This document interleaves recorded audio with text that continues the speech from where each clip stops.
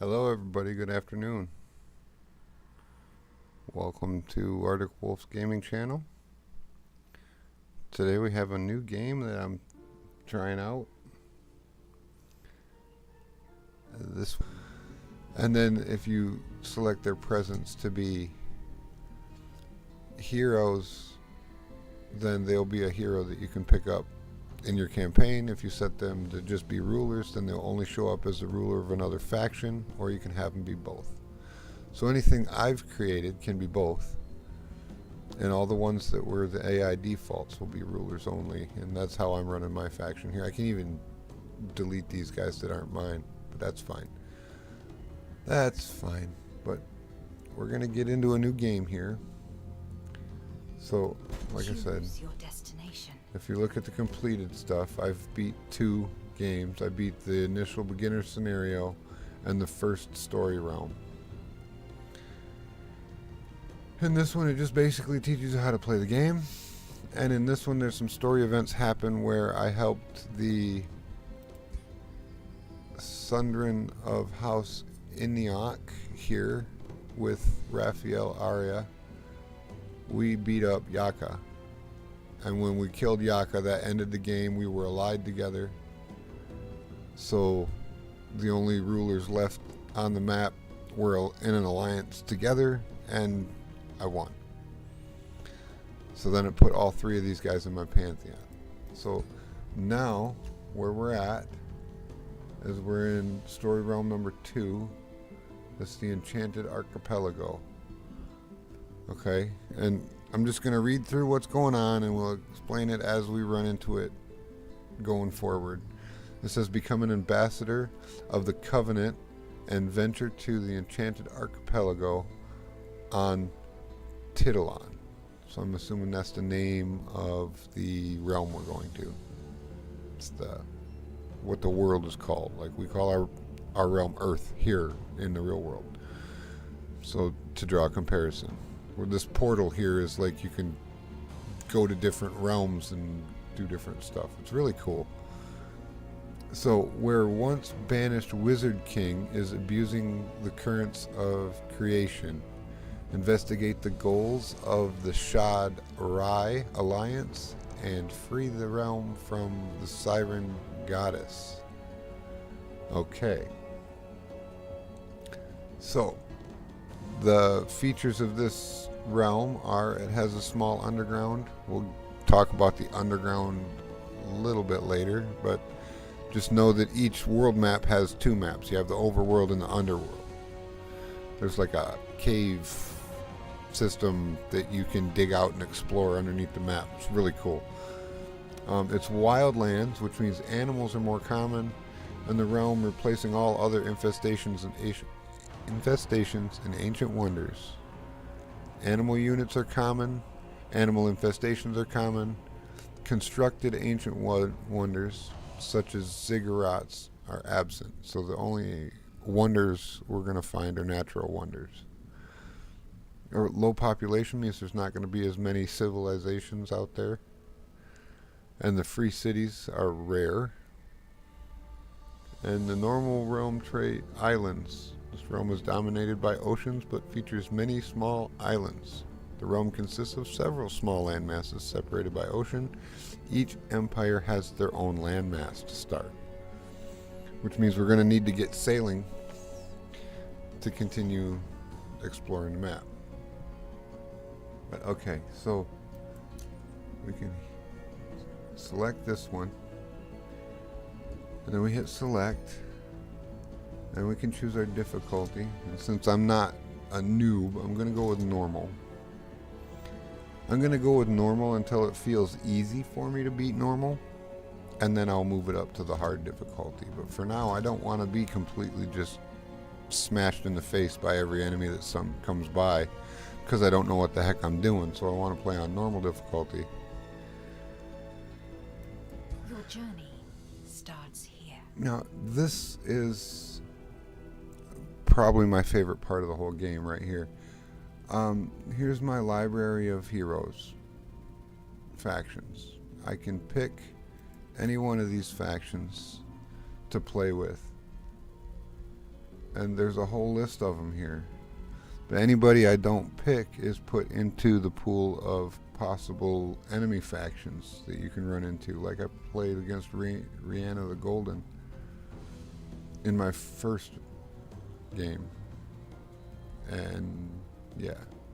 Like Yaka is blocked in this realm because we already beat him up in the last realm.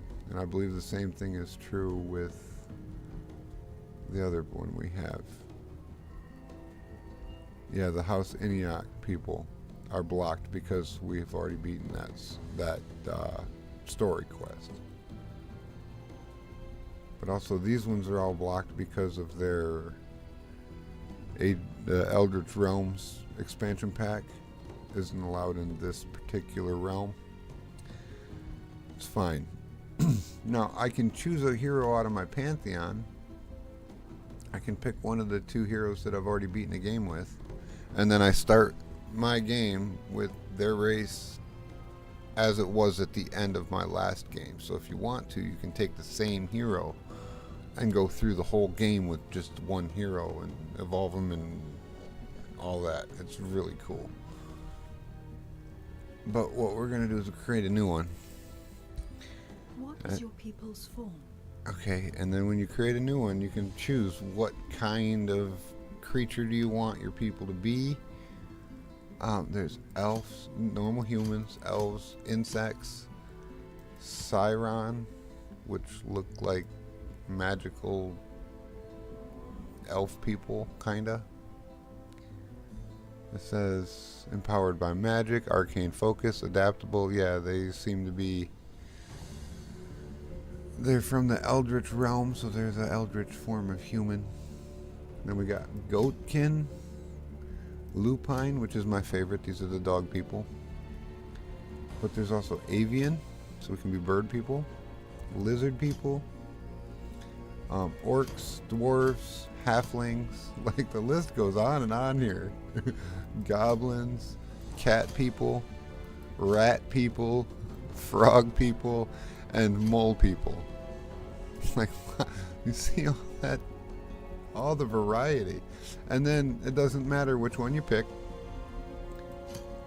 because then you can go to their traits and say, okay, I just want to pick my own set of traits. So you go through the list and you say, what do I want my people to do? I am Arctic wolf. So an Arctic adaptation, there, that's the word, was the first thing I picked. Ends up not being as good as I wanted it to be, but that makes you're all focused around cold. You unlock the earth-shaped snow spell at the beginning of the game, so you can turn your whole empire into tundra right off the bat. It's kind of fun. And then with all of these adaptations, you can get and they do the same thing with the earth-shaped spell of their particular affinity. And then there's an underground adaptation, which is for like the moles and the rats and the frogs, and maybe even the goblins and the dwarves. You could go underground and start underground. There's adaptable, which means your non-hero units gain more experience quicker. Cheerful makes it easier for your people to sustain themselves in battle. You get the extra morale bonus. Cold-blooded means that your morale loss is reduced, but it's incompatible with cheerful. Like if I select cheerful, I can't select cold-blooded too, and it works the other way. Because you can't get the plus 50% increase and then the buff to losing your decrease too. That's not fair. That's like 100% bonus to morale. So they're like, that's mutually exclusive. Elusive makes you harder to hit. Hardy gives you more hit points. Mounted Masters, I'm going to pick this. This means you start with a mounted unit. And in fact, we're going to go down here to the bottom and we're going to pick eagle mounts. So we're going to be wolves riding eagles, which I like that concept. Okay, but then that used up 3 of our points out of our total 5. So we can't pick any more of the 3-point spells, which are athletics, stinky, and then all the mounts. So we picked our mount. That's that's 3 points. And then the next one we want is something else to go along with that. Where were we? Hardy, Mounted Masters. See, I can't pick Mounted Masters because I have the Eagle mounts. It's basically picking a kind of mount to be masters of. So it's just, instead of being 1 though, and starting with just a basic tier 1 mount, you pay the 3 points and you start with a tier 3 mount, which is much, much better. Now, Sharp Eyes gives you vision on the world map, and then Keen Sighted gives you accuracy in combat. They're 2 separate vision abilities. And we could pick up Keen Sighted. That was the build I had for my last guy. It didn't end up helping. I need more melee units. So let's see. Let's just go back through the list. We did all the adaptations. We're at Sharp Eyes. The Arcane Focus is kind of like the Cold-Blooded and Cheerful, but it's for magic. Bulwark is for defense. Ceaseless Cacophony is for the Chaos factions. They make the enemies fumble and lose their equipment and stuff in combat and reduce them and debuff them. Empowered by Magic is an interesting one. Gives you a buff when you take non-physical damage, so when you get hit by magic you get a buff. That's an interesting concept. Ferocious seems like it'd be good for oh, Kurt just popped into the chat. Hello Kurt, good afternoon. He says happy Friday, Wolf. Whoa, new game. I'm gonna have to rewatch the first 10 minutes of the video to see our description. Remember, I'm not a gamer, so I'm probably gonna be lost. That's okay. This game is actually more of a story generator than a video game.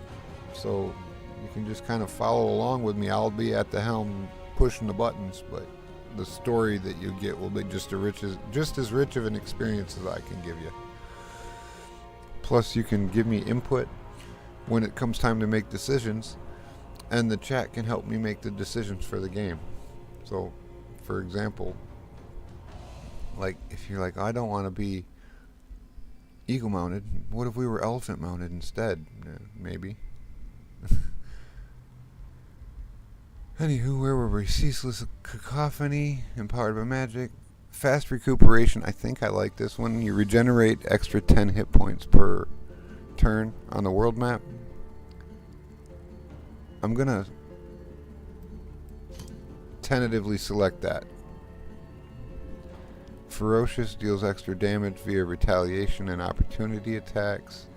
Herbivore means you don't eat meat, but you can eat the plants on the world map and gain health. That's another fun one. Inner Fire. Melee attackers sustain fire damage. Inner Frost.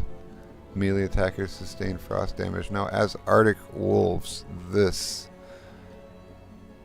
seems good. But again, it's not as helpful as I thought it would be. It was Inner Frost and a cold adaptation that I did with my other build. And a keen-sighted and stuff. Light-footed means that my friendly units don't block me in combat.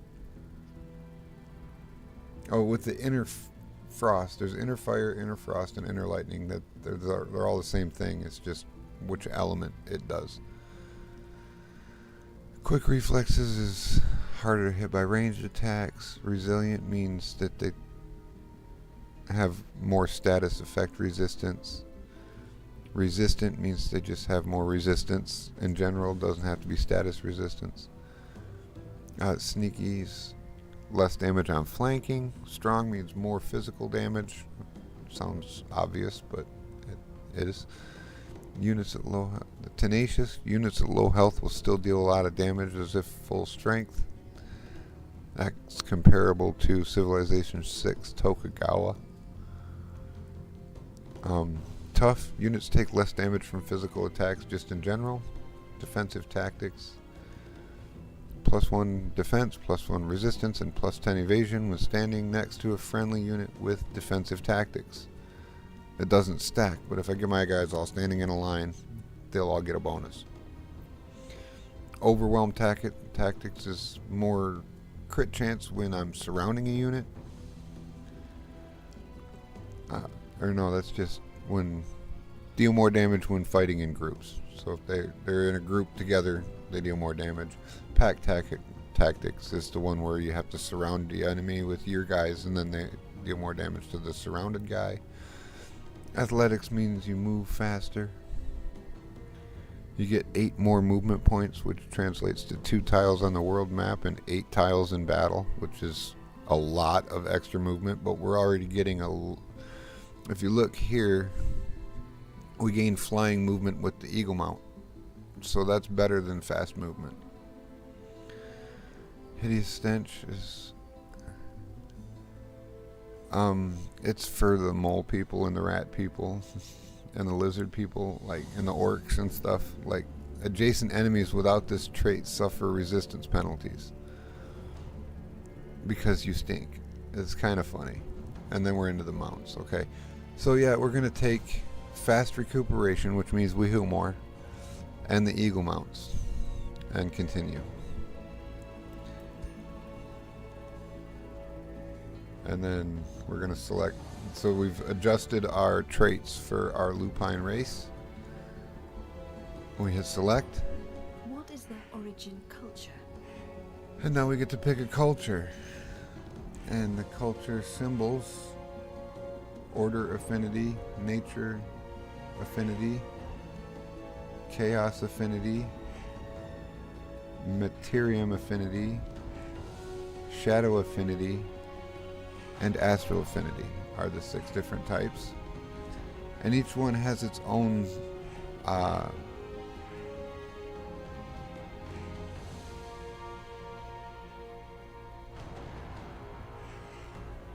That's a good question, Kurt. Is it necessary in this game to engage and fight other groups to progress and get more powerful? Yes. This is very much a game about war and conflict.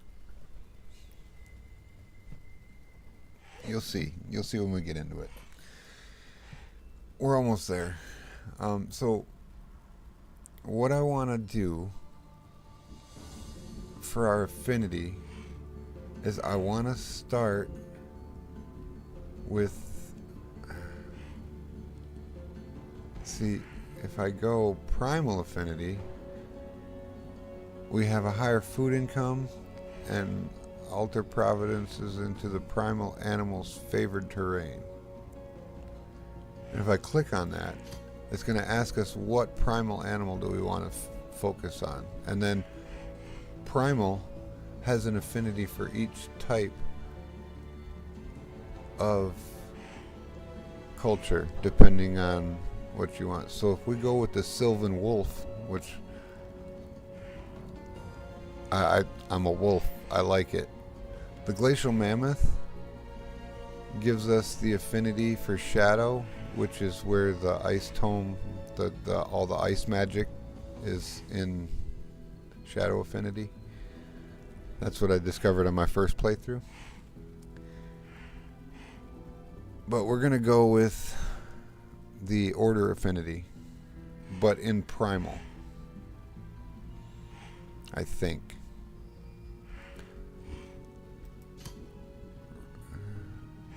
The other option is to go with high affinity, because I want order affinity. Let's just see. If we go here, we get start in the forest. Forest Providence is our favored terrain and gain +3 military draft points per turn. Per forest. That's a lot.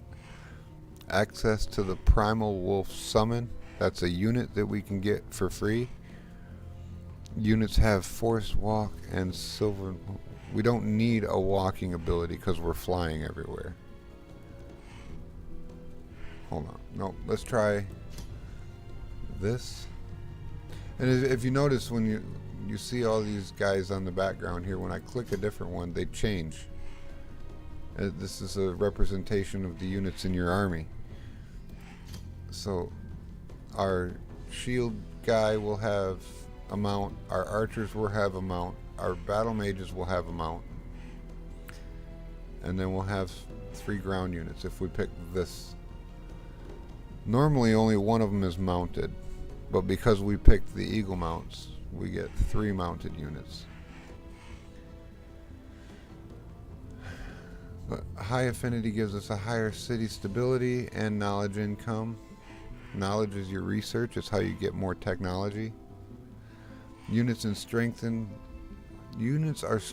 with awaken, revealing their hidden potential. I have plus 10 alignment to good, but if I'm in high culture, come on now, and you see down here in my alignment, for each alignment level I get more bonuses with enemy faction. I guess they wouldn't be enemies if I'm being good, but I get more bonuses with friendly factions if I'm good, and more bonuses against enemy factions if I'm bad. And come on now, actually that's with everyone. So if you're good, the AI factions will like you better, and if you're being bad, they will hate you more. And then on the high culture has an alignment agenda which grants bonuses for the following alignment levels. Pure good, plus 25 city stability in all cities. Neutral is plus 10 food and production per city stability level above neutral in all cities. And pure evil units start combat in an awakened state. And we'll get to that later. That's why we're going with the order in the first place. Okay, so we're going with order. We're going to go with a high culture. What defines their society? Okay, now, after I pick what units I get, now I get to pick what bonuses I get within them, that culture. So everything is completely and fully customizable. I haven't found any, except for like when you pick certain things, like say we're going to be keepers of knowledge, that's incompatible with scions of evil, and vice versa. So we're not going to do that. We want order. We're going to be at the top. There's a whole bunch of stuff in here that all these different things give you, like fabled hunters. We might just do this because it says starts with an extra ranged unit at the bottom down here. And you gain 75% resources from clearing infestation, ancient wonder, and resource nodes, which are like just little things on the map. So this is a great one to start with. That extra ranged unit is really helpful. Experienced seafarers, you start with seafaring already, so you can immediately embark. And knowing that this is an island map that we're going to, this might not be a bad choice. And cities gain plus 2 gold, food, and draft for each province with a coast. So if I settle on the coast, any water provinces that I pick will have plus 2 of all 3 of those, in addition to whatever else they have, which is really nice. The adapt settlers is another really, really good one because your founding cities cost less, and newly founded cities start with more population, and you get an increased city cap. So you can put down an extra city right in the beginning, which is also very helpful. All of these abilities have something in them that's very, very helpful. But if we go with I want to do the devotees of good. They share pure intentions, compassion, and unerring devotion to the causes of good. Cities gain plus 10 gold, and your empire gains plus 5 Imperium per level of good alignment. Come on now. Click it. There we go. Yep. And units, we start with plus 10 alignment to good. Units are recruited with plus 1 rank when you are at a maximum good alignment. Start with an extra support or polearm unit. So I'll get another free unit to start with. Maybe. What's this one? The Throne City and cities that share a border with the Throne City gain plus 20 stability and plus 20 gold. Capital city starts with plus 1 pop. That's not as good. Chosen Uniters, 30 income from vassals, 10 alignment. Units recruited through Rally of Lieges gain rank. Okay. And you get another Whispering Stone. Start with a shield or polearm unit. Incompatible with Scions of Evil. Okay. That's not so interesting either. So you know what, we're gonna start with Fabled Hunters, because this ability, starting with a ranged unit and then getting more resources from clearing infestations, is a really, really good. And that's gonna, so now our affinity is, we've got order and nature affinity now. And I'm gonna go with, because we're starting on a island map, I'm gonna go with experienced seafarers so we can embark in the ocean right away.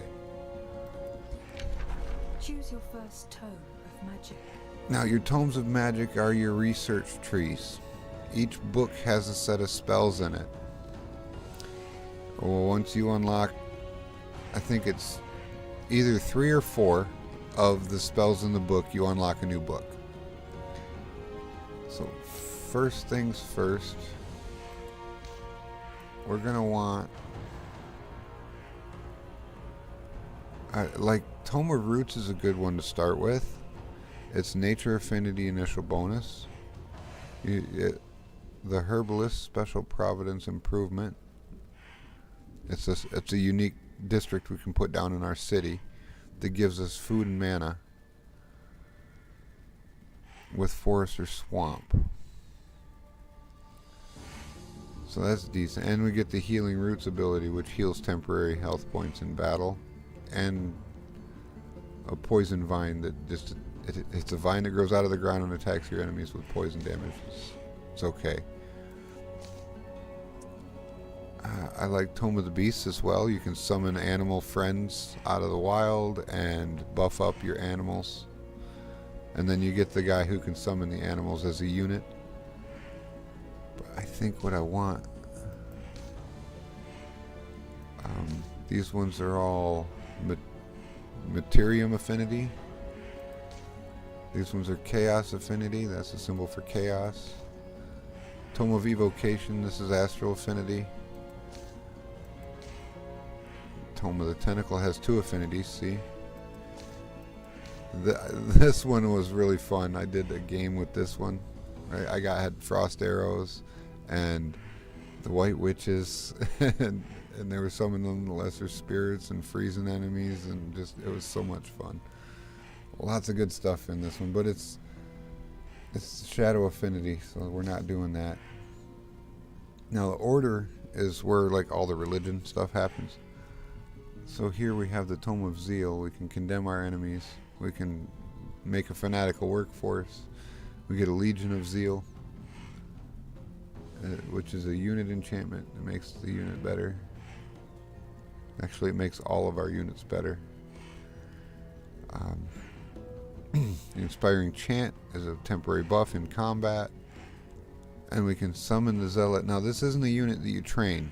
And this unit, you summon them out of nothing at an instant when you need them, wherever you need them. It's actually kind of really good.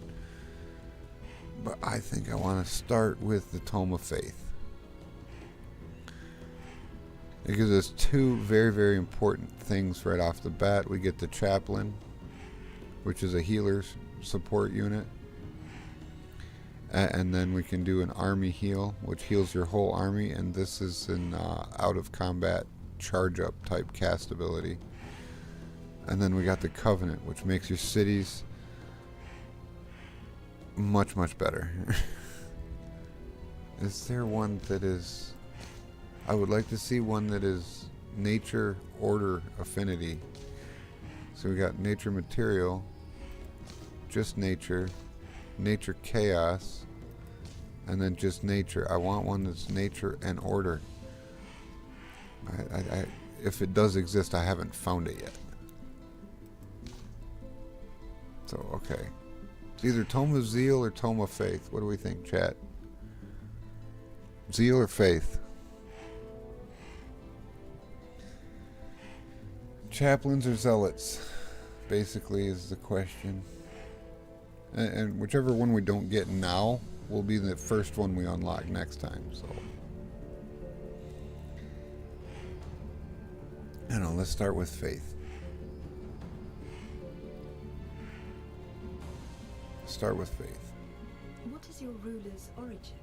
Okay, now, when you first start the game, your only option for your ruler's origin... Okay, Kurt agrees. Faith it is. The only option you have at the beginning of the game is the champion. But since I've already beat the first story mission, I've unlocked 3 new ones, which is the Wizard King, the Dragon Lord, and the Eldritch Sovereign. So the Eldritch Sovereign just sounds like an evil character, so when I do an evil build, that's what we'll do there. The Dragon Lord sounds like a domination character, so when I do a domination build, we'll do that. But the Wizard King, he's all about mana and spell casting, so we're gonna go with that. See, I get Wizard Kings have access to a unique combat spell.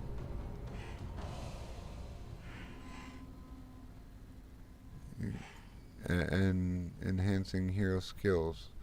All conduits grant extra mana, and the Wizard King starts the challenge with the channeling ritual ability, which is what? What does that do? Channeling ritual allows you to cast an additional spell. Oh,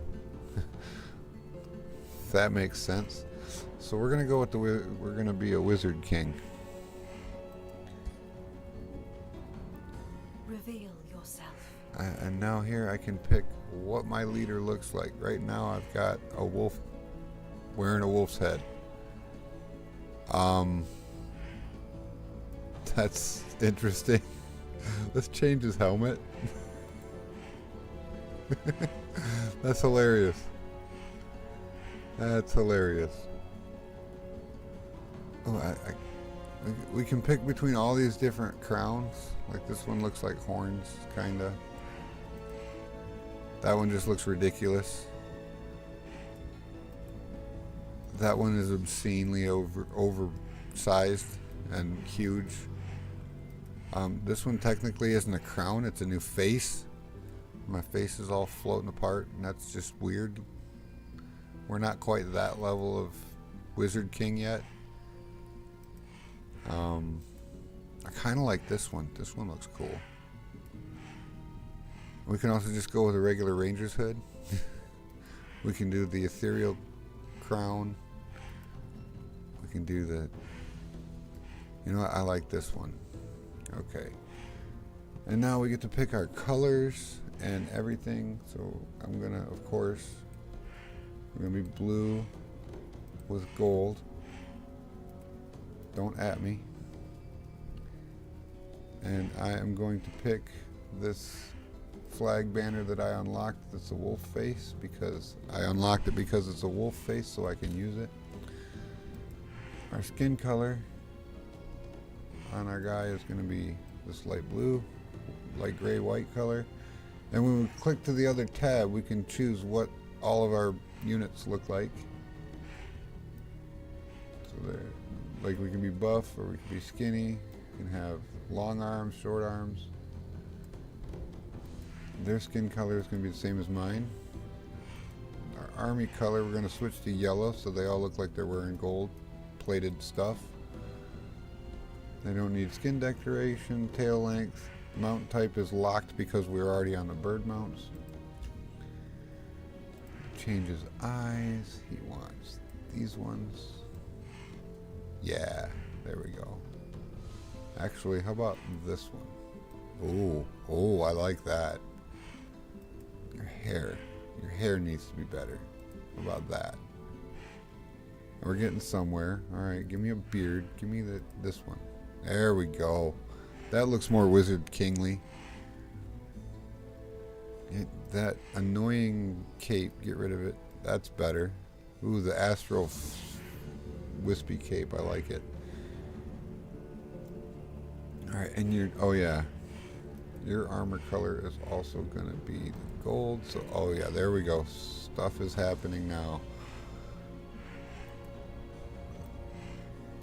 Oh, you're the wrong.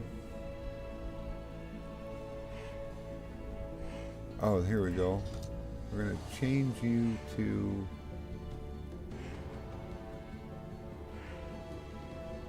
I want to make sure you can still use. Disable secondary slot.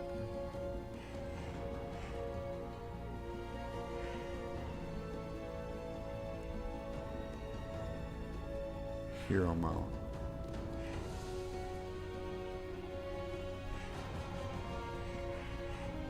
Okay. Mage with a lightning orb.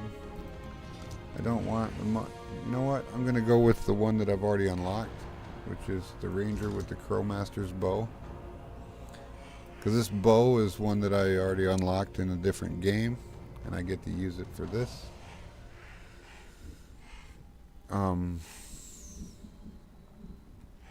now our outfit changes.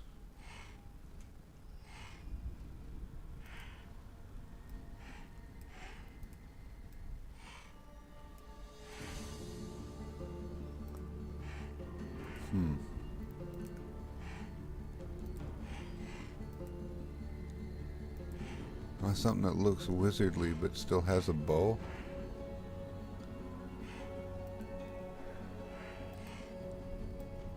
That one actually looks kind of cool.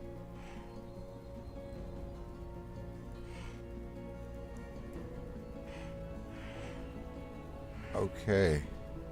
I don't know. Maybe this one?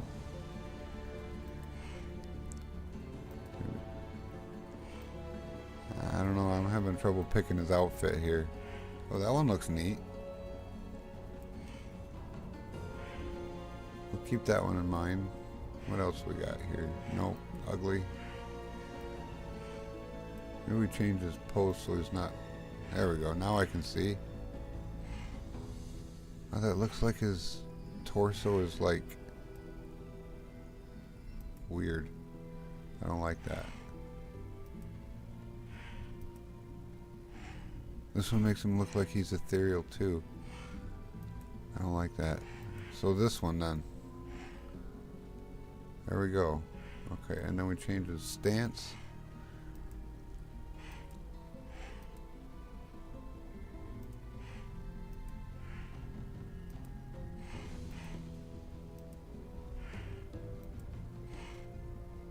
There, that looks very regal.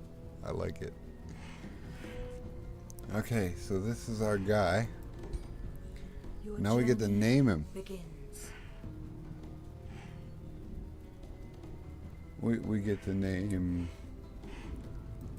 Well, first we can pick a title. So we can be an emperor, an exalted lord, or a high priest. What do you think, emperor?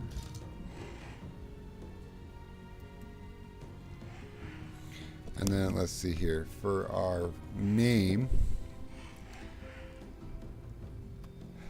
let's go with...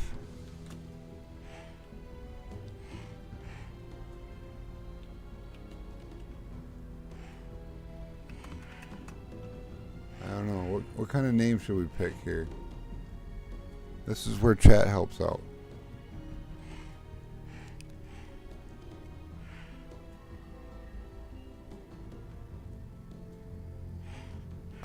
Trying to find, how about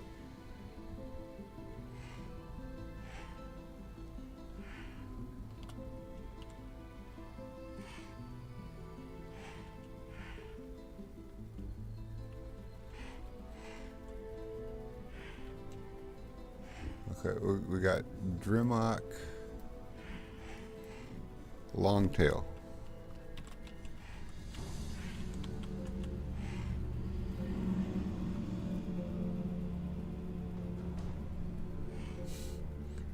Not Emperor. Prince Star sucks. If I could type in Prince here instead, I would do that. I would name him Prince, and then name him first name Star, second name sucks. Can't do that though. So I think we're gonna go with Grimlock.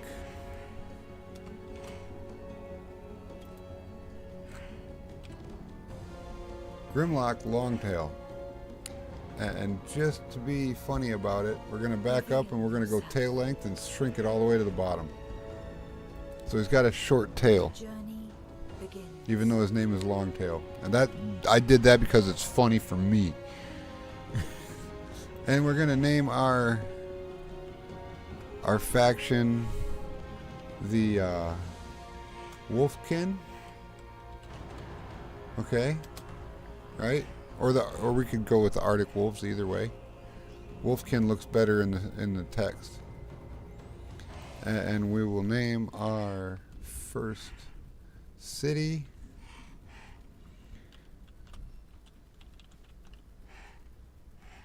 Gettysburg. Somebody's from Pennsylvania. That's in honor of our chat member, Kurt Getty. I have a feeling somebody in his distant past did that to a real life city in real life somewhere. Just a hunch. So now, for our ruler ambition, we get to pick an ambition, which means we can choose something like... He's a challenger. This hero craves to be challenged in combat. So then his major ambition will be win combat against an army of 500 more power. And his minor ambition is win a battle against an army with more power in general.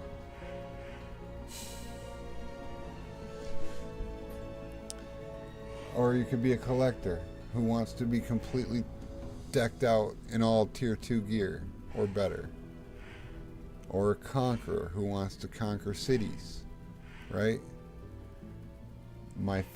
There's all these different abilities. You could be a crusader, slay the undead fiend of a tier 4 plus in combat. The one that I like is the explorer, because he gets any ancient wonder we explore, he gets his renown, and if we explore a golden ancient wonder, he gets his major ambition, renown. So we're going to go with that. And then the AI personality, this is for when the AI takes over in another game after I've won. So we can say, well, he's a chivalrous diplomat, or an imperial warlord, or he's a erudite sage, or a pure sage.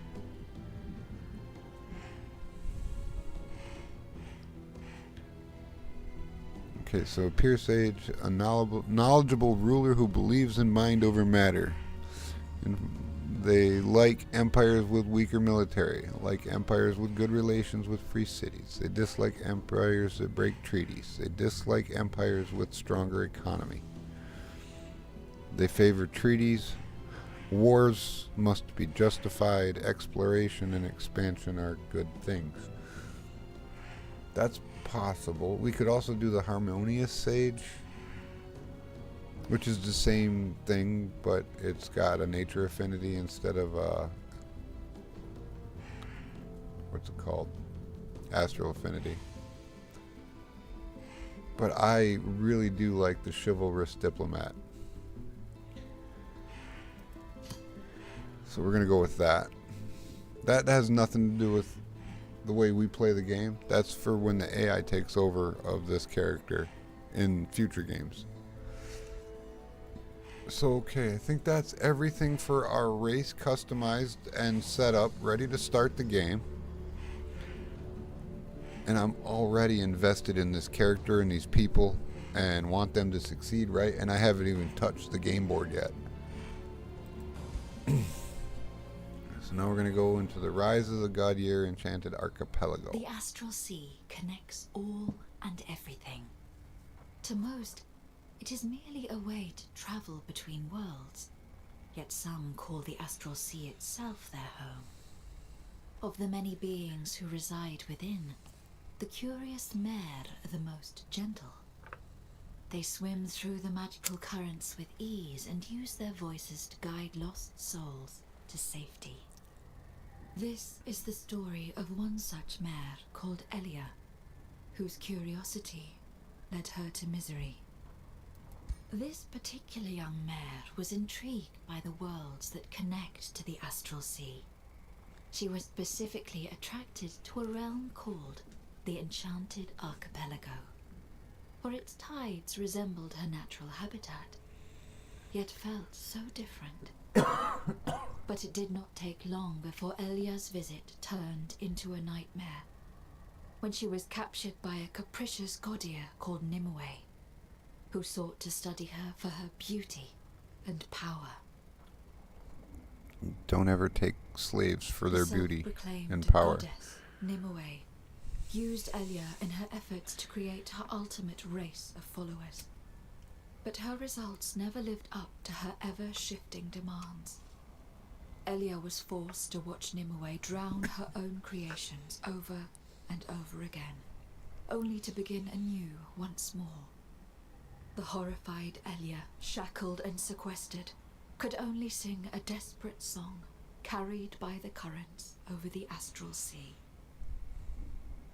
Elia's song reached Mage Haven, where the Covenant, a virtuous alliance of Gaudier, heard her plea. The Covenant sought to uphold the ancient agreements of peace and stability, and were thus concerned by the song about Nimue.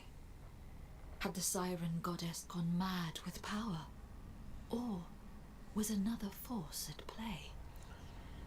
One zealous Gaudier of the Covenant volunteered to investigate the Enchanted Archipelago and liberate it from Nimue's drowning embrace. I'm the zealous Gaudier of the Covenant. That's me.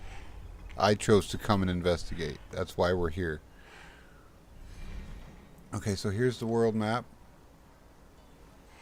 And our starting city here with our units.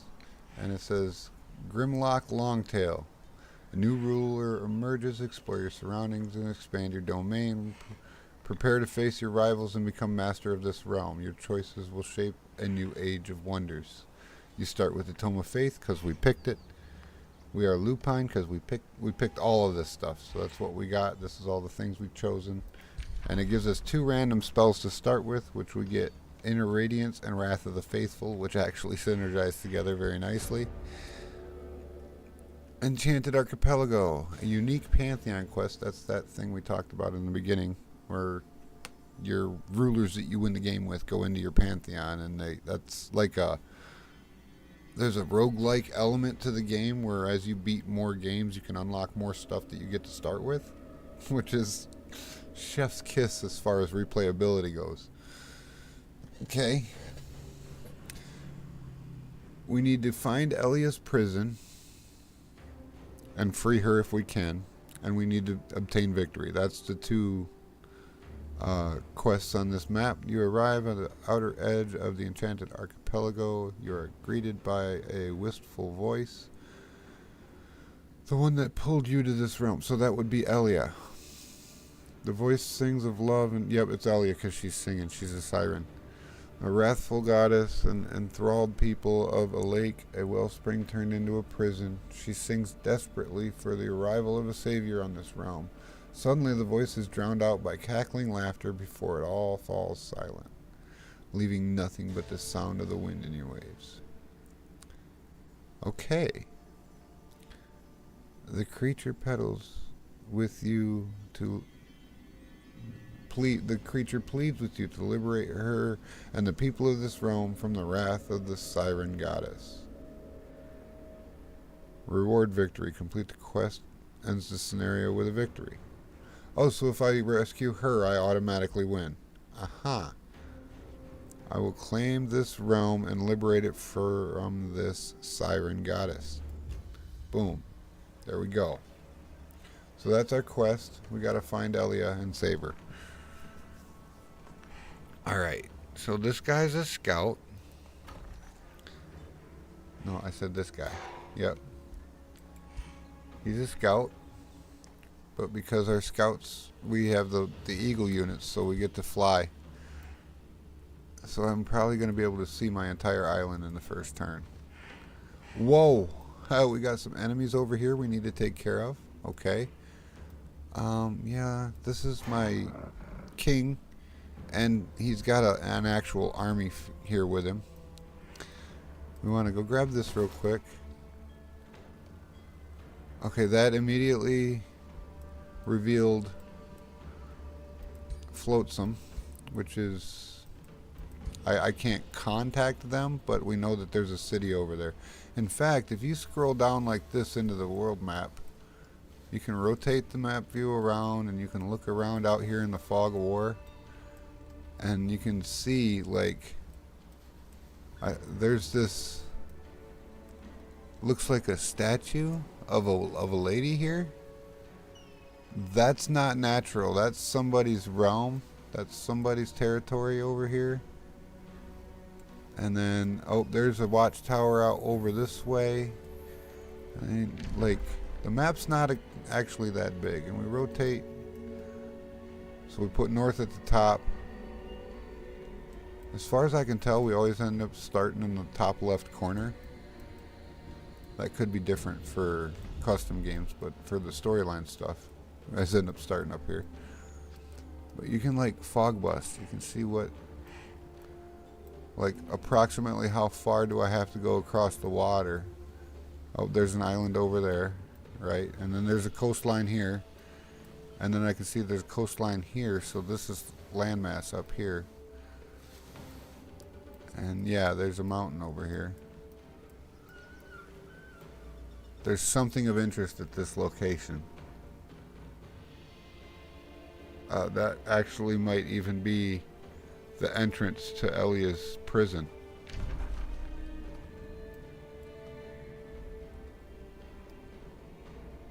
So that's where I'm going to go first. I'm going to muster up a little bit of an army and I'm going to come down here and investigate this. Okay, so now we've got a plan. There's another magic over there, but we want to come this way. We got to clear out this monster den and kill all these monsters. In fact, I don't want him there. He's too far. Okay, well, we can't change it now. It's already done. Our first research, we can either get the heal the army spell, which that's not actually useful right away. But the chaplain, having a tier 2 unit right off the bat will be very helpful. So we'll go ahead and select that. That's up here. You can always come here to change it if at any time you want to. Top left up there. I can set production for Gettysburg. First we're going to want a storehouse. Then we're going to want a granary. And then we'll get the vendor. And how much money do I got left? 230. We'll get the market and the shrine. And the library. That should fill that up and completely run me out of money. So in like 10 turns that'll all be done building. Okay. Opponents are moving. Back to me. Oh, what's this? Call of the Covenant. The voice of an unknown god here reaches you from beyond the astral sea. Emperor Grimlock, Longtail, the god ear of the Covenant. Hope you arrive safely. My name is Shira Snowblood. I was one of the god ear who heard the song of the being called Elia. I am glad you volunteered to investigate. We of the Covenant must act upon any call for help, but first we must verify these allegations against Nimue. The Covenant urges you to visit the native city of Edendam, which should be near you. Its people may be of aid in your investigations. Very well. I'll do as you suggest. So yeah, that's that city we just... Nope, that's Flotsam. So we gotta find Edendam, wherever that's at. Oh, it's over there. It's over here. It's the broken city. It's crumbled. Okay. We'll check it out in a minute. Actually, yeah, scout, go over there. We're gonna bring the army down. Get some looking on this. We should be able to take that out next turn. It says an evil presence is in these lands, and it's talking about this red line here. This is a monster spawner, so I need to clear that out, and then it will stop being a monster spawner. Just in general, that sounds like a good idea. Alright, so we take our hero unit, come down here, and then we attack. And it says it's going to be a safe battle. So now here's the battle part. You can either choose auto combat or manual combat. What I like to do is hit the auto combat button just to see. We won, we barely got hurt. Now I can watch the replay. So let's do that. This will show me what the AI did with my units. And see how they handle the fight. And if I think they're making a mistake or they're not doing it good enough, I can just close out and hit retry. That'll bring you into a manual fight automatically. But if you're okay with this results of the auto, just hit OK. You don't have to watch every one either. But probably will end up watching most of them. Yeah, they're getting completely wrecked.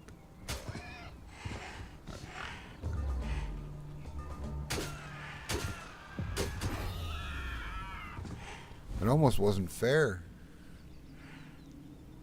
Alright, so now we got victory. I don't feel like I need to redo that. That did pretty good, so we just hit OK.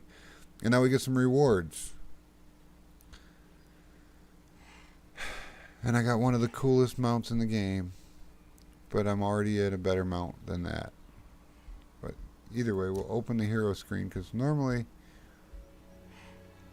you come in here with your rewards and you can select who gets to wear them. Like if you have more than one hero, they'll be there. And then like that's the mount we just got. It's really cool looking. But it doesn't fly, so it's actually slower than the bird we have. See, the bird is tier 3. Oh, this is only tier 2. But it's got flying movement. Oh. The Nightmare has intimidating aura and vicious killer. If I put that in here, you can see over here on the right, my skills went up. I got 2 more skills because I'm using that mount. The end of this unit's turn, adjacent enemy units have a 90 chance to lose 5 morale. You know what? That's fine. We will use the Nightmare because, I mean, it's a flaming horse. Alright, and we're going to head back that way to go get that treasure, and then we're going to go kill this goblin. And then we're going to go up here and clear all this stuff out. Then we have to go investigate that. So we already have quite a bit to do. See, I play Civilization VI. And in turn 1, it's tell your city to do something, tell your warrior to go over there, and then hit the button. And then hit the button. And then hit the button. Where in this game, it's turn 1. Turn what? What's it say? Turn 3 now, and I'm already like I got so much stuff to do that I need to think about how to build more units and get more stuff going. It's great. The pacing in this game is very nice, very good. Unit need needs. Okay, you can go investigate this.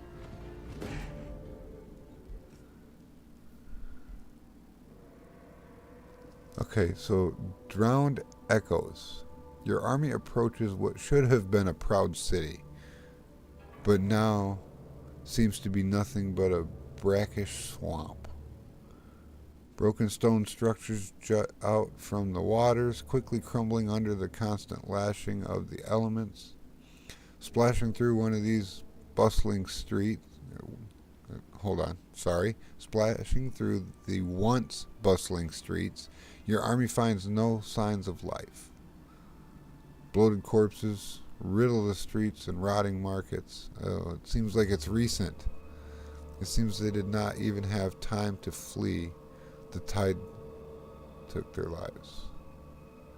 The entire city and entire people were drowned.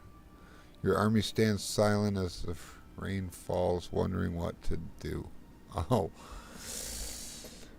One day we shall rebuild this city.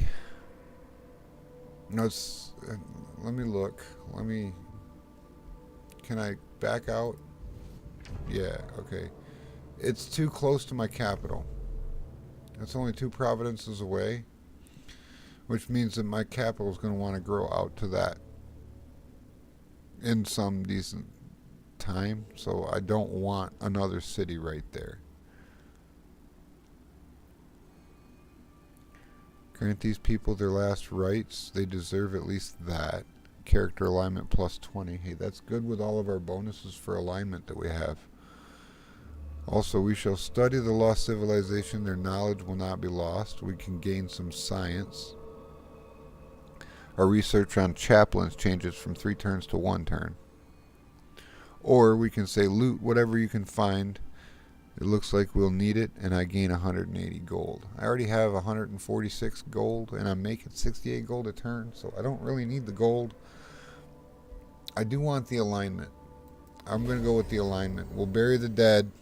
We'll dismantle the city. Received 88 knowledge instantly. Anyway. Okay. After reporting the state of the drowned city you encountered, the Covenant sends you an answer. We are deeply saddened to hear about the fate of the city we asked you to visit. It seems the words of Elia are true and that the water wizard Nimune has drowned these people. This is worse than we thought. We urge you to approach Nimue with the utmost caution. I'm not going to use utmost caution. That's weak. I'm going to use humongous army. I'm going to approach her with a humongous army. How about that? The fate of this realm lies in your hands. For this, the Covenant has decided to lend its knowledge. Ask Emperor Grimlock Longtail, and you shall receive. Result. I immediately receive 88 knowledge and grants me my chaplain automatically, and then I can get expert seafaring. Coast, river, and underground lake providences grant food. Rivers count as roads for the purposes of movement on your units. That could be good. My wolfkin and I require no aid from any other Gaudier. And that gives me 32 Imperium. I already have 80 of that, and I'm making 40 a turn. Let's take the sailing. Let's be able to traverse this map. Okay. So now not only can I move farther on the maps, the rivers I encounter will act like roads, and providences I claim in the water will have more benefit for food and such. Excellent. That is fantastic news. Okay, and that's, what else do we need? Orders. Can you go anywhere? You can. We don't want you fighting them things. Just go over here and stand there for a minute. You're all by yourself. That's the scout. Okay, Gettysburg can annex its first province. This is how you grow your city in this game. For every population you get beyond number 2, you can put down something. in one of the surrounding territories of your city, and your city will claim that territory. Sometimes you got resource nodes like this one here. There's an iron vein here, which means if I build a mine, it's got an iron deposit. Oh no, we want the quarry on the iron deposit. We'll get an extra little bit of production if we put the quarry on the iron deposit. Here we have a gold vein, so we can put a gold mine on that and make a bunch of money there. So that's what we're going to do on them too. But first we need to get some food going for these people. So there's 2 providences we have here that say they only take a farm, but this one has the sheep on it. So if we put a farm on here, it'll get extra food because of the sheep. So we're going to do that. And then the next 2 we get will be these 2, and then we'll get that one, and then we'll go from there. Oh, we can get 2. Oh, we can get 2 immediately. Give me the quarry on the production tile. That's going to help. So now when we go to our city, we can see over here, we got 61 food per turn coming in, 35 production. So production is this top build queue here. And then we have 20 draft, and draft goes to the bottom build queue if you want to build units. In fact, what do we got? 182 gold. Okay, we're going to build 2 Dawn defenders and 2, well, it was going to be 2. It'll be 1 for now. We'll put the second one in the queue later. But we want to get these out so that we can beef up the army that because our scout's all by himself. If we give him a little bit of extra reinforcements, he can actually take on these little piddly units around the map and actually win the fights. So that's what we're doing there. This guy's done his movement. Yeah, we're all done. Any actions you haven't taken yet will stack up in queue on the right hand side here, so you don't have to worry about looking around for everything. You just click on the button and it zooms you to it. Okay. Stranded Creations. Unique Pantheon quest. Western Survivor. Eastern Survivor. Your light seekers report interesting sightings from beyond the horizon. One of them approaches you. My Emperor, we have seen ships of unknown origin on the western horizon, and trodden underground passages in the east. It seems that some of Nimue's creations have survived her wrath. Perhaps they can even be persuaded to join on our quest to liberate the realm. With your permission, we shall set sail to find these people and their rulers. I shall find the... Yep, okay. That's like a pointing... Go that way and look for stuff. Go that way and look for stuff quest. But hey, we'll take it. It works. I was going to do that anyway, so having a quest that tells us to do it just means that we'll get a reward when it's done. Okay, so here's this guy. We're going to want to...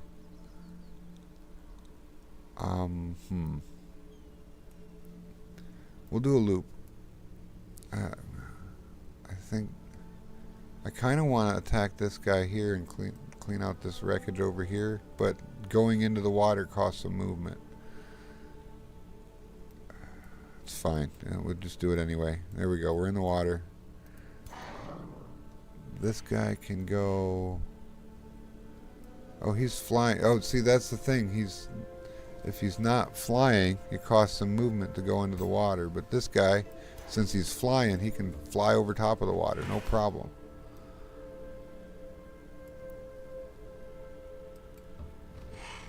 What we got here? That's not...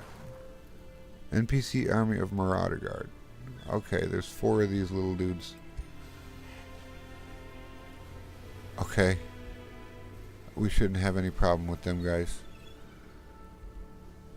I'm sorry to do this, but I have to. Like, we just got that awesome mount, and it gives us all them cool abilities, but the ability to fly over water is just better. just better. And now we can train the chaplain now. And our next... we're going to go with Dormant Enchantment. Because then when I cast Awaken on my guys, it awakens the Dormant Enchantment and they get stronger. It doubles the effect of the Awakened ability. So we're going to go with that.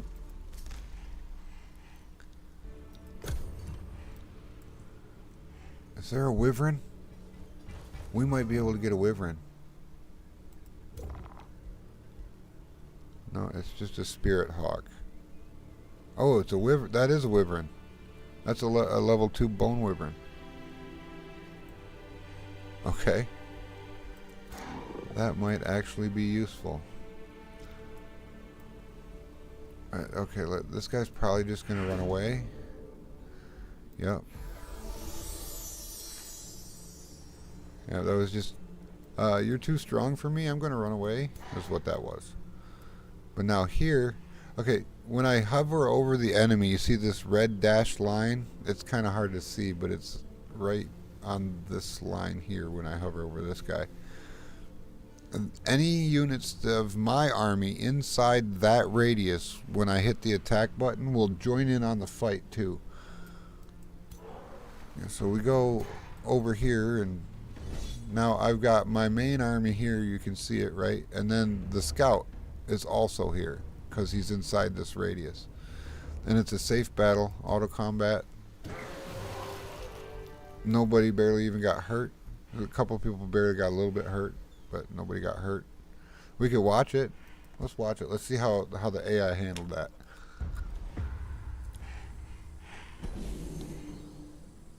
The flying mounts is so broken. Starting with flying mounts is really strong. Like, really strong. I didn't have that until 3/4 of the way through my first playthrough when I got my first flying mount, and I was like, wow, these things are busted.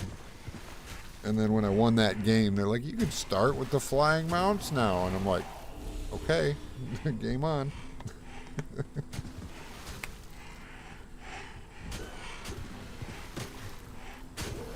As you develop your pantheon, you can start with stronger and stronger heroes and be able to beat the higher and higher difficulties.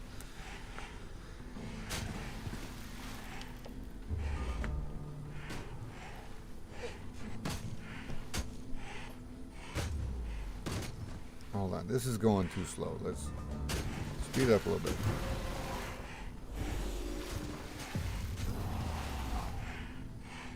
Got him. Alright, cool. And now that's cleared out Pearl Reef. Okay.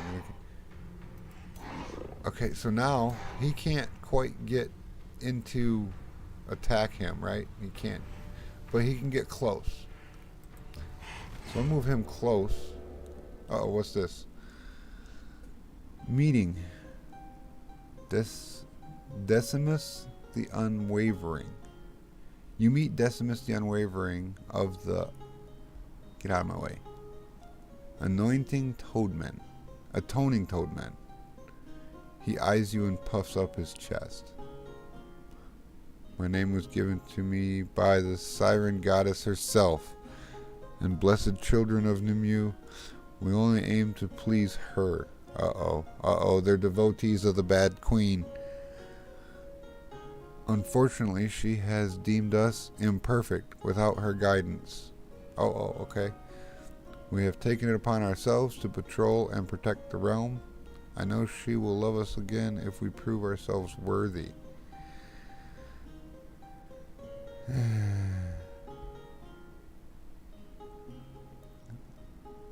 Okay, so is there anything I can do to convince you of the true nature of your goddess, or just stay out of my way? What do we think? Nice answer? I think with our alignment we're trying to go with nice answer. Is there anything I can do to convince you she's an evil witch? Decimus Harumphs. You have stories about my goddess? Lies, no doubt. He pauses for a moment. Very well. I must respect the rules of negotiation. Well, that's a positive. Through my duties, I have met with others with whom I have shared good contacts.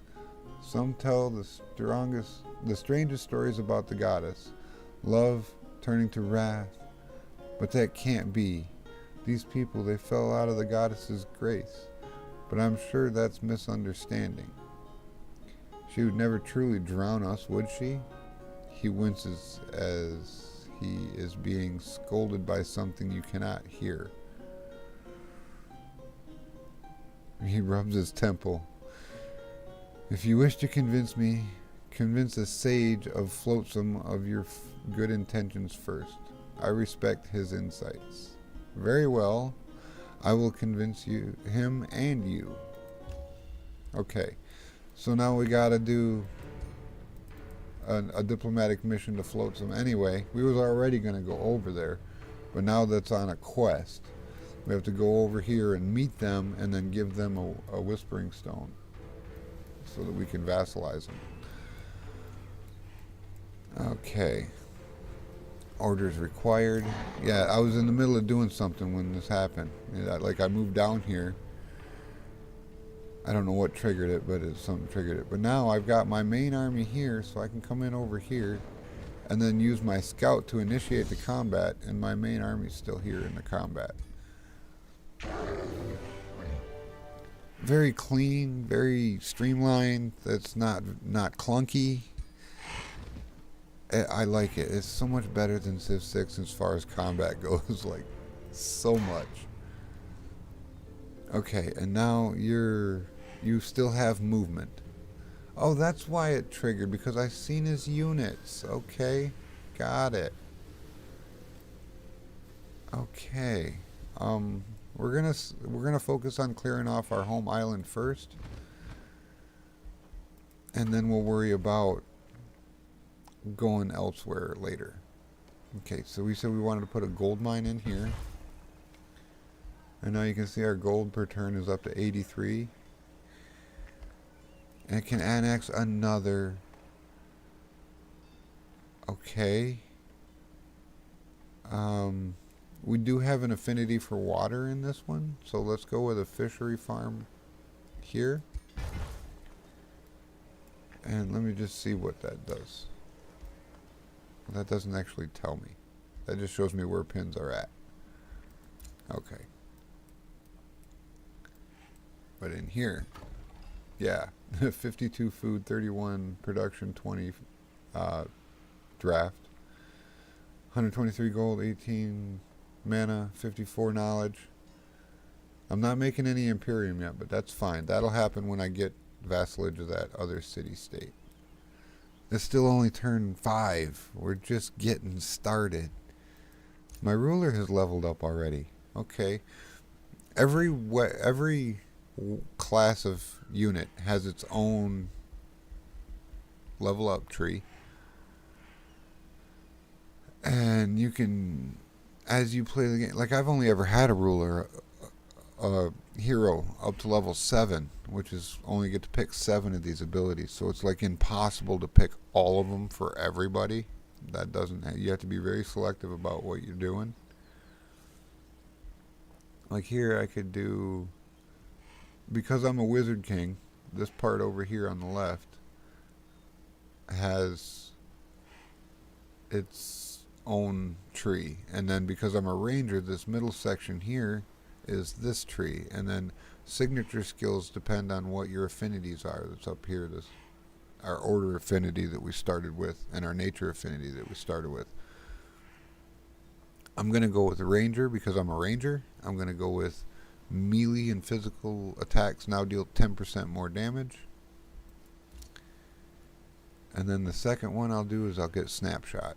When I get leveled up again, I'll get snapshot because that's a free attack that doesn't cost any movement. We check. We still have a nightmare mount, and anytime you want, you can come into this screen and adjust your character's appearance. Like if you get a piece of armor and you're like, oh, that looks cool, but the armor my guy's wearing doesn't look right with that, you can just change it. Or you can also change his name and title at any time. customizations abound. I'm overwhelmed with choices. This is the culture tree. It's like the civics tree in Civ 6.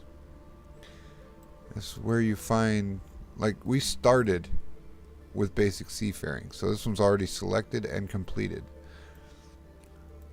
But now there's all these other abilities.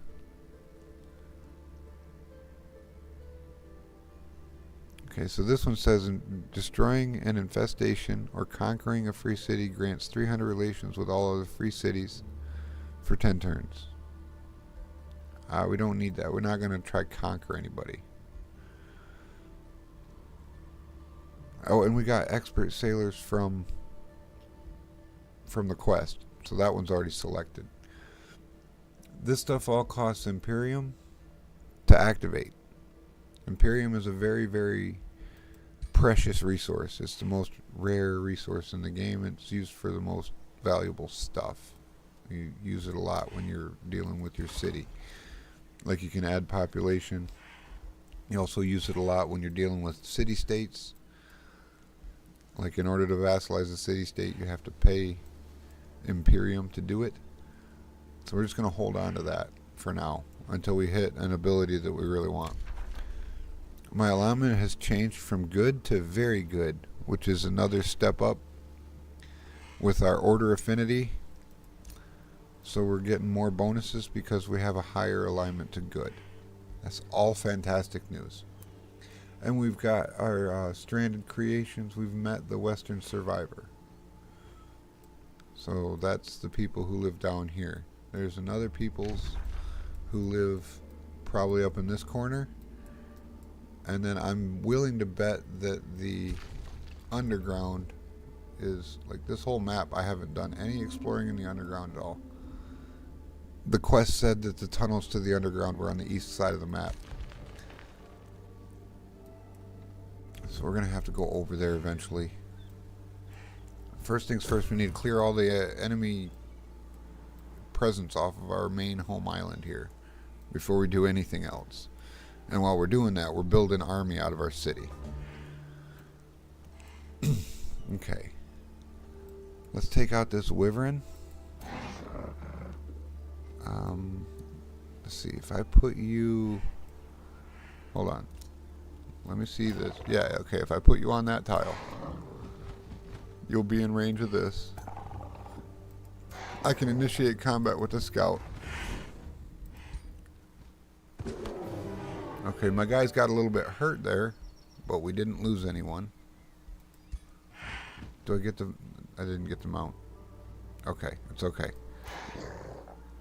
Now we can head this away. And again, I'm inside the circle.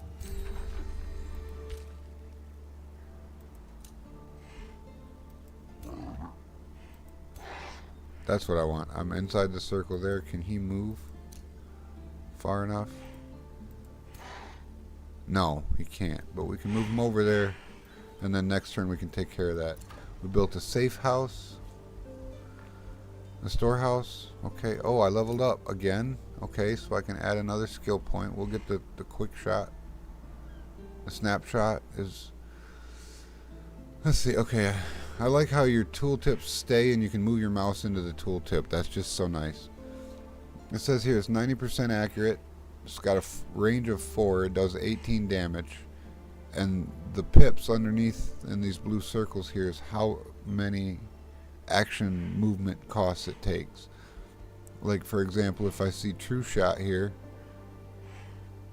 right? Oops. Cancel. Not that one. It takes all 3 of your movement pips to fire the true shot. But it never misses. It has a 100% hit rate. And it has a range of 6. It's a very strong attack. But the free attack is so much nice. So nice. Okay. Alright. And that's all we can do for this turn.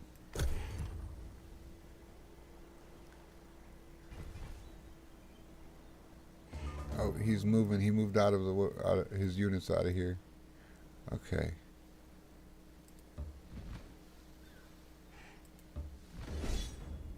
Safe battle. Auto combat. And we won without an issue again. We don't need to keep watching these things. Oh, we got some boots. It says griefs, whatever. And 54 science. Is that gonna...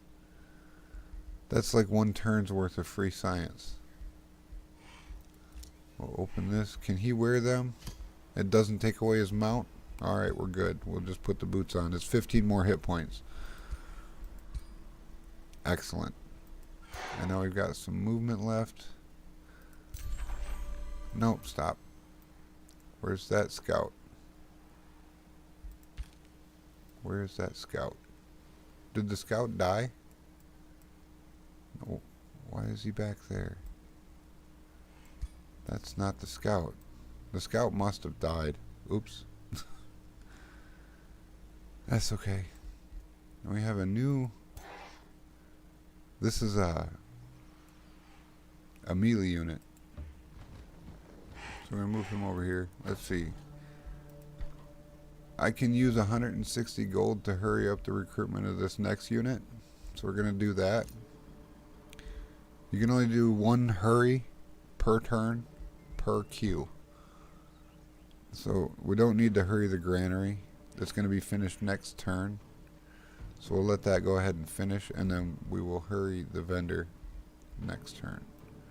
Like, it's only going to cost me 14 gold to hurry it anyway. It's going to be done next turn anyway. So this wasting 14 gold. But now we have another unit. We're going to stack these. There we go. You can stack them up to 6. You can see on the bottom here when I have a army selected. It shows you what all units are in the army. And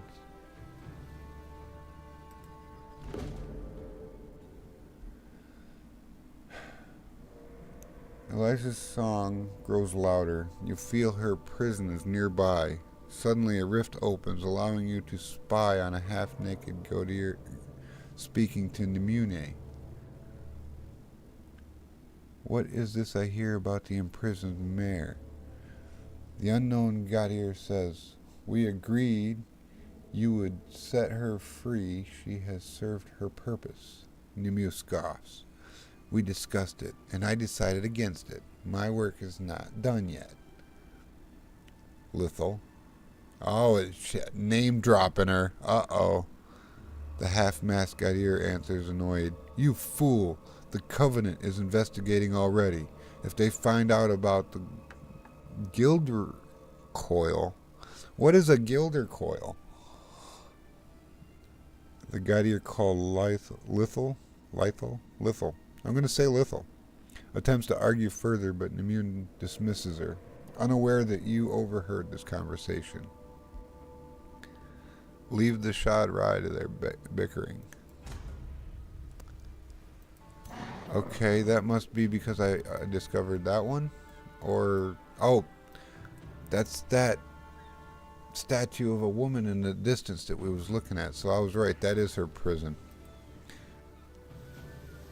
Oh, and that's apparently not going to do that. Okay, fine. Cancel. Yep, we made 2 units and end turn. I'm just really liking this game. It's so good. It's so in depth. It's so seamless. All the pieces and parts fit together nicely. It's the best 4X game I've played in quite some time. Okay, so now what we want to do is go to our city. We're going to go ahead and hurry recruit this archer. We're going to hurry up the vendor. And we're going to put...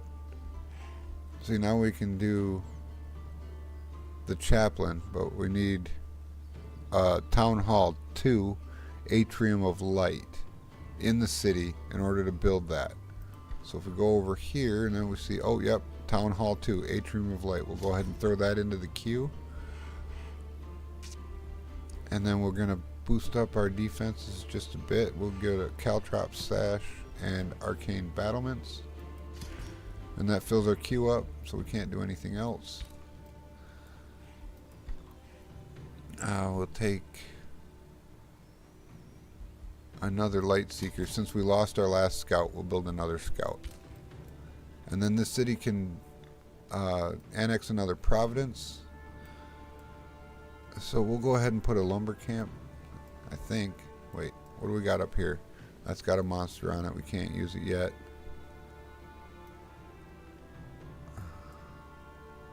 Quarry for the hills, farm for the fields. I think we just want a lumber camp. We just want a lumber camp over here because it gives food and production. It's going good so far. Everything's looking great. We're gonna clear this battle here. Alright, what do we get? A shield. I can't even use a shield. Let's take the rewards. And now since that was only one movement, like I can attack and then move, and then attack something else and then move again.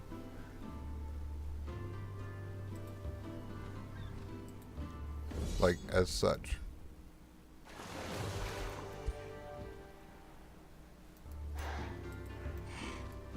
There we go. We're clearing out all of our bad stuff out of the town.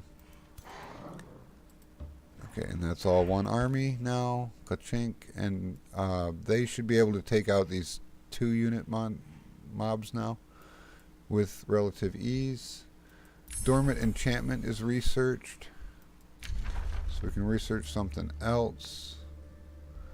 I'm going to go ahead and research army heal now because this army is getting kind of damaged. I mean, with our passive racial traits, we heal so fast it doesn't even matter. But after a big battle, if there's another big battle right around the corner, I like to be able to heal them up. We produced a granary. We made an archer. We made the vendor. Oh, my king leveled up. Emperor has leveled up. Okay, so we can go attuned Gaudier. Whenever you cast a spell, it gains strength and regeneration. Wow. Every time I cast a spell, I gain strength and regeneration. And those stack. It stacks up to 5. Stacks up to 5. And I can already cast 3 spells in a battle. That has potential for a very, very strong magic build. But I'm going to go with Disruptive Snapshot. This is Snapshot now cancels defense mode and removes retaliation attack when I use it. But it's incompatible with the one that pushes them back by a tile, which I don't need to move them. I don't want to move them. I just want to shoot them. I want them to not be in defense mode when they get hit. I want to hit them with the snapshot to remove defense mode and retaliation attack, and then let the guy that's in zone of control run out of the way and shoot another arrow. So that's what we're doing here. What do we got here? Oh yeah, the shield that I can't use because I'm using a bow. It's fine. A spell is ready to cast. Okay, let's go ahead and see. In this book, on the world map, you have your world map mana, and you can pre-cast spells. Like it'll charge it up, and then it'll be ready to use, and then you use it. And then once it's like, okay, go back into that. Where was it?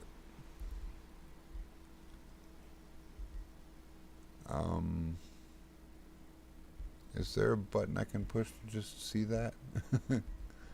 Oh yeah, it's this one. Right. I go over here. This is the stuff that's active. And it requires these. There'll be a requirement cost underneath it when it's actually active. And it requires some mana and maybe some other resource to maintain the enchantment on your entire army. But that's how you level up your troops. Interesting mechanics. I love it. So good. Okay, we're going to go up to here. We're going to initiate with him. Yup. Safe. Barely a scratch. Oh, and we got a mace. Okay. Can I even use the mace? Incompatible hero class. That's what I thought. But if I get a warrior now, I can give him a mace and a shield. So that's cool. We should be getting to the point where we're ready to recruit another hero very soon. Yeah, like in 2 turns we'll be able to recruit another hero. So that's fine. We'll move him over 1. Move him over 1. Can annex another providence. Let's take this farm. Dormant enchantment. No valid targets in army. I have ranged units. Whatever. I'll just wait then. What's the other one? I'm saying there's 2.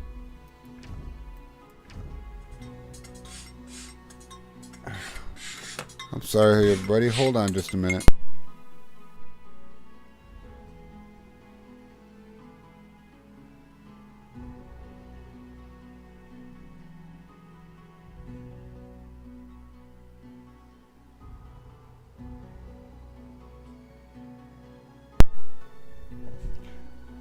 I guess who it was. It was Spam Likely.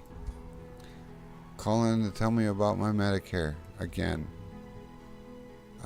They don't get it. I don't have it.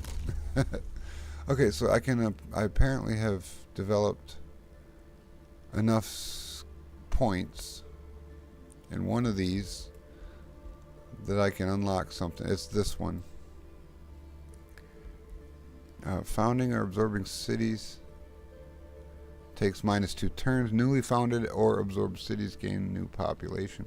I'm not really worried about getting a new city. There's barely enough room on this island for one. Like, maybe another one down here, but that's pushing it.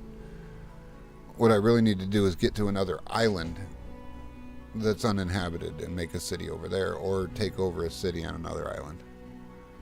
A signature skill is available. Okay, that's the stuff on the far right side of your hero menu. And in here you get your affiliation, your affinity level ups. Since we're going with order, I'm going to go with initiate of order, and this will while the army leader, all non-hero units in the army gain resistance. This effect stacks up to 5, right? And then we have condemning strikes and shield of faith. So we're going to go with that. And there's the condemning strikes and the shield of faith. And every 4 levels you get to unlock another one of those. Alright. This is actually happening quite quickly. Okay, end turn. That's it for now. We forgot to do the city speed up thing. It's okay. We're gonna go take out this grizzle bear. Oh, fight or flight. Your troops engage. It's a polar bear, my bad. And its minions, but they cower in fear rather than put up a fight. Most of them try to hide while others huddle on the ground. They seem to be begging for mercy, though the panic hisses and cries. You let the sacred polar bear and its other creatures go or attack them regardless. See, if I say attack, I get -5 alignment to the negative. And then attack them. Or I can just let them go and get 10 alignment to the good. So just let them go. We get the rewards anyway. And I got a ring. I got a rare ring. A level 3 ring. Vicious Band of the Killer. It has slip away. When this unit's hit points reach 0, it is displaced 3 hexes and heals 15 hit points once per battle. That's fantastic. Also, it has Inspiring Killer. When this unit grants double the morale bonus to itself and allies when an enemy is killed. That is also very good. And then Vicious Killer. This unit inflicts increased morale penalties when killing an enemy. Affects enemies with... So, that's incredible. Especially with the build we've got with our morale and everything going on. That's...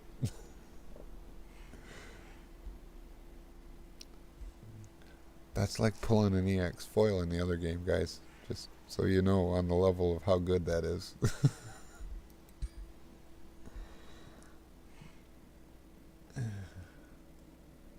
So now look at our stats here. We're doing 14 and 18 deal combat damage. You know, I want to try a game of this where you play with just your hero. I think it's possible. One spell is ready to launch. I don't have anybody in my unit in my team yet. Hold on, let me see. Oh, I can't do it this turn, but we can rearrange the units. I've got 2 ranged units and 2, and I should be getting the bonus. It should give it to all these guys. I don't know. I don't know why it's not working. But it makes it feel like I wasted my research getting that thing because it's not doing anything. Give me the bird. Give me the bird. Thank you. Okay, come down here. You come over here. Merge with him. And then you come over here. And let's see here.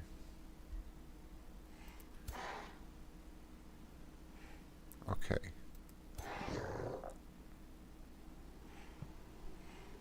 I don't know. Everything looks good. I'm just gonna push it anyway, because it's a global effect. See, so now it's just active. Apparently, it doesn't cost anything to upkeep, so it's fine. Produce a light speaker. Can annex another province. Will annex.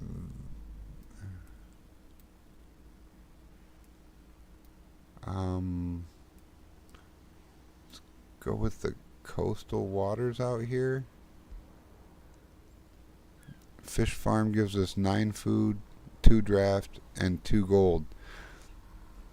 So we're getting the extra 2 from experienced seafarers, extra 2 from sailors, and then we're getting the 2 draft and 2 gold from being seafarers as well. So instead of just getting 5, we get 9, 2, and 2. That's so much better. But over here, we can throw in 5 production at the cost of 5 food. So it'll be 5 production, 4 food, 2 draft, and 2 gold. I think I want to go with the Dredger Quarry. And that seems like a good move. And now, yeah, we're growing steadily. But our stability's starting to waver. We've got too many buildings and not enough stuff to make people happy. So we need to come in here.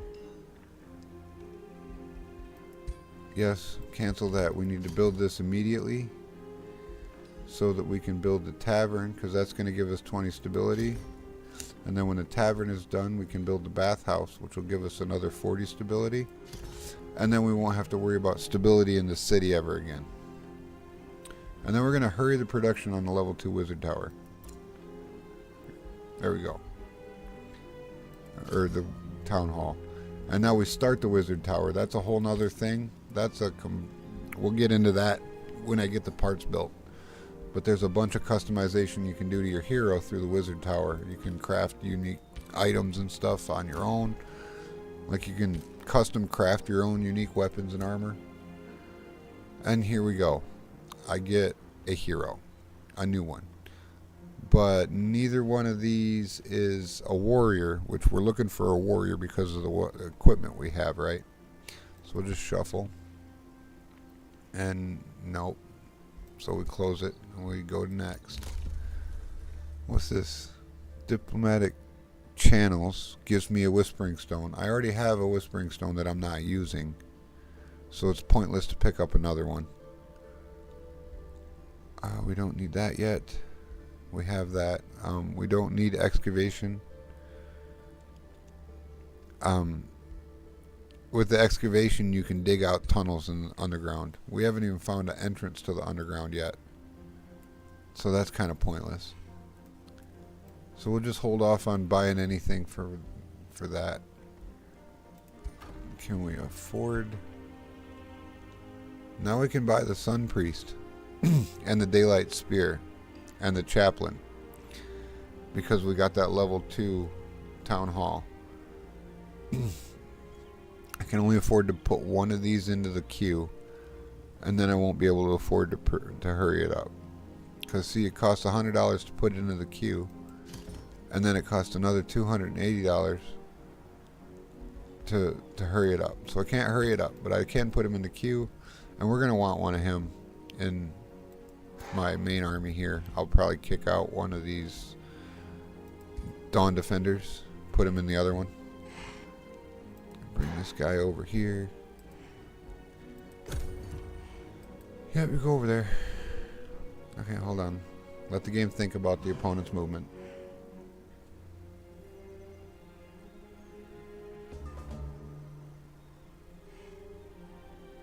Kurt says he used to consider himself somewhat bright. Watching me play this game makes him feel as dumb as a box of rocks. Lol. I'd absolutely suck at this kind of game. No, see, Kurt, the thing that I forgot to tell you. When you go through your first map playthrough on this game, the tutorial is seamless. It's like that narrator from the cutscenes. It says, you just clicked on this. When you interact with this, it does this, and this. Keep that in mind. And then when you go and do something else, it's like, oh, now you activated this, or now you touched this thing, or now you found this. And it explains it to you as you develop it, so you can remember it. It answers that question, what does this button do? You click the button, it says, you just clicked on this button. This button does this. Okay, so this is my hero. He goes over there. We're going to see if these guys can take that out by himself. They can. Auto combat. Sweet. There's no hero in that group yet. We can recruit a hero if we have the money to do so. We don't have the $150 to get him. I would like to get another ranger hero. That would be nice. But the items that we have go for a warrior, so I'm trying to get a warrior. Okay, this is going to now be our run around on the island and clear the enemies out army. And we're going to work on another army. Once he gets to full strength, we're going to take him out exploring. We got to go do some things. We got to go down here and go into there. We got to go over here and meet these guys. We got some stuff to do off the island we need to do. Okay, so Army Heal spell is now available. Covenant. Skill level 2 city structure. Tome of Faith. For each city stability level above unstable, the city gains 5 knowledge and 5 mana. Okay. That's a building you can build in the city that does that. That's neat. Faithful Whispers, skill level 1. Sustained City spell.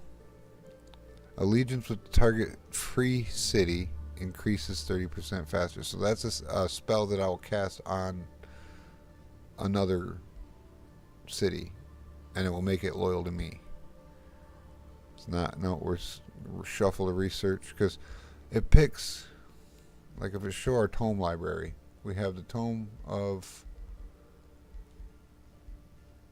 Um, can you just show me the ones I have, please? Like, we just have the one tome right now, right? Or the Tome of Faith. Yep, with the green check mark. This is the one we have. So it gives us randomly. And we have another one? I feel like we have another one.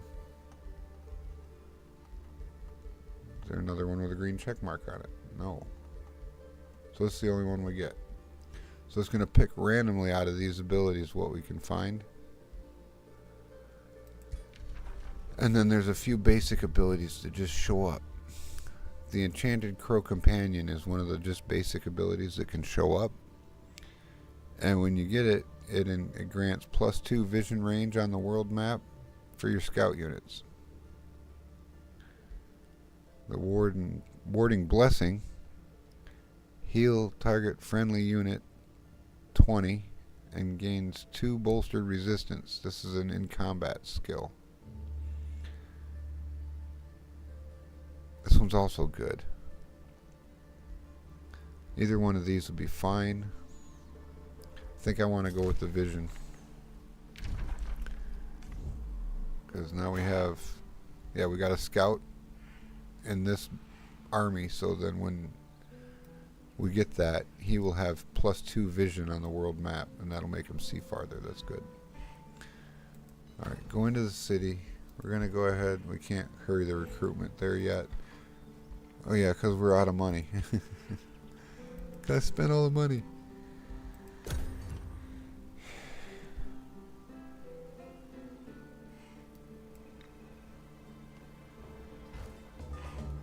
Okay. My claimed providence has been captured. Decimus the Unwavering has captured one of your claimed providences. Okay. Where? There? He put an outpost on my island. Huh. I don't like that. I'm gonna go have to tell him what for. I have to go tell him what for. He's not gonna like it.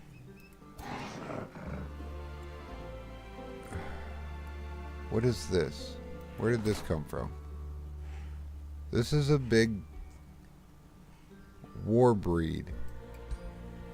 The heck is that?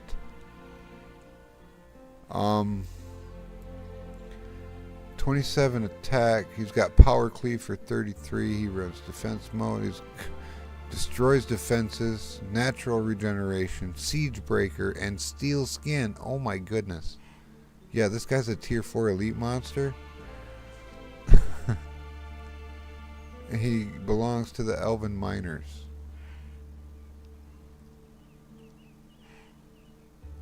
Okay.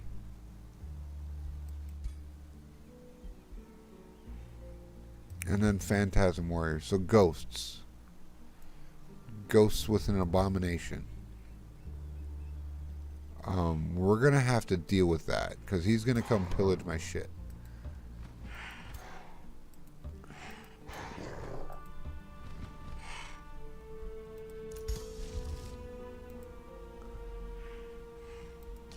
Spell's ready to cast. We'll get Army Heal warmed up.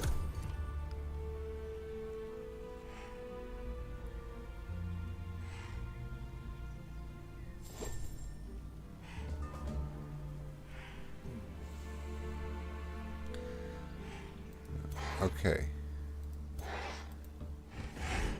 It's a risky battle. I'm going to go ahead and do this one. Hold on. Retreat for a second. Hold on a minute. Let me see here. Can we... Yeah, hurry that up. And then can you get close enough? You can. Alright, so you join that army. And now how we doing? It's a low risk battle. Now it was risky, now it's low risk. And we won, and people just barely got hurt. Let's go ahead and watch the replay on this because I want to see how I want to see this big monster in action. This, in my opinion, this right here is the best part. Watching these battles play out. Especially when you get to the end game and you're like, my entire army versus your throne city, and you're like, okay, crush them, and the auto battle resolves and you win, and you say, okay, well, let me watch that. That's my favorite part.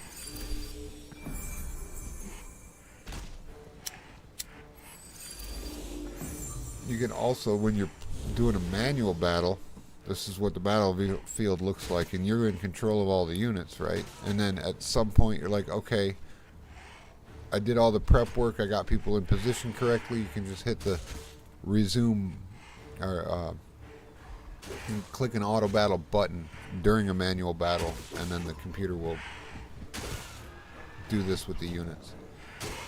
It's really cool. This game is what happens when a AAA developer gets a hold of an 4X strategy game genre. Because this is published by Paradox Interactive. Oh, he's got knockback. That dude has knockback. He knocked my guy back all into the next tile. But now see, there's that heal. There's that heal. Oh, and there it is again. Yeah, get him. Get him, get him. Make him, yes. Make him suffer.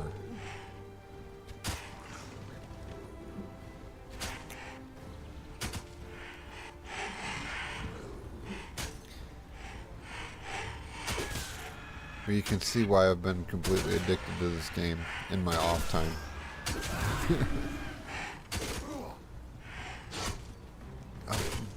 Now it's my entire army versus that one dude. He cannot outlast that. There ain't no way.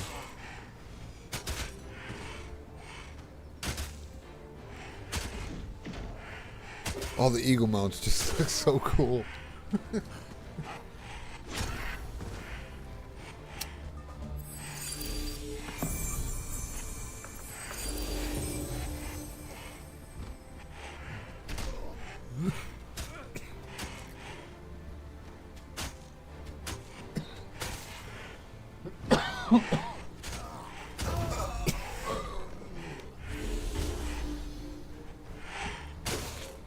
Is big boy down? Big boy's down. It's just these two little ones left.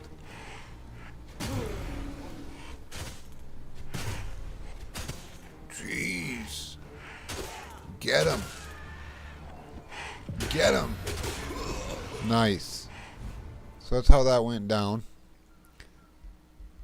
Our shield guys got hurt a little bit. That's fine.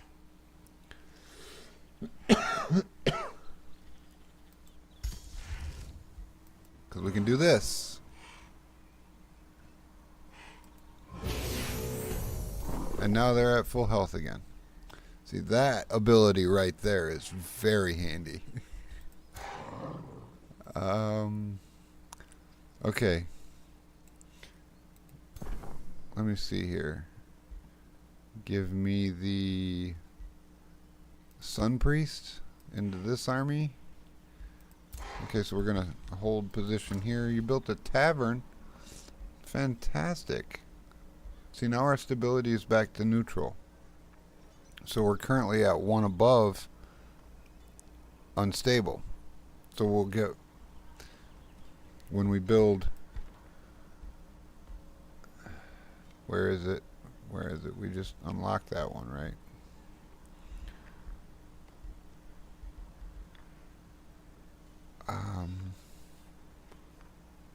Okay, so I can't find it in here, but when we build that special building in here, it will give us +5 and +5.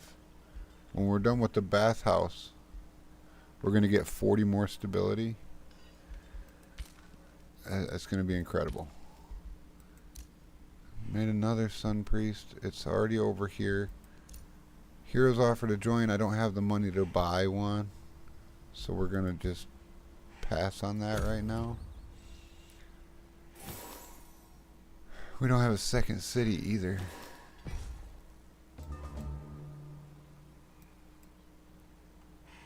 Oh, look, dude, you're being very, very annoying over here. I don't want to have to declare war on you, but I will. If you keep sending your units up here. Alright, give me the Sun Priest into this army. You go over there. You go that way. Can annex another province. Alright. This one we can either put a farm in the field or put a quarry on the mountain. What do we need more of? We have 94 food and 43 production. Let's put some production over here.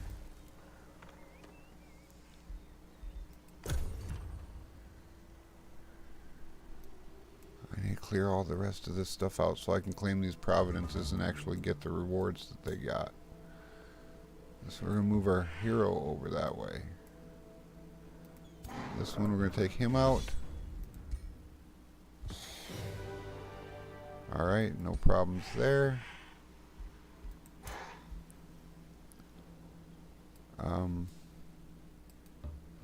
There you go, embark. Now I can afford one, but I don't want either one of these ones because we're looking for a warrior, so I need another 100 to shuffle. New empire skill available. It's this one. Order empire skill. Vassals grant 10 gold tribute. I don't have any vassals. That's not going to help. Pass. We can always come back into there and pick these things up when they're convenient. But it's a wise idea to save your Imperium until you want to spend it. Because you never know what you're going to need it for. And then when you need it and you don't have it, it's not good.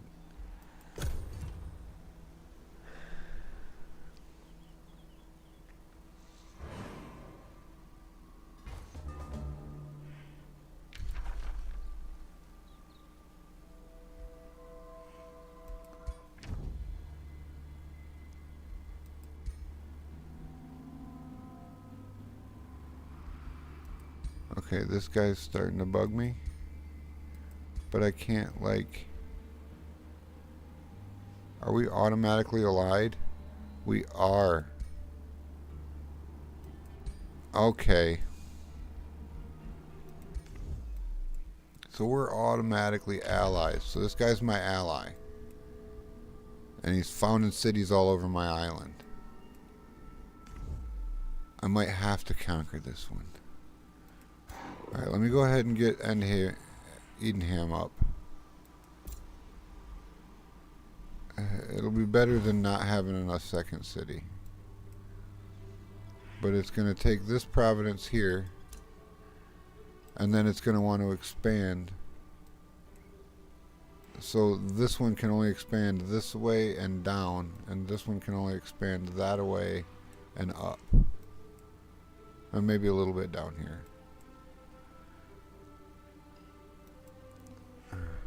Alright, that's going to take 4 turns and then it'll turn into a city and then I can put...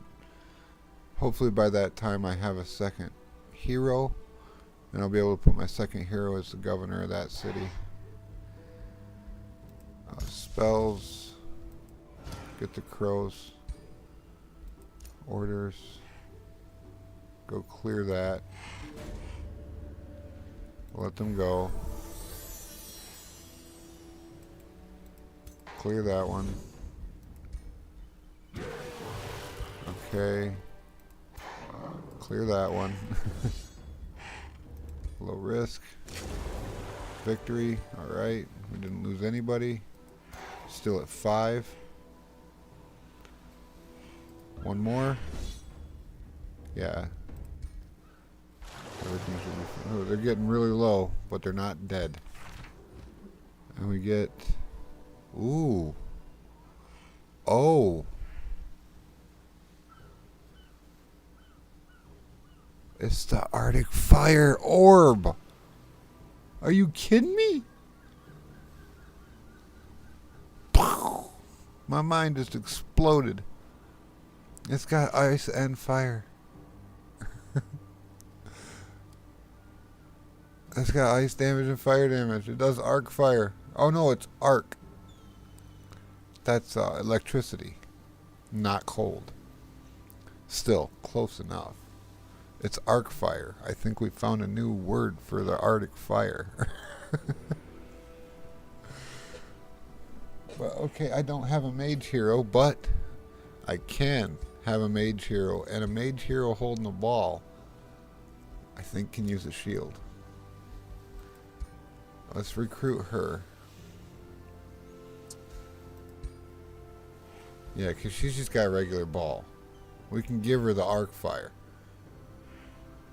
And she's got quick stab, spirit bolts, twin awakening, defense mode, and fast recuperation.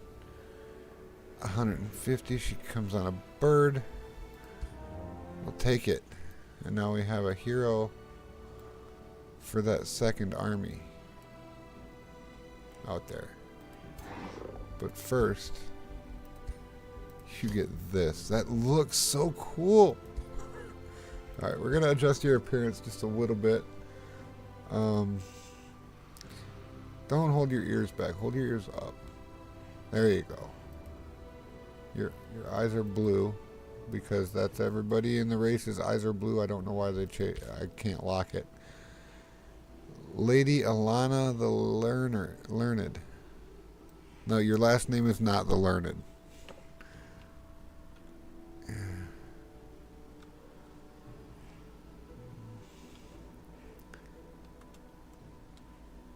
Something dog related.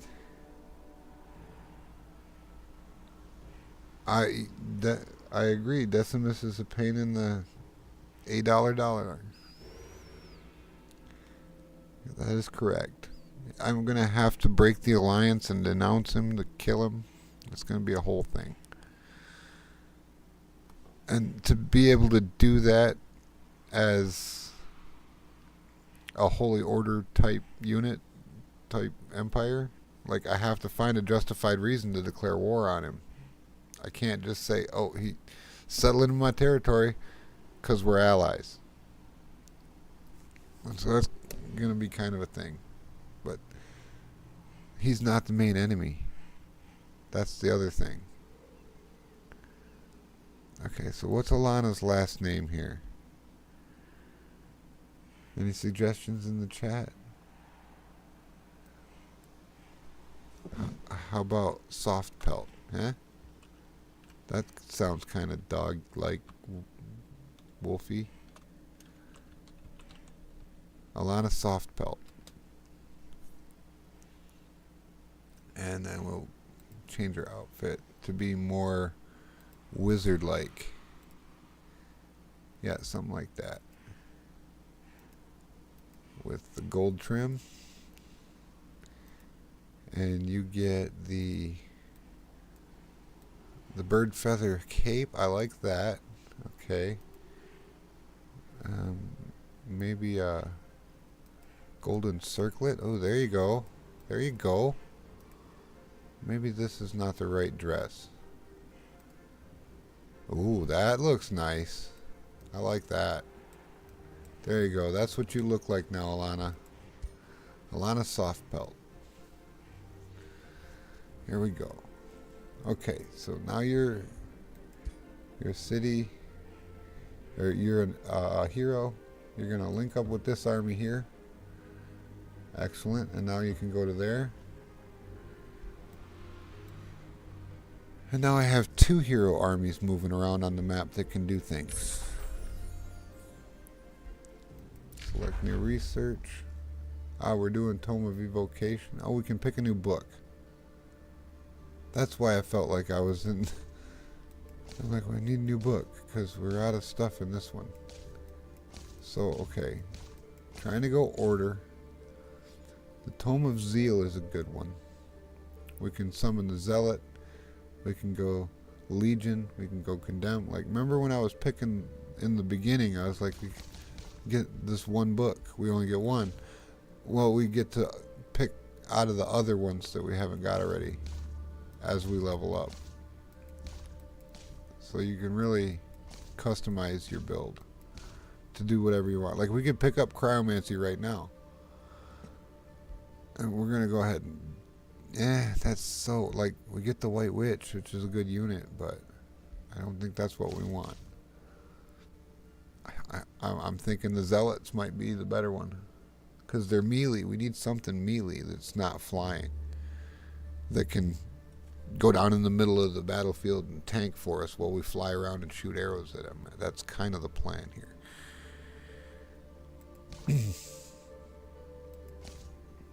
Tome of Roots. We can do the healing roots and the poison arrows and blight and the poison swords.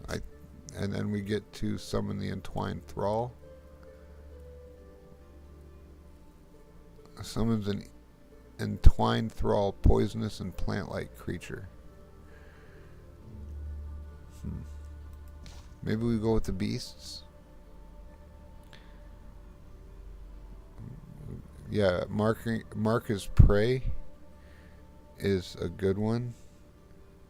The Wild Speaker is a support unit that does conjure animal and unleash the beast, and also has the awaken ability. I think this is what we want to do. We want to be summoning a bunch of animals.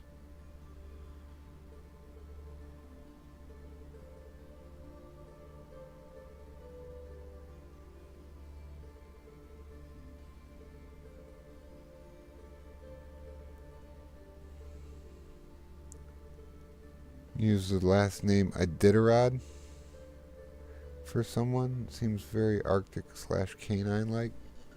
Alright. Do you want to make that Alana's last name? We could do that. That shall inherit the world. And now I get to pick one. Their paws will tread on our graves. Let's get the Wild Speaker first, and then we'll get to summon wild animal and animal kinship with it. Like later. We can just pick them later. Let's go there. That's... Oh, wait. You're... Produced a bathhouse. Excellent. Now work on the wizard tower. And then... Go to town hall number 3. How much money do I have? 400. I can exactly afford to do that once. And then that's it. What is this? A wildlife sanctuary. Special providence improvement. Plus 10 food. Plus 5 draft per adjacent providence with forest. Okay, so that gives me more than a farm. Or equal to a farm. Right? But then I get the bonus draft per forest providence around it. So like switching this farm to a wildlife sanctuary. If we look here, the current income is farm, 5 food, and minus 5 stability. That's it. The projected income after the change will make it 10 food, 20 draft, and minus 5 stability. For a total change, it tells you at the very bottom, plus 5 food and 20 draft. So we're going to do that. We're going to swap that. And since that's out in the district's thing, it also still has it's like a double whammy on the build queue, because it puts one in here and it takes away this district until it's done. But that's fine, because when it comes back online, it'll be worth so much more.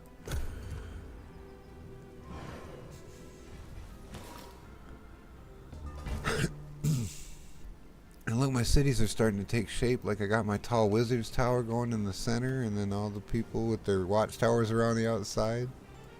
Like, that's what all my cities are going to look like. But if we come down here, like we can see, his cities look different. Because he's a different culture.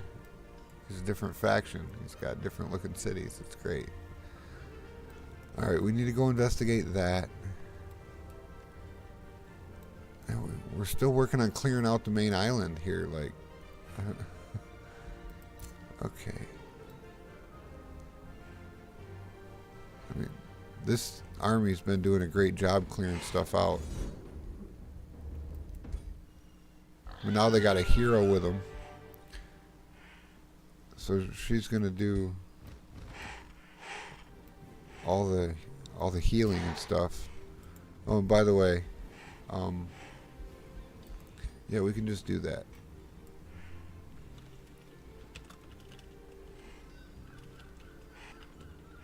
Is that how I spell it? No, there's an A. That's an A. There we go.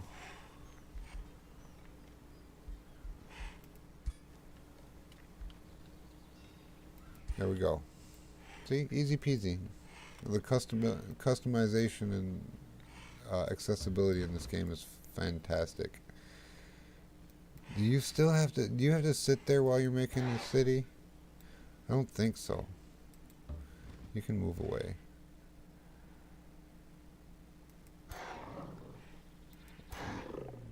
Okay.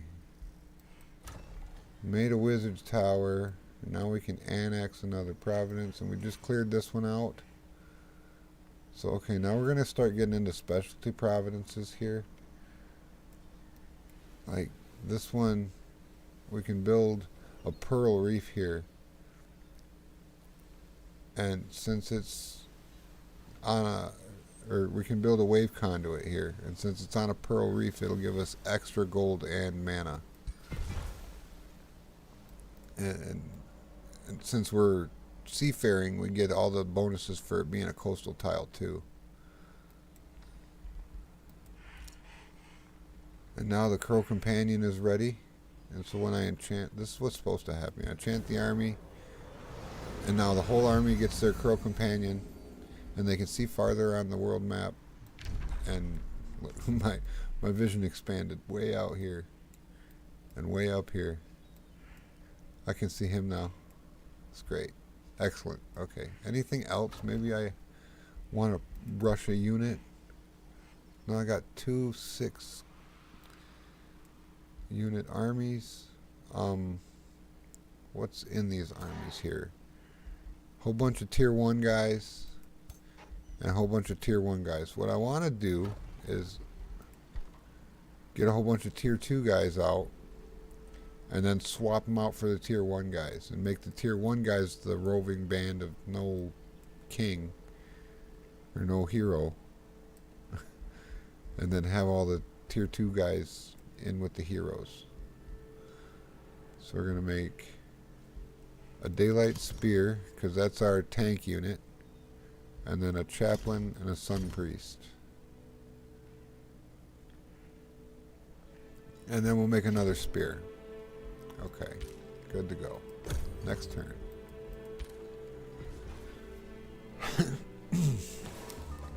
Okay, day 19 dawns. Like, we've been playing this whole time. I don't even know how long we've been playing. I've been watching 2.5 hours almost. It's turn 19. I don't know, I'm going to stream the whole game. I don't know how long it's going to take. It might be till 6, 7 o'clock at night. I don't care. I'm having fun with this. It's enjoyable. Alright. So, we got our heroes. We need to go find... We need to just clear this stuff out. Safe battle. Kill him.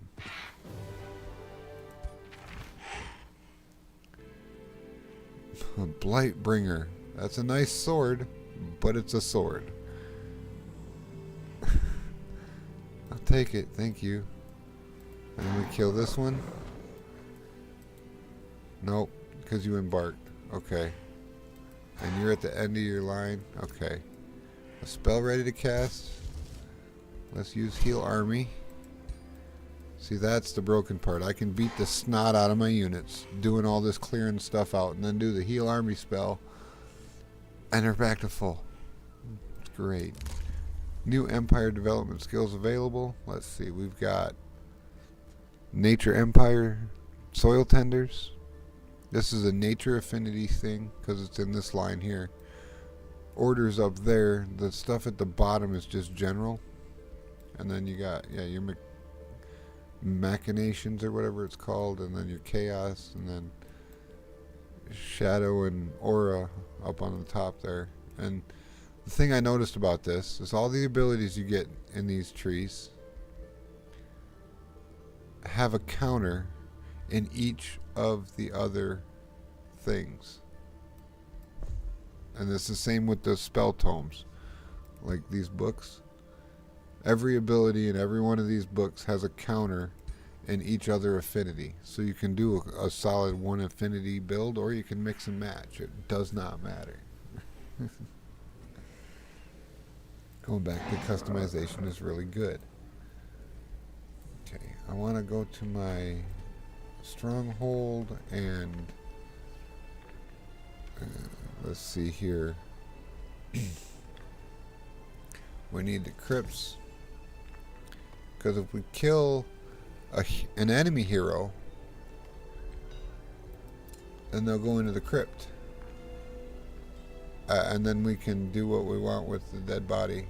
We can either sell it back to the faction who it came from, or we can just burn it, or just get rid of it. But we get to strip them of all their gear before we do that. And then if you capture one of them alive, they go into prison. So it's got a little bit of that Bannerlord element to it too.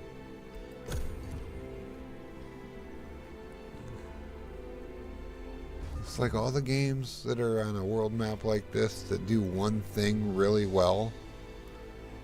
This game does all of them really well. Safe battle, auto combat, no problems. That one archer got hurt a little bit. Okay, and then you still have plenty of movement to go over here. Safe, auto, victory. Easy stuff. And we still have plenty of movement because we're on the water. We count as an embarked unit, so we got double movement for water. But we're flying, so we don't take any of the movement penalty from being in the water, so we get all this movement. Another safe battle. Are we even going to lose a unit out here? Nope. That guy took the damage this time. Excellent. Can you get the one more? No, but you can be in range for both combats. Or what's this? We could go see what that is over there. No, I think I want you to be in range for both combats over here. Auto combat, that's safe. Excellent. More rewards. What do we got? Another mace and some gold. Alright, well that gold is going to get turned into another unit. Oh, and you need to embark. There you go. Okay. We're going to buy that unit. And we already got units in the queue, so we just... Stability 70. We're solid for a while. Next turn, this city turns into an actual city. Oh, and we got a unit. We got to go clear this spider den out. Oh, my ruler leveled up again. Nice. Here we can look at doing Ranger 2, which is another 10% more damage. Or we could do a big game hunter, which increases our snapshot ability even further. It'll make it do +1 damage for each unit tier of the target. So if it's tier 3 unit, it's +3 for non-repeating attacks. So basically the first shot. Like if you're doing that's why, because you can get there from the multi-shot. You go multi-shot, that's going to take you into piercing shot, so then you got multi-piercing, and then you come down here to big game hunter, it says no, only the first arrow. Okay. But these trees are like, see how they're weaved together, and then things that have a lock between them. If you use one, it locks the other one because they're incompatible with each other. And the idea is to try to work your way down to these bottom skills down here that are the best ones that you can get.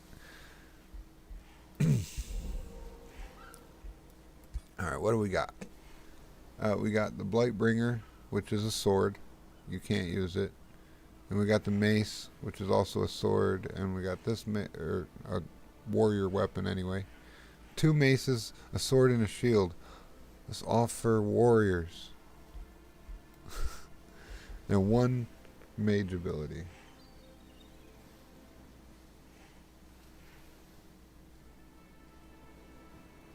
Oh, Kurt's going to dip out for a while at 2:30. Well, thank you for hanging out. And yeah, if I'm here when you get out of your meeting, come on back. But if not, have a good day, and we'll see you later.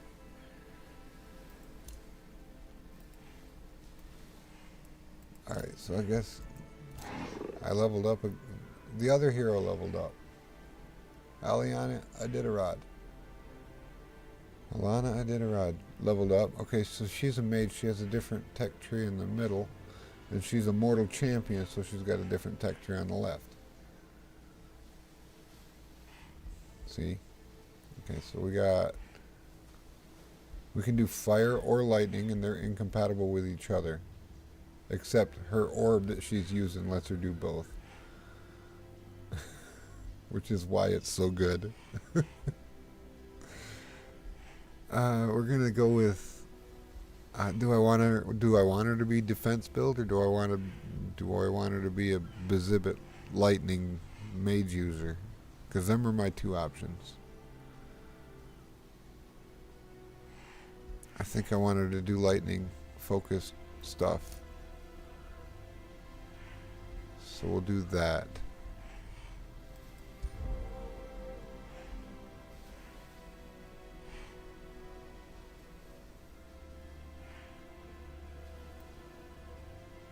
She looks so cool with her ball.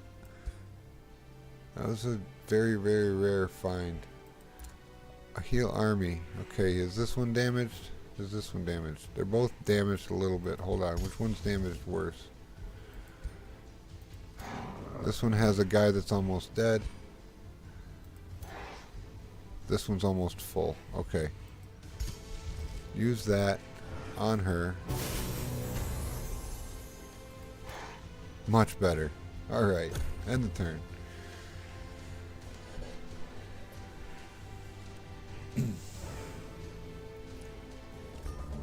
Alright. So we're like at the top of the map up here. We can't go that way any further. Like, yeah, this is the edge of the map. And there's like a 2-tiled dead zone where nobody's allowed to traverse because it's all technically void according to the game lore. So I'll just get out of here then. Another warrior weapon. This disheartening spark collar. It's a lance. And we just got a bajillion food for our settlement too. Auto combat, that's safe battle because they're both involved. Alright. Is that all of it? I think that's... Okay, that's all of them. Alright.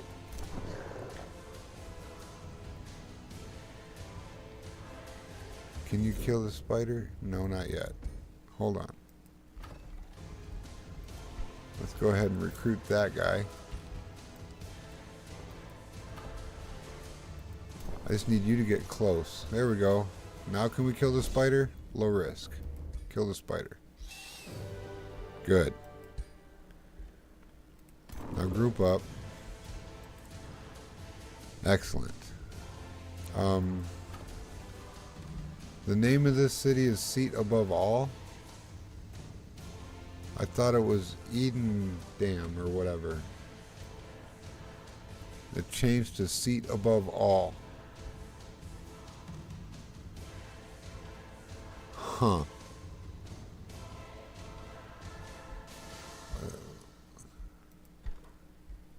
Chat, any suggestions on a new name for this city?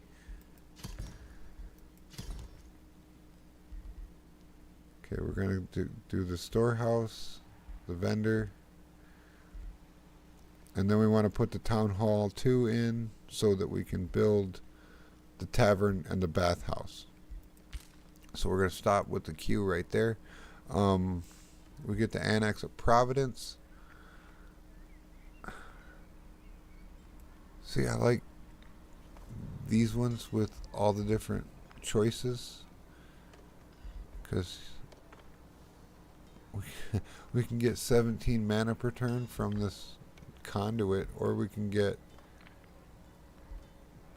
yeah, it's going to have to be that. We can get 5 research per turn by putting one of these down on one of these cities, but research seems to be tied to the mana. Like, you have to have mana in the Providence to put one of them on it.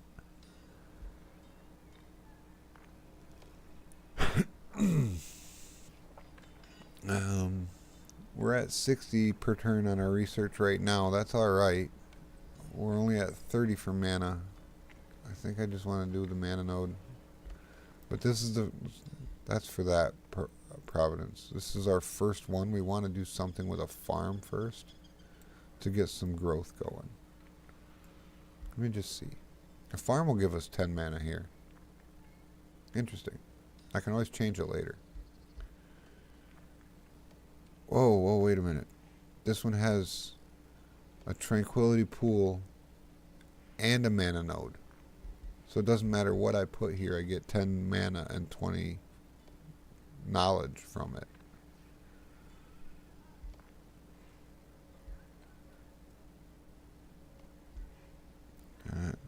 Only 3 food from the farm.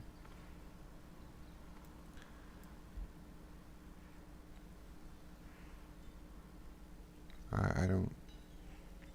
No. This one has a gold mine on it. Yeah, we're just gonna build a farm right there, and then we'll get some population growing in that city, and then we'll do all the fancy stuff on all of that. But all this island up here this way is all reserved for this city. Now, that's too close together, in my opinion. Okay, we need to go... First, we need to go kill this guy. And that's in the direction we need to head. So let's go that way. Why can you move so much further?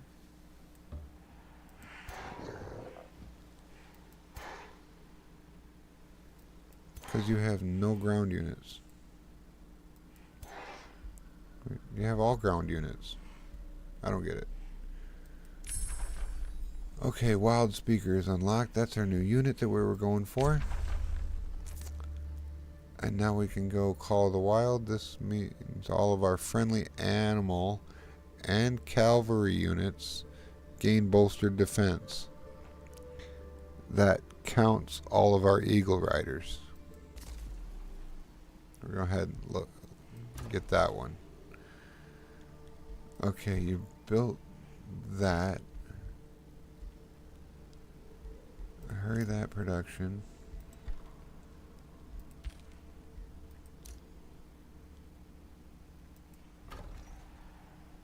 We got a chaplain. Oh, Gettysburg can annex now. Okay, let's go this way with them.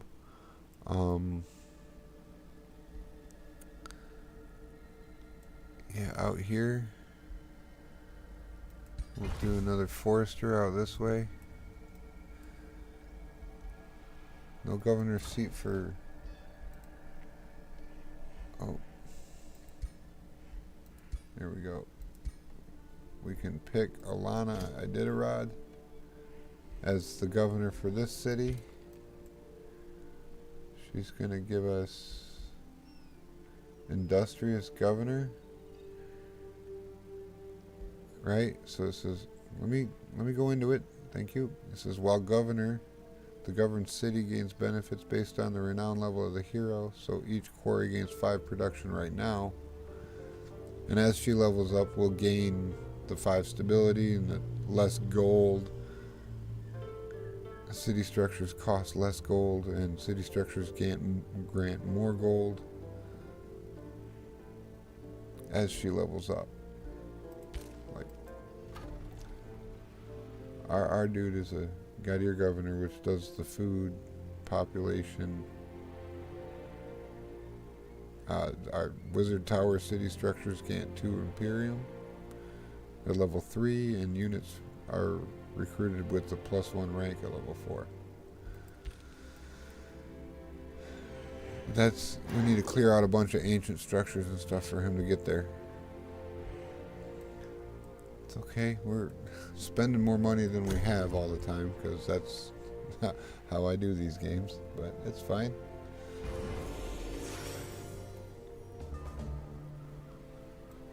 Alright, we're gonna go here and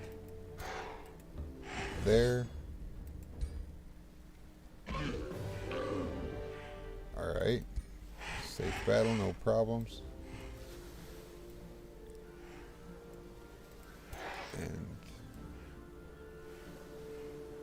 let's see here, go there. Can you take that by yourself? Yep, do it. Okay. Oh, and you get a reward for it? Nice. Ooh, robes. Robes of resistance. Tier 2 torso grants +1 resistance and +2 status resistance. Hey, hey. Hero screen, let me see that. Put on these robes, dude. Now, this is where, if I wanted to, I could be like, oh, well, the robes he just got, look different. Like, they look like this, or they look like this.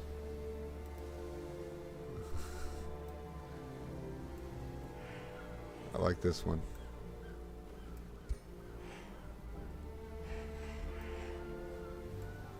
Anyway. And then, oh yeah. I go there. What's this? Oh right, that sword, that spear.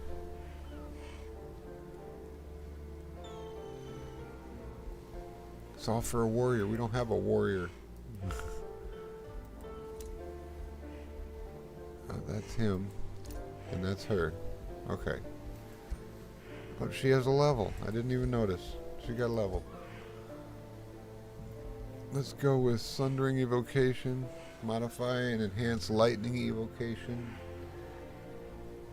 Lightning Evocation is now a debuff ability. Lightning Evocation inflicts guaranteed sundered defense and guaranteed sundered resistance.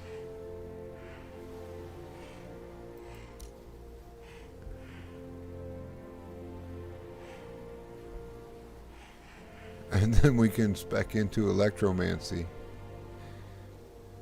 Oh, that's going to be fun. She's going to be shocking. It's shocking how good she is. Okay, I'm sorry. I'll see myself out. I know it was a bad joke.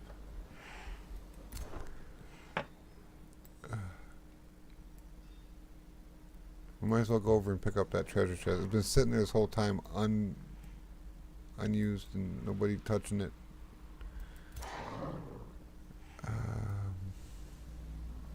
We gotta go that way. Embark.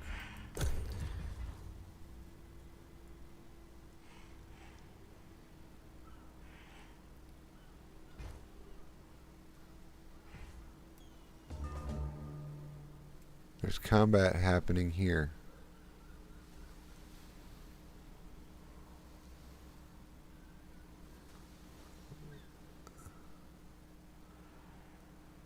Yeah, just bring me over here. What's going on? Let me see. Oh, it's not combat. It's just unidentified troops. Which we're allied with them guys, so we can trespass without grievances, I believe. We'll just go... Like, we gotta get to here. So we're just gonna go down in there and see what... That's a special spot on the map, but it looks like there might be a gate to the underworld down over there somewhere. We'll have to find out. Yeah, you go there. What's that? Oh, we found a blighted tree, which is a natural wonder. Okay. Alright, we gotta go investigate that too. It's on the way. It looks like it's already claimed by these guys. Yeah, it's already cleared.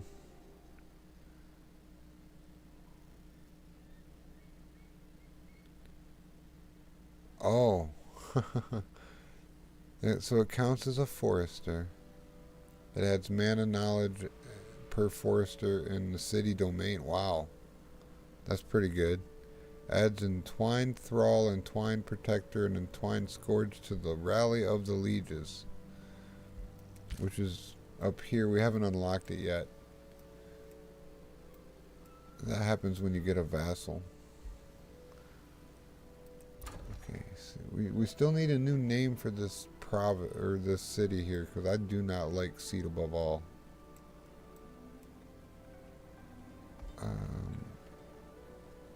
Yeah, let's go ahead and put...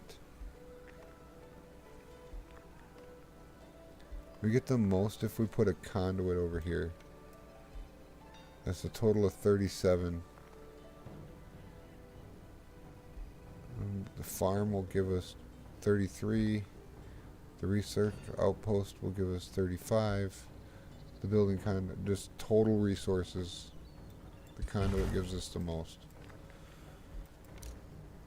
These are interchangeable, and knowledge is always good, so.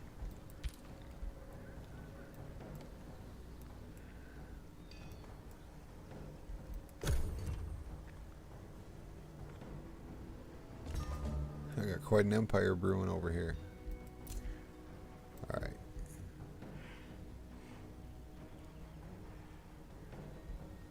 Okay, we're gonna send you over here to look at what's going on, because there's appears to be some terrain that we can walk on, like some swampy, foresty stuff up here. We're gonna go investigate that with these guys, and then these guys are on their way over to down here.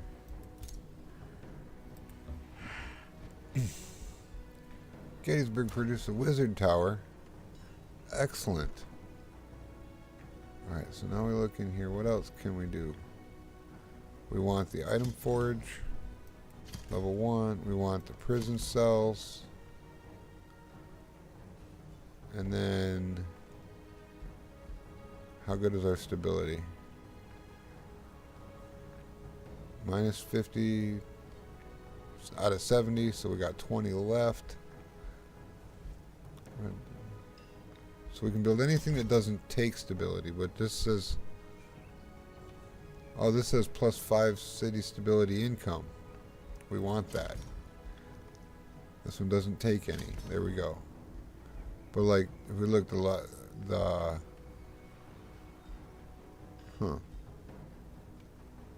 normally they say... Oh wait, oh, here we go. High stability boosts food draft and production. Low stability reduces all incomes. Low stability can lead to losing providences.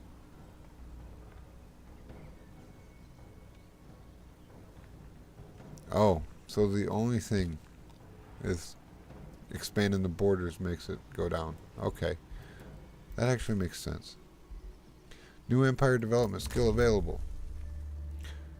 We have reached natural recovery. We already have unnaturally high natural unit regeneration. This will give us double what we already have in our own territory. Or in friendly territory, so even in allies' territory. that might be worth, and I have 850 of the stuff to use. I'm gonna get that one. That one is really good. What do we have down here? Another Whispering Stone. I don't need that, and I can get one here. See, this is another thing. They all have the ability to do the same things. It's just sometimes it's earlier in the tree, sometimes it's later in the tree, but all these abilities basically do the same thing for each different affinity. That's the word. The right of the last stand. Each city in your empire loses one population, but immediately summons 3 tier 1 units. So that's in the situation we're in right now. I have 2 cities, so that will give us 6 units. That's a whole nother army out on the map, roaming around doing stuff. We don't need that right now, but if we ever go to war, that's a good one to pick up, like in response to getting a war declared on you. You're like, oh, okay, batten down the hatches, everybody, and then boom, we got a bunch of units all heading for the front lines immediately. So that's a good one to have unlocked and not used yet.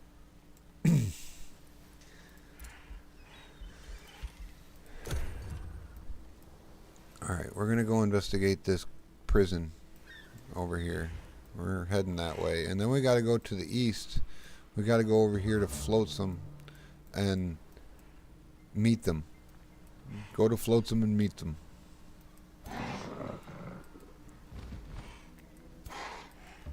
Everybody embark. Okay. What are you doing? Oh, see, there's doing stuff up here that we're not fond of. What is it, embarking? After that? Is that embarking? Yep, you're in the water. Okay. Oh, we got a new unit. Oh, you're going to be in that over there. You know what? Embark. Go embark, and then we'll meet you together in the water over there. That's right, this map has been flooded by the evil queen who rules this place. So there's these pockets where it's all flooded swampland. What was that? It was a noise like something happened. Okay, unit needs orders. We're gonna come around here, and then you also come to here. Good. These ones. Now let's just go investigate what's over here. And then you go there too. Oh, look, it's an enemy. Get him. Oh, it's risky. Retreat, retreat. Go away. Need a hero in your unit first. Okay, Call the Wild has been researched. Now we can work on animal kinship. We got a vendor in this city here.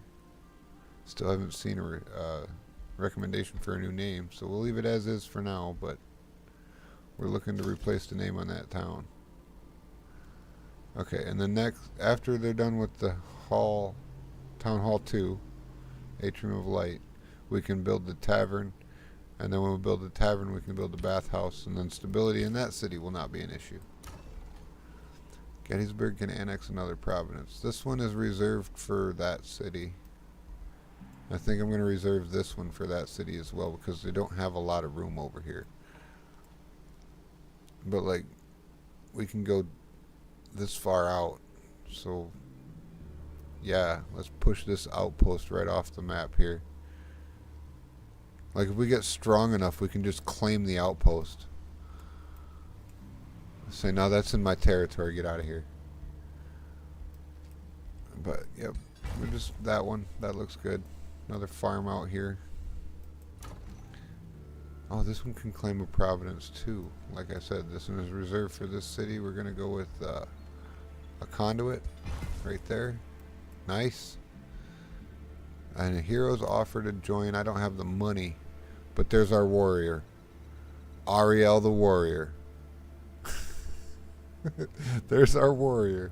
It's Ariel the warrior. Great. All right. You're a lawbringer and a recruiter. Welcome to the team. I need the money, but welcome to the team. Maybe I can make some money off the AI. What do you got? I have an idea. I have a bunch of items that I'm not using. Maybe he will buy some of them from me. Like what? Which ones do I want to get rid of? Does Animal Slayer and Provoke? Meh. No, not there. What's this one? Charge Strike. 20 damage per hex traveled, up to 3 hexes.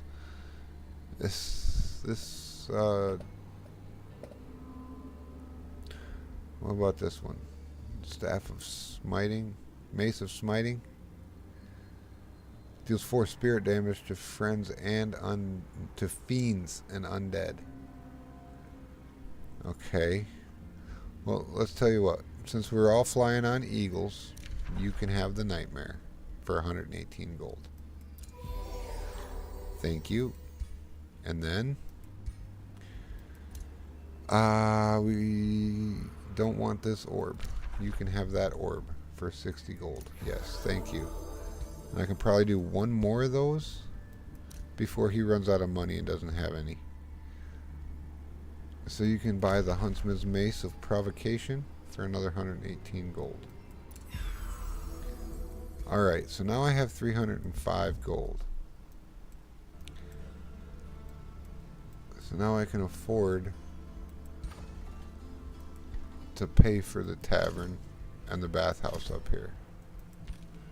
We'll put them right in the queue. There we go. New development skill. Oh. We've reached advanced sensing. This is the same as the keen-eyed racial trait from the beginning. It just, you can give it to anyone at this stage in the game. Once you get to this point, you can just give it to your team anyway, so that's why we didn't pick that one.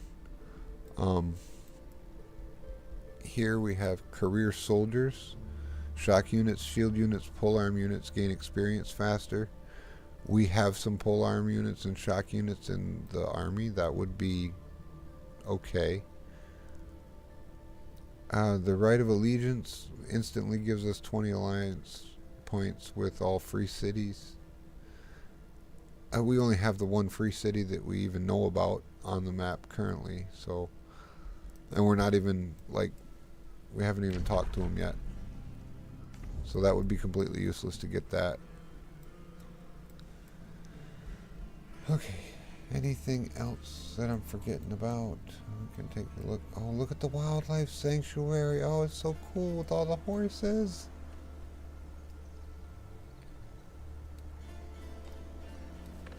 This game, like, wow. You see these views and it's like, wow. In a 4X game, you're kidding me.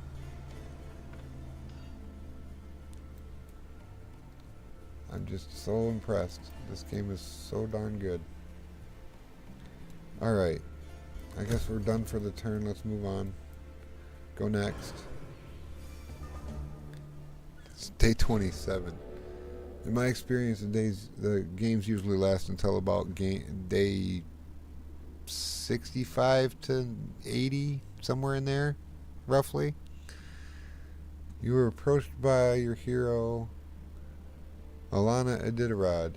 Her expression betrays dejection and vexation. Uh-oh, what's wrong? With a deep sigh, she declares, "My whole life, I thought of myself as a glory seeker. But as of late, doubts are creeping into my mind. Is it my destined path towards renown? Ah, okay. Or plotting another course. Lead me to the success and satisfaction I currently lack, yet desperately crave." Okay. Alana has grown frustrated with her current ambitions. Will you permit her to change her heart? Well, of course. What do you want to do? You want to be a lawbringer? A lawbringer suits you better. Okay, and she's a lawbringer now. Okay, and we were supposed to recruit the hero with that money we made, and I didn't. I went and spent it on... Oh, that's what I sold the thing for. Was to get the money so that we could... Hey, do you have any more money? I have more stuff. I'm keeping the shield. Which sword do I want to keep? That one, or the mace.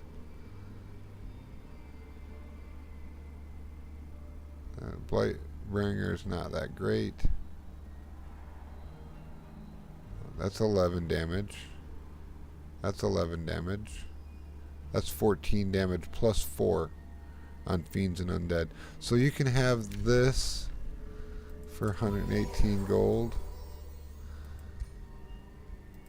You can have this, okay, for 59 gold. And what will you give me for access to my tranquility pool?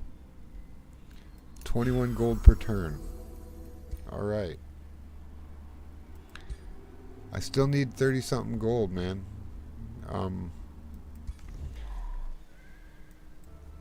Don't I? No, it's probably less than that. Go to recruit. It's 300. Next turn, dude. Next turn. We'll pick up Ariel the warrior. And give him that shield and that mace. Maybe. He might already have better stuff. It's possible. Okay, so what are we doing out here? Well, we're just looking around, make sure everything up in this region is cleared out. See, like there's this impassable void that surrounds the map that we can't pass. But we can sail right up to the edge of it. See, the earth is flat. There's just nothing else over there. Now, this ain't the earth, remember? This has got a different name. Alright, these two, I want to make sure, okay, that's you, you go there, and that's you, you're going to go into the, that's an ancient wonder, okay, counts as a farm, +2 stability, this is when it's annexed, when you got a city that owns it, it does all this stuff, friendly units heal even more. Add Spring Fairy, Summer Fairy, Autumn Fairy, and Winter Fairy to the Rally of the Lieges. Okay. Let's explore it. I don't care. Oh, it's a high-risk battle. We'll leave. We'll come back later. Remember when I said that I needed to put tier 2 units in all of my heroes' armies? That's why. Because that only one army can go in that hole at a time. So I need all of my tier 2 units to be in the army with my leader. That's you guys. You guys, we got 3 tier 2 units coming down here. Yeah, you're just going to come on down here and you're going to go to there. Alright. Now how are we looking here? You don't have any tier 2 stuff. Okay. We have 2 tier 2 units in this one. Okay. Oh, we did the Wizard Forge. Okay. Now this is unlocked. This is a whole nother thing. I can scrap the gear that I get. They give me the number of points. The binding essence. We get the binding essence for disenchanting the gear. And then you use the binding essence here. You pick which item you want to enchant. For example, we could make a bow, and this is the one with the fancy feathers on it, and then we're enchant it for physical damage. I don't have anything on this side.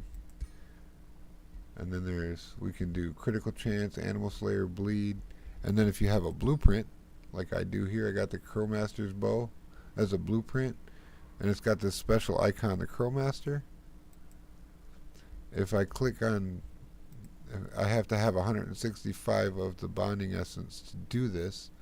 But if I click on that, it'll put the crow face in there with this one here. And then it takes however many turns to make that item. So you can custom make your own hero gear right here. This is very, very cool system. I like it a lot. We will be using that a lot more later on when we actually have a bunch of binding essence to use. Because of course near the end of the game you want to use all your binding essence up. You want to scrap all the gear you have, use all your binding essence up, and make a complete set of top tier gear for your whole team. Obviously, like, that's got to be part of it, right? Okay,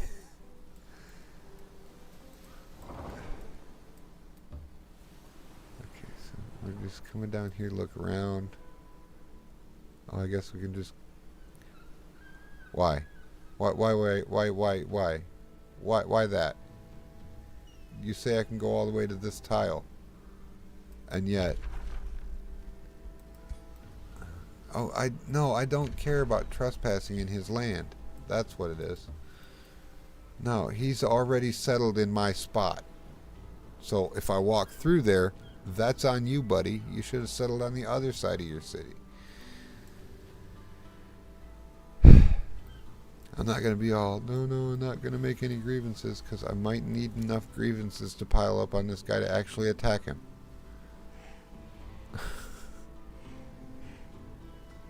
Okay. So we can't do anything about this yet. But that's good to know. Okay, we got another tier 2 unit here. Yeah, we're going to bring it over here, and we'll connect it with this one right here. Yep. Here's offer to join. Oh, I can afford you now. Welcome to the team, Oriel the Warrior. Now, Oriel the Warrior has a couple of skills already, like he's already got nature dedication. He's already got this. He's got this one and this one already.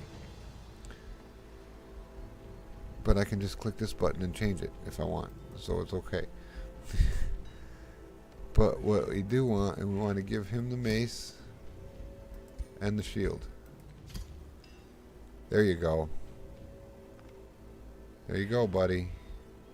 Now we're going to adjust his appearance. Oh wait, I have to confirm first, and then adjust appearance. Okay, because I really don't care about your stance and your... Well, maybe your stance could use some work. Yeah, just don't carry the weapon into the meeting room, please. Blue eyes and all the wolves. I don't know why I can't just lock that, but... Okay. And then... Let's see here. How's this one look? No. This one? Ooh, that looks... Maybe it's... Your helmet's throwing it off. No, that's not good. Oh, there you go. Now you're getting spicy. These ones? Oh. Hoplite much. I like it. Can we get some beefier armor, maybe? Oh, there you go. There you go. Yeah. Looks good. You are now officially a beast. Now we can change your name if we want. I'm not worried about that yet. Okay, and then you get to go to here with them. And then you two with them three, right? And then we need one more tier 2 something. Oh, now we can build spider hatchlings and... Why? Why can we build spiders and pigs? Is that from the wildlife reserve? Like we can, like, recruit animals? Or is that part of the nature tome, the animal kinship tome that I got? Or is that just part of Wild Speaker? I don't know, but now all of a sudden we can buy animals, like wargs and razorback pigs and vampire spiders. And okay. Okay. I don't know. I don't know why, but we can do that.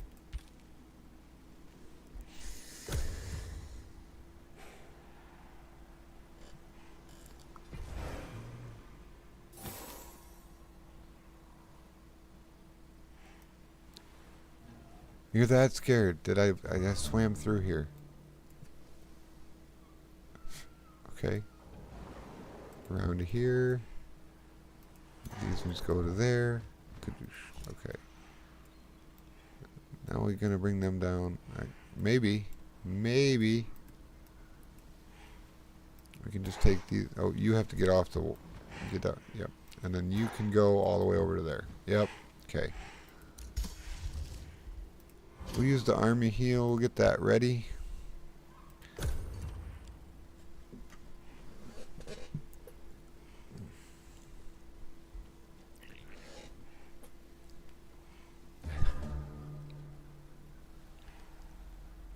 Alright, what about now? How we doing? Let's get over here close. We got an empty spot there. Yep. Okay, we can swap some units around now. First of all, you don't get to participate in this. You don't have any units worth looking at for this. So just go up there. Okay, now you got all 4 of these units need to come over here. And then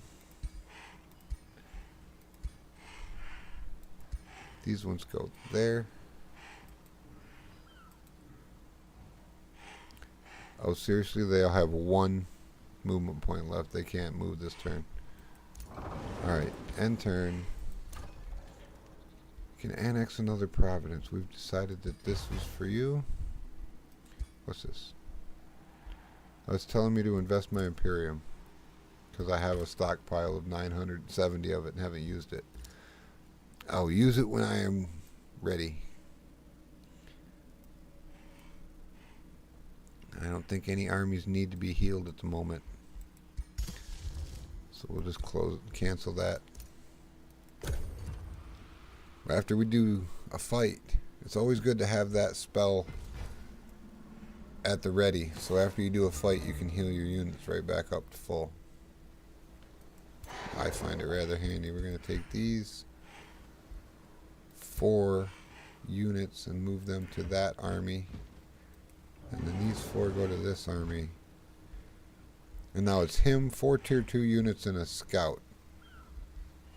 So my total unit strength, total army strength now is 528. Will it tell me what the strength of this is? No.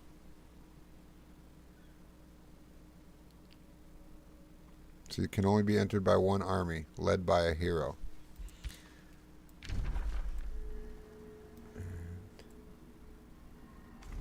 Oh, that's at the end of the road that goes to his capital. Interesting.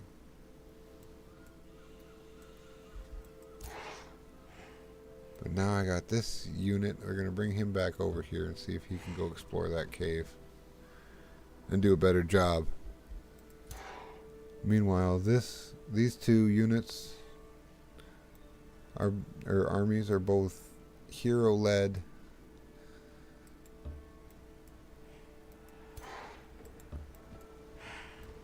With tier 1 junk in them. We're going to have to fix that eventually, but for now they'll be fine.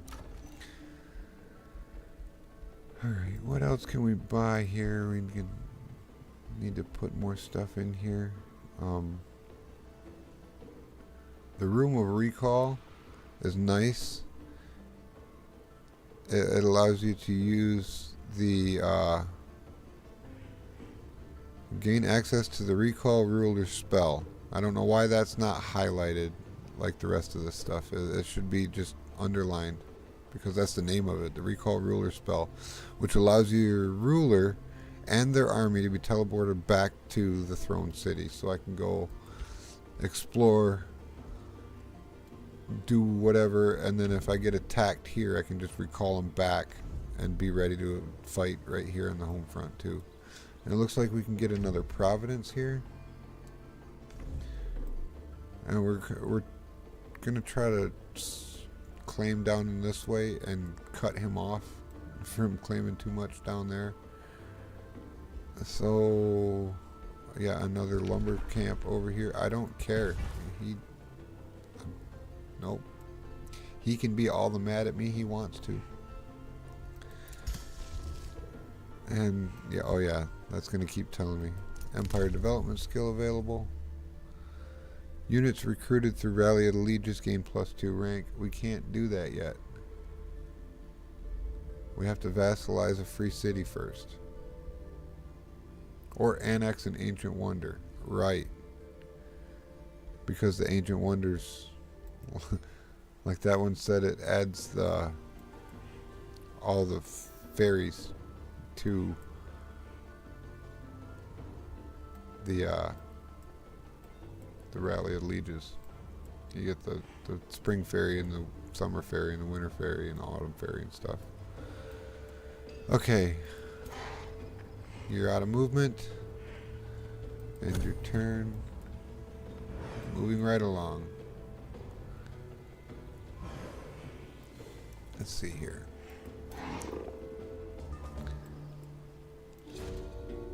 Oh, what's this?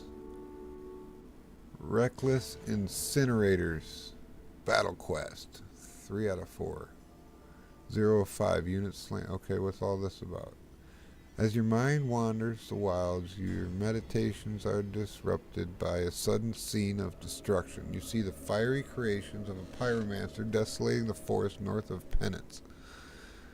The very earth seems to weep as they set the area ablaze, threatening all that grows and blooms. Will you interfere with the Phoenix and its army? Will you interfere before the Phoenix and its army burns the entire forest?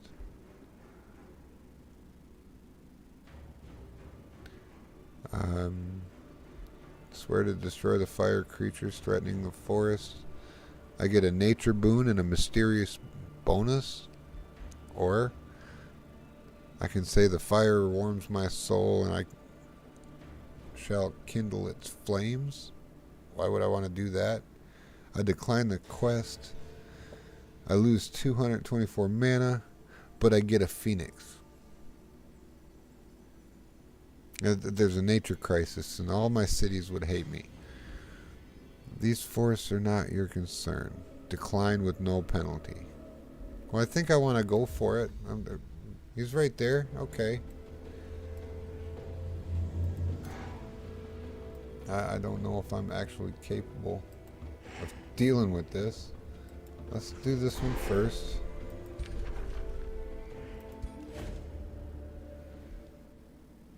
It's still high risk.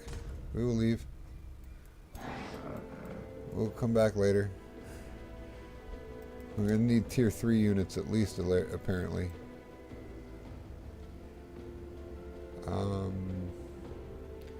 I could probably win that manual. I mean, okay. Here's what we'll do. I'm going to save. Yeah.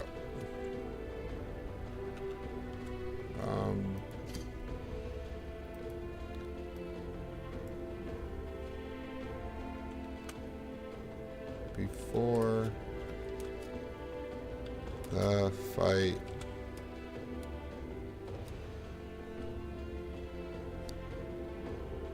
turn 32. Save. Okay, so I saved it right here. We can go in and try the fight and see what it's like. And just see what we're dealing with. And then back up or save. And then prepare for it and come back in a few turns when we're ready to deal with it. Some people call that save scumming. I call it learning.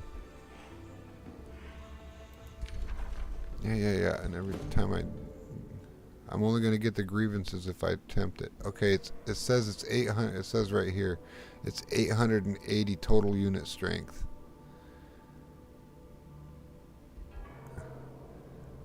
Which means it probably has one really tough unit, and then the rest are fodder. But the one tough one will probably kick my arse. So we're not going in there. I need another 300 and something unit strength. But what about this guy? That's only 420 unit strength. I can take that. Plus in that one I can add these guys to the mix too. Yeah, you come over here too. Animal kinship. Aha.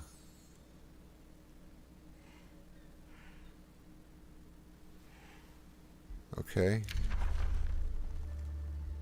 And then summon wild animal, faithful worshippers, staffs of mending. I mean, summon wild animal is okay. I think mark of prey is probably better. Maybe even warding blessing. Yeah, let's go with the blessing. I know what that is.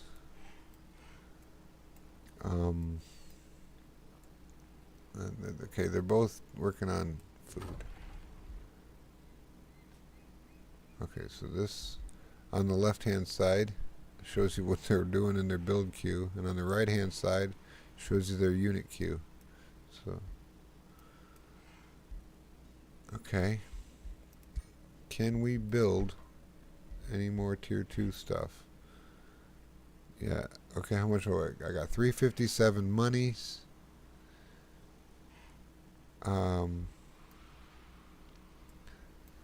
We're gonna want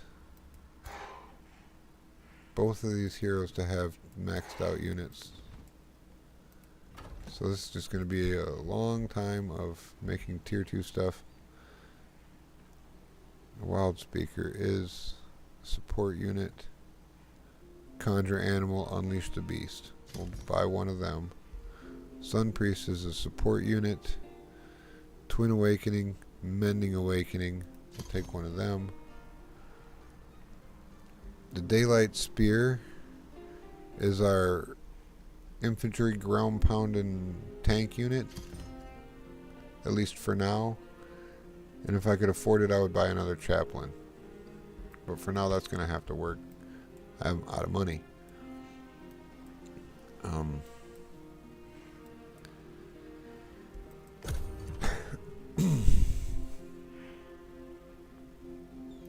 Okay. I feel like I'm starting to fall behind a little bit, maybe.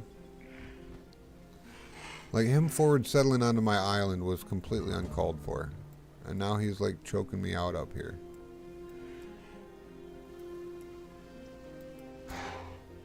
Like, if I'd have known he was going to do that, I would have put an outpost at the very bottom of this thing, at the very beginning of the game.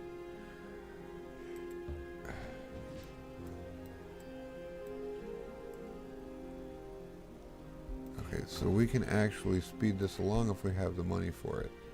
Which, that seems to be a common problem, is we don't got the money for it. I'm gaining 72 monies per turn. It's not enough. It's never enough.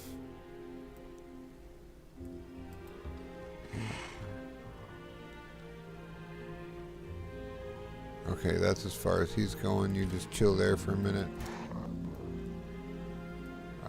You go to here. That's as far as you go. You chill there for a minute. What now? Yep. Okay. So now you can do that, and then not spending money on it yet. Know what that is? That's the heal. We gotta wait. Good to go. Moving on.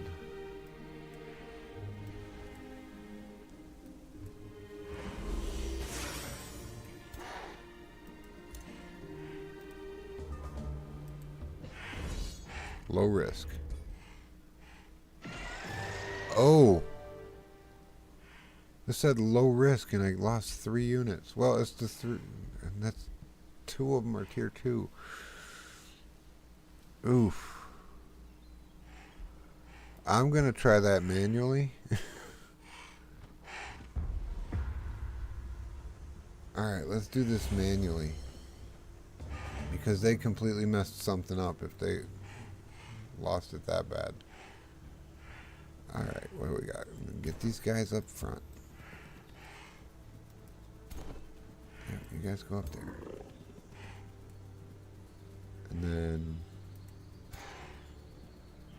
the scouts move out.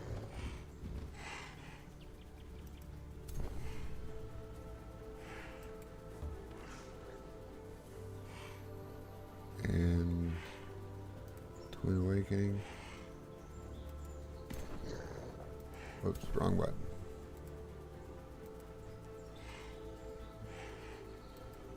My computer's having a fit right now.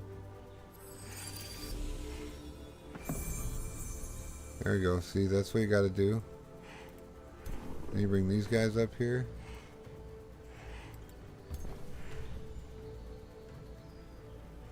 We want the one that gives them regeneration.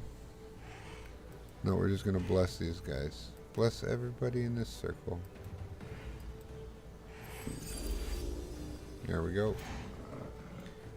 And now he comes up here.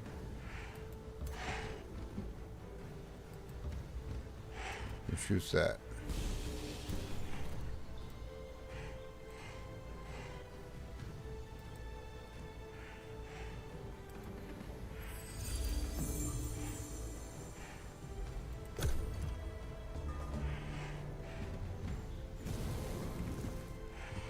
Yeah. And now I see why we lost some units.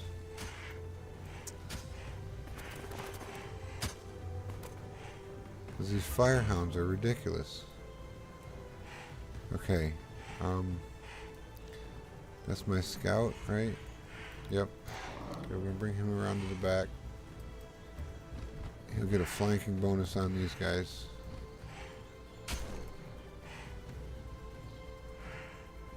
And then we take the Lancers down here. Just hold a minute. We're going to shoot everything we have at this guy.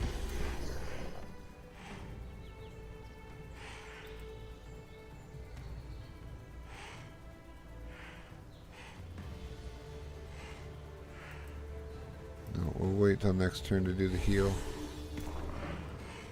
Okay, now we're going to attack that guy.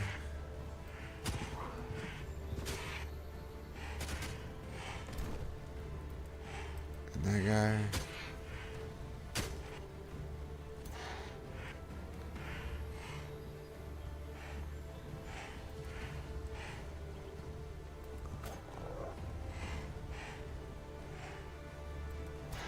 Alright, wait.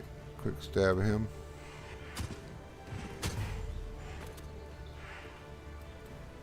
No, nope, I can't leave.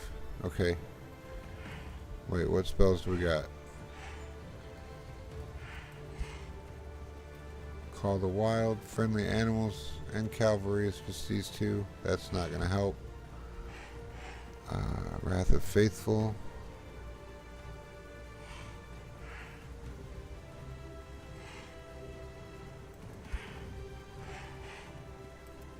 Right there.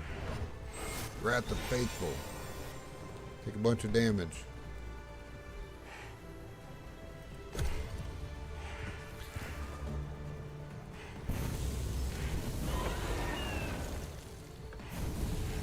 Oh yeah, that's not good.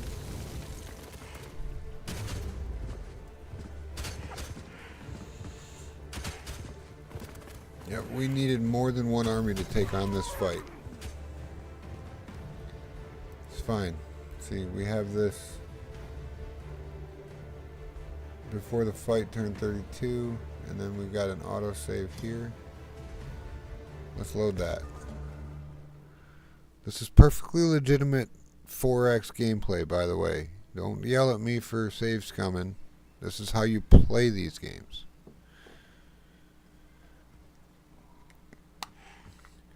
You honestly think Potato McWhiskey doesn't save scum his games? No, he plays the same turn 6 times in a row, back up and save and play it again, and then at the edit he stitches all the best turns together that led to the end of the game. Behind the scenes YouTuber knowledge.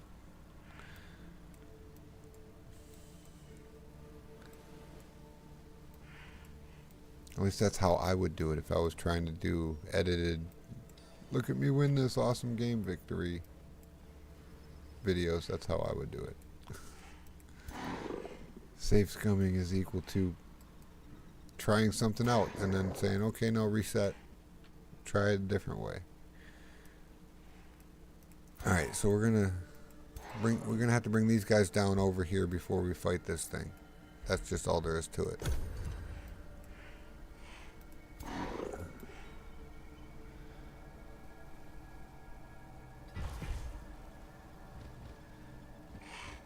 Oh, he has a bird now too. Oh, I sold him a bird. That's right. No, I sold him the nightmare. Where did he get the bird from? I don't know. They're going to complain about trespassing? Nope. Okay. It's going to take 3 or 4 turns for them to get over there, so we're just going to chill here and wait. Wizard's Tower is done with its prison. We have 120 gold. We need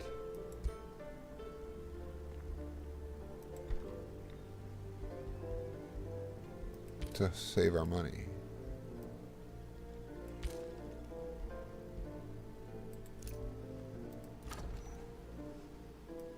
Okay.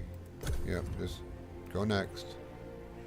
Everything is building and queued and running as intended. It's only day 34. We got plenty of time. We are eventually going to have to go with... We're going to have to get a big army eventually, soon, at some point. We're working on it. What spells are ready to launch? Okay, give me animal kinship. One of these is ready. Oh, I can do forced march. Right, of the guardian spirit, immediately summon a spirit wolf with a guardian spirit and resurgence at your throne city.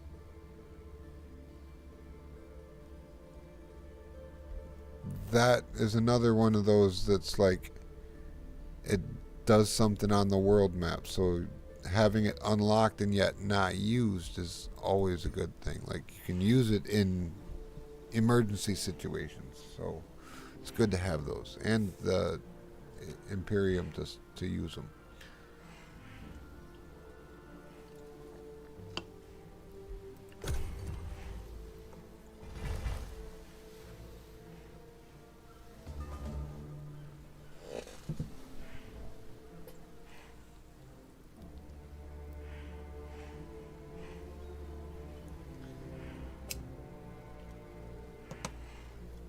Okay.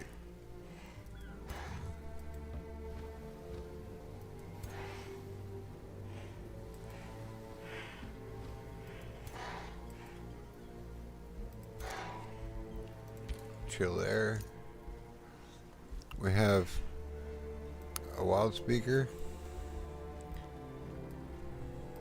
He's got mega movement by himself. Alright. The Sun Priest and the Daylight Spear are not on mounts. Those are our ground units. We also needed a chaplain. Let's go ahead and queue him up too.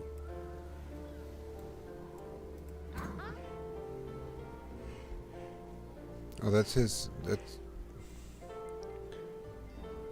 Reverie Codex. That's his hero. What do we got here? 3 dudes. I'm close enough I can actually get vision on his city here.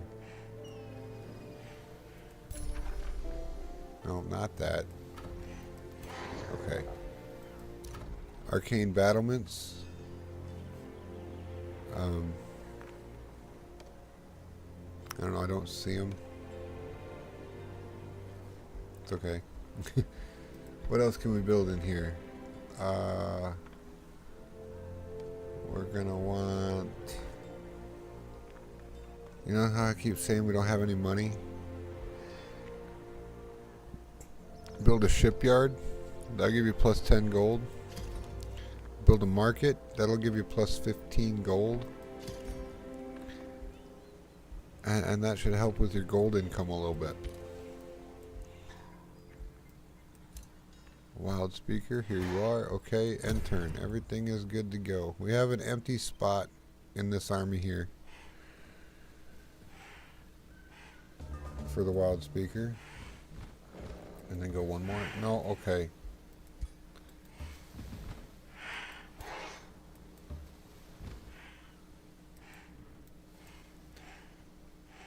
What? Okay. Makes a target race more bestial and connected to animals. When adjacent to a friendly animal, both units are granted plus 10 damage, plus 10 critical hit chance. And I can only pick myself, my guys, and I can check whether or not to apply it to my leader. Let's just see what this transform looks like. I don't notice a difference. Some of the transformations change you visually, some of them don't. I think that one would make your people hairy, and since I'm already wolves that are hairy, it just didn't change their appearance at all.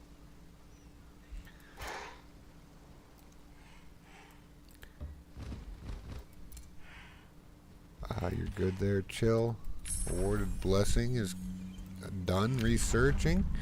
Okay, now we get a new tome.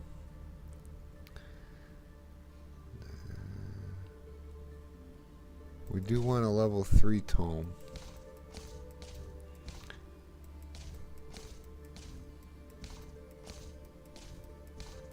Is that the only one we can get? No, there has to be more level 3 stuff. Well, this one, though, we can summon a level 4 nymph. She has Poison Blast, Seduce, Revitalize, and Awaken. So Seduce is going to make your enemies dominated, which means you get to control them instead of the AI or the other force.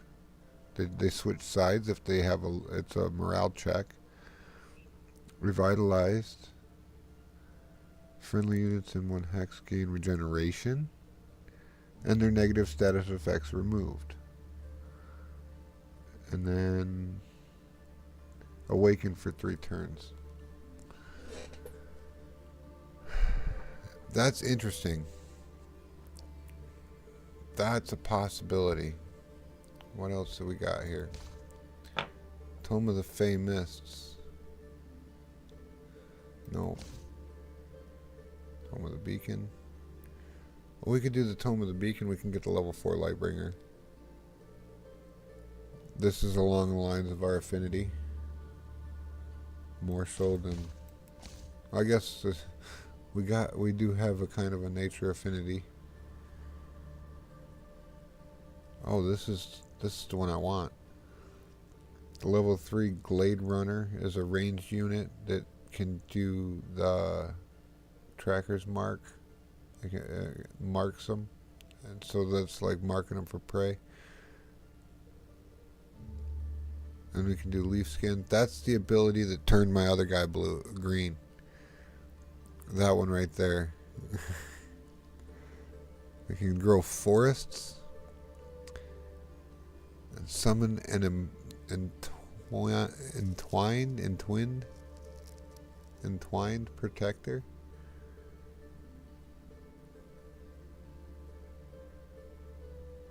A shield unit with healing abilities. Okay. That's a possibility. Let's continue looking. So it's down to the... There's just so many to choose from. Like, what's the Iron Golem do? I don't have that affinity. I would rather go into the ones I have affinity for. So it's either one of them two, or one of these two. Told me the Inquisition. We can get the Inquisitors. The Inquisitor's mark is like the marked for mark as prey kind of thing. It's the same thing.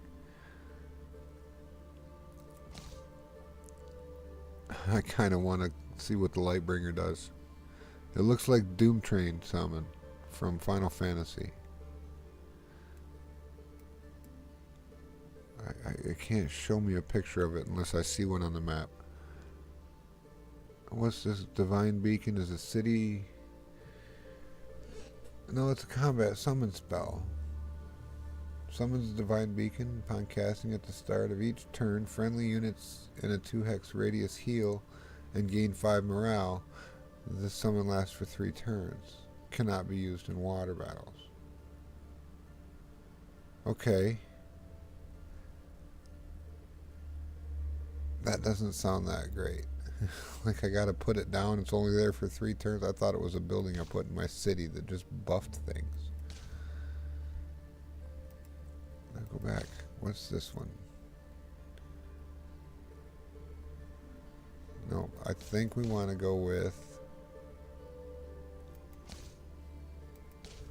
Tome of the Glades. It'll give us another flying ranged unit, which is like our whole MO. And it'll also give us a tank. And that's a level 3 and a level 4 unit. We're going with that one. We can always pick another one the next time around. There is vigor in the verdant leaf. And there, we can get the Glade Runner right off the bat too. That's going to be good. Okay. Okay, so you... Oh, we're done, aren't we? Yeah. Oh, what's the spells ready? Heal Army is still ready. We've already got these 3 on us.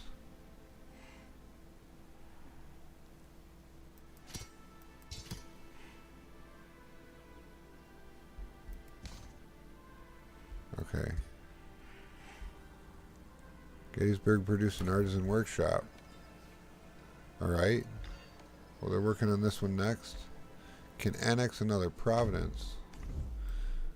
We're going to keep choking this guy out down here. Because I want him to get mad at me and declare war on me. Then my retribution will be justified.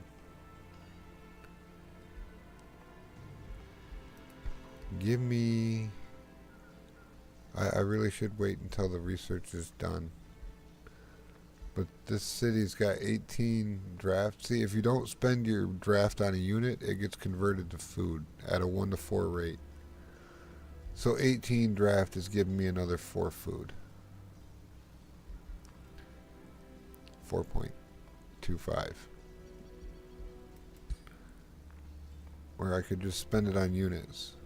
But that's my gold. In order to start the unit, that's my gold. So I would rather spend my gold starting buildings in the city that make me gold. So we're going to buy a market.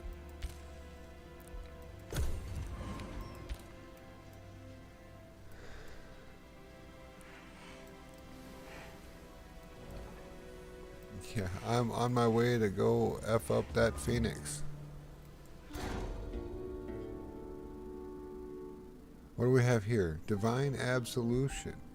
A merchant of the Wolfkin from Seed Above All. Pending. Widely known as for his depraved feasts. Has come before your throne pleading for absolution. Oh, okay. Do not look with wrath upon this poor sinner, O Emperor. The man begs, his voice thick with fear. For too long have I ignored the divine bidding of my faith. Now a dark curse has befallen me, slowly destroying all I hold dear. Even my own health is dwindling, draining any strength I have left. Please, name my offering and I serve, and I can give to save me and my family from this curse.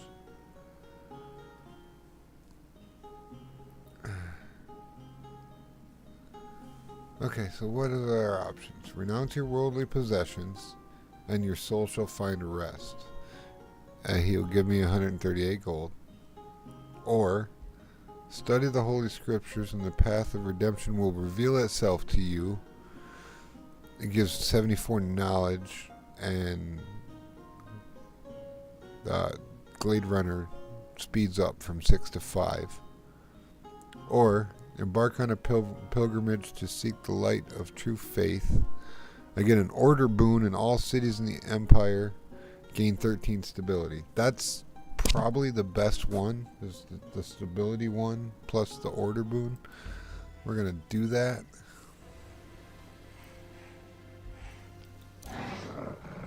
Okay, so if you come down over here, and then you come down over here.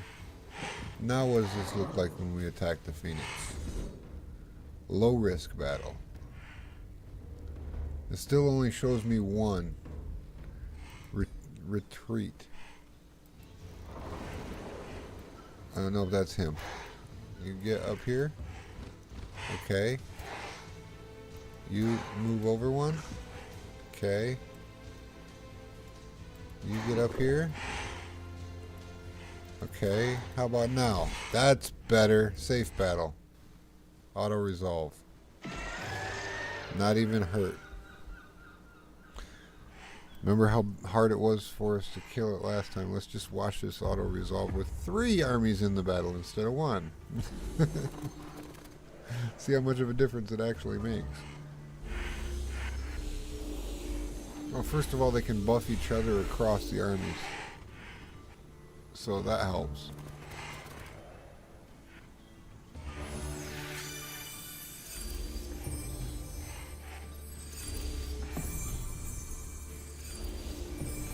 Like my leader has an ability that says, that was good, do it again.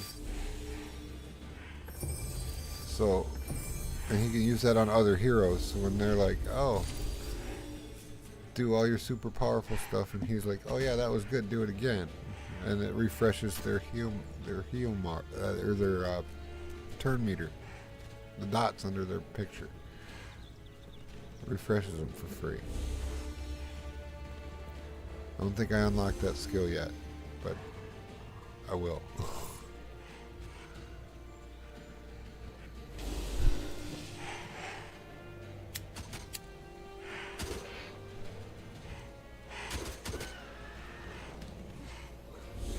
Phoenix is going down now.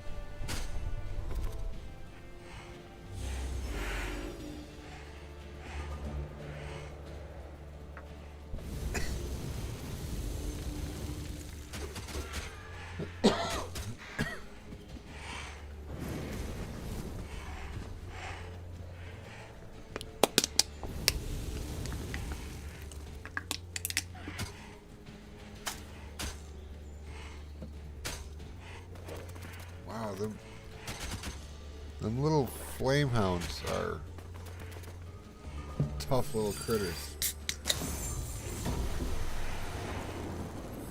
Somehow I feel like a tsunami rain spell that got everything wet would just like completely trounce this fight.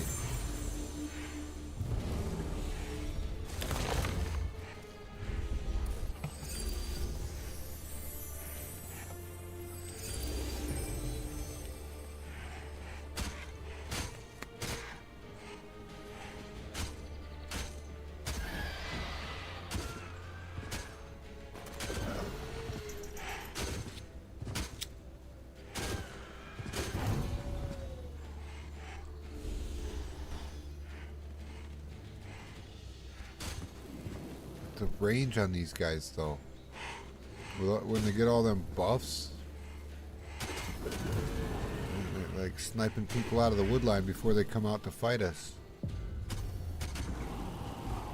Alright, and that's how we do it. That's how we do it. We achieved that. That's complete quest. So the reckless incinerations aftermath. With the fire creature stopped, the warden of the forest reveals itself to you. It is a unicorn, just as pristine and majestic as is described in many old stories. Fair creature approaches you with benevolent glimmer in its eyes. It's clear that it wants to thank you. Which gift do you wish the unicorn to bestow upon you? I automatically get a nature boon and all cities affects 2 gain 21 stability for 6 turns. That's good. Ask the unicorn to follow. I get a unicorn unit. Since you sense a deep connection, from now on you will ride the unicorn mount into battle. Gain a unicorn. That's another cool tier 2 horse mount. Ask the unicorn to share some of its magic essence with you. I get 265 mana. That's 50% of the mana I currently have. That's decent. I think I want to just take the mount. Even though I'm on a bird. Right? That's fine. We still have it here. Here's what it looks like if you was wondering. It's actually kind of ugly with all that ranger armor on it, but it's fine. We can cancel and put that back. Maybe one of the other guys wants to ride it. You want to ride a unicorn instead of a bird? I think you'd rather be on a unicorn instead of a bird. There you go. That actually looks good for him. I like that. There, you're on a unicorn, so I know which one's you. You're the one that's on the ground. And now, who's got what in their armies? That's my... You got all the tier 2 stuff, don't you? Okay, here... We gotta wait till next turn. My ruler leveled up. Hey, look at this. Thorn Shot. Physical ranged attacks now have base 60% chance of inflicting bleed on all enemies in a 1 hex radius. Effects are increased for non-repeating attacks. Oh, so this one works on the repeat a shot. This one works with repeating shot. Like this one didn't. I don't do repeating shot. I do the free shot. So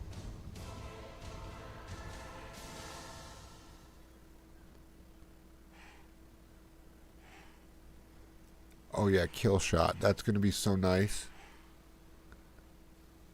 I don't have access to the other ability that combos with that, but this is nice. Killing an enemy unit results in all ability cooldowns, or resets all ability cooldowns. Can only be trigger once each turn. And take that. That's exclusive to Thorn Shots. These are exclusive to each other. I can't use this or this if I go down this one and so on. And that's fine. I mean, that's going to be... Whew. First time he kills a unit in battle, he gets to restart all of his cooldowns. That's insane. Anybody else have a level up? Nope. Okay. Alright. You're good for now. Spell ready to launch. Is that heal army? Who's hurt? Who's most hurt? You're barely hurt at all. You're barely hurt at all. You're barely hurt at all. You're most hurt. We will use that here. Now you're not hurt. Okay. What else we got here? we can automatically refresh it and get it started again. See, that ability's broken.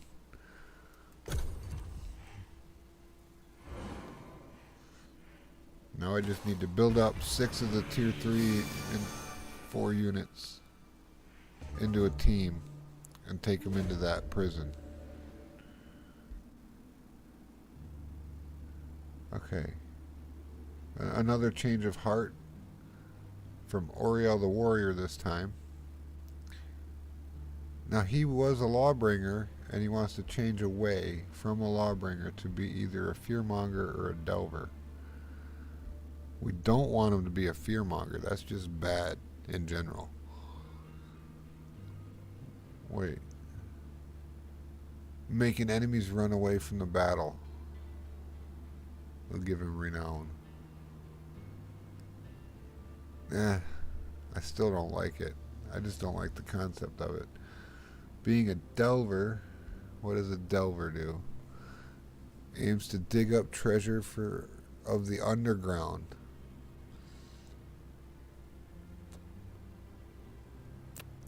So he wants to go around digging in the dirt or scaring people. What kind of, is there a negative to doing this one? Oh, I can just keep him as a lawbringer. Okay, just stay the course. I want both of my lieutenants to be lawbringers. And currently that's what they are.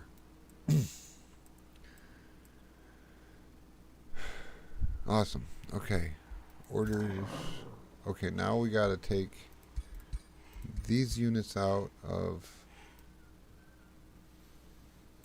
No, hold on. This one out of that. Army. Replace with this one. Okay. And then you have all of those.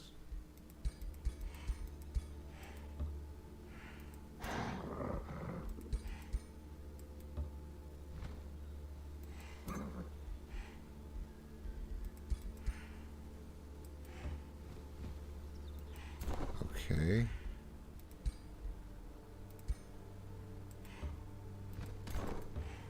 How about that?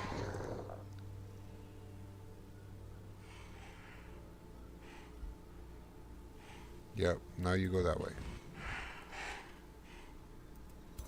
You go that way. Actually, you're going to go get in the water. You can get in the water. And we have new units popping out. That's good. Go over here for a minute. You're going to connect with the unit down here. Spell ready. Army heal.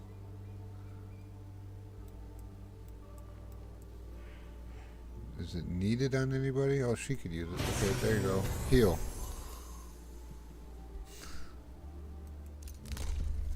New Empire development skill available. Which one is it? This one. Expansive reach. Cities may expand to provinces located +2 provinces further from the center. We're going to go ahead and just say, yeah, let's do that, because that's going to let our cities expand out into the coast, out into the water further. And we might even be able to get down here and get some land on the other side of the water if we do that 1 or 2 more times. Like, that's going to let it get out to about here. So and yeah, I'll be able to use Gettysburg here to claim all the rest of this land if I can get it fast enough.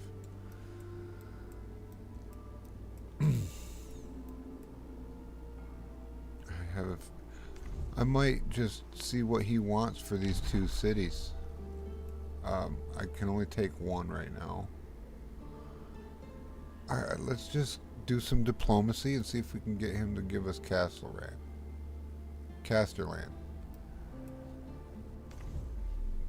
You negotiate. Territory's not even on the list.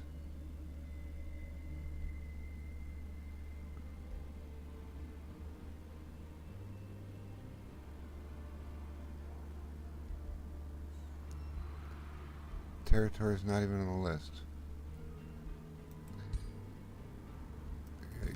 This alliance is weird because it's missing buttons. I like started the game with an alliance with this team, and then they're like taking all my land and everything, and it's odd. It's just weird. I have a feeling we're supposed to be going to the east. I'm supposed to get this city into my vassalship and then expand my empire north from here. I'm pretty sure that's what I'm supposed to do. But I need to clear this out first. So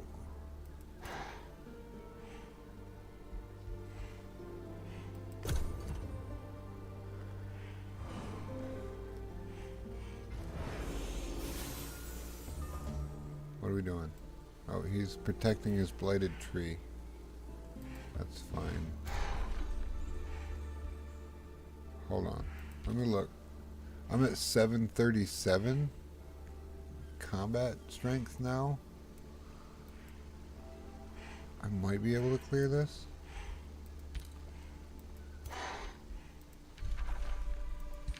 And he's going to complain, but this only applies if I actually do the event.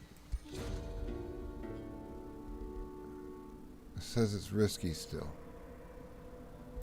See, if I leave like that, it doesn't apply that grievance to him. And I don't have a settle grievances button in here either.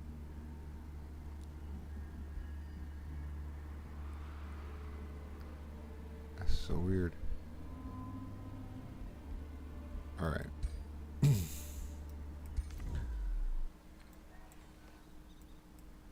Okay. Let's just send these two armies over that way. Yeah, trespass. I don't care. He settled right next to me when he had all this over here he could have done. And I can't trade open borders with him, so... Oh, the Siren Goddess. We finally met Nimue. You meet Nimue herself. Her eyes seething with hatred and insanity. You, intruder, trespasser, what are you doing in my realm? You ugly so-called wolfkin? Hey, now I take personal offense to that. Tainted with imperfection, no matter. You'll be easily destroyed, my beloved chosen children. And then I will use your essence to empower my people even further. You should be grateful. Then you will be a part of true perfection. Okay, there is no reasoning with Nimue. You can only liberate the realm by defeating her. Result: diplomatic state with Nimue changes to war. And war it is, I suppose. If you're gonna be like that with it, I mean... Just go get in the water. You, naval battle that. Let him go. Okay. Let's just go over here. This one... Go away from there. No, give me the bird. The bird, thank you. Oh, he's... Occupado. Go get in the water. And you're going to sail down here.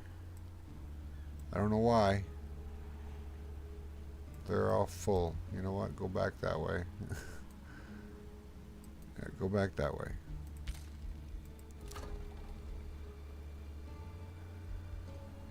Okay, we got one turn for a shipyard. And finally we're going to start having money. Like real money. This Providence can claim a new... How's our stability here? Ooh. Kinda low, but you're building a tavern right now, so okay. So you need more help building a tavern, you said. That's what I thought I heard you say. Here's more production.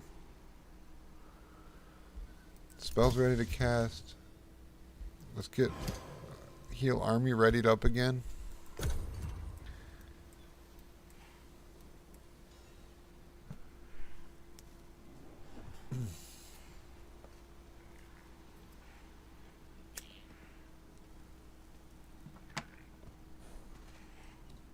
And what are you doing over here getting in the water? Your claimed providence has been captured. Okay. I cannot negotiate with this fool. I can't sign the we don't get mad at each other for claiming providences near each other pact. I can't sign the open borders we can walk through each other's lands pact with him. It's just not there. It's just not there. I don't understand why it's not there, but it's just not there. Okay then. Like, I would definitely offer him open borders pact, and let's not get mad at each other for our city borders touching pact and stuff like that, but it's just unavailable. So I'm going to trespass.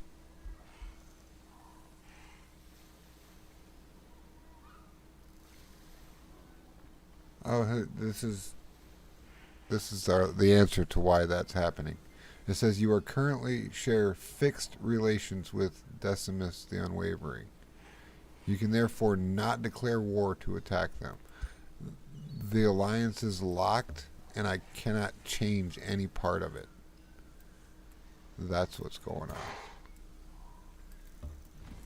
It's by the game storyline, whatever thingy.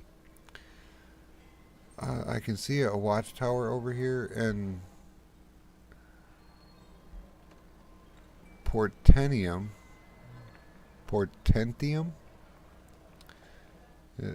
is a city that just appeared out of the fog when I met Nimue. Meeting Flotsam, voice of reason. It's about time. I should have sailed over here 50 turns ago. Enter negotiations. Take my whispering stone. Okay. And now I don't have a whispering stone. But they have it over here. And that means I can talk to them through this and do alliances stuff with them.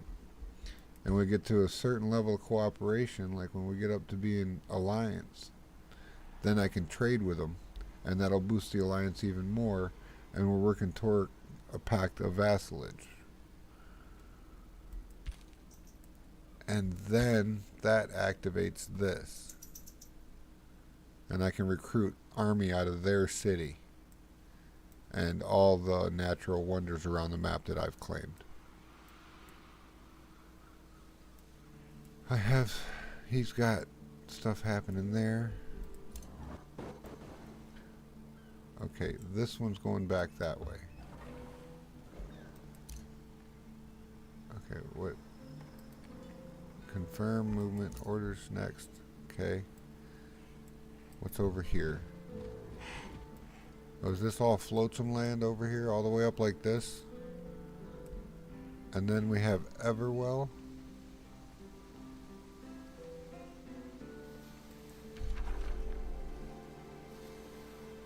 It's unexplored. It's a bronze ancient wonder, and it's unexplored. It's another one of them, like what we're trying to go into over here. But this one is story quest attached, so it's harder. Like, this is our practice one over here. Once we can clear this one out, then we know we can clear them out, and then we go to the other one.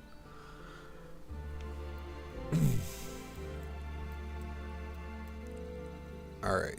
Gettysburg makes a shipyard. They're working on a market. We have money coming in at a somewhat decent rate. It could be better.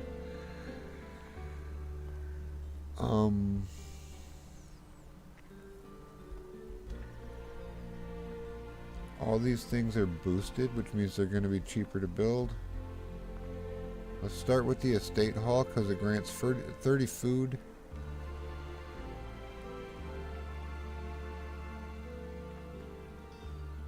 Yeah, and it's just good. It also unlocks the next tier up in the, like it was a granary, then you get the estate hall, then you get the farmers guild, and this one is the same thing for fish.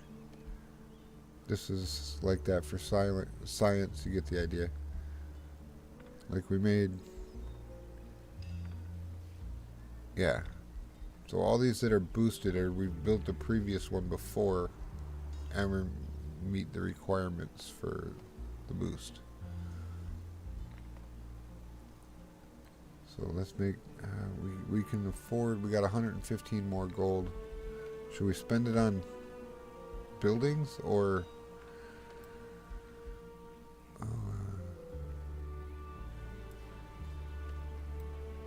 I saw the sacred meadow here.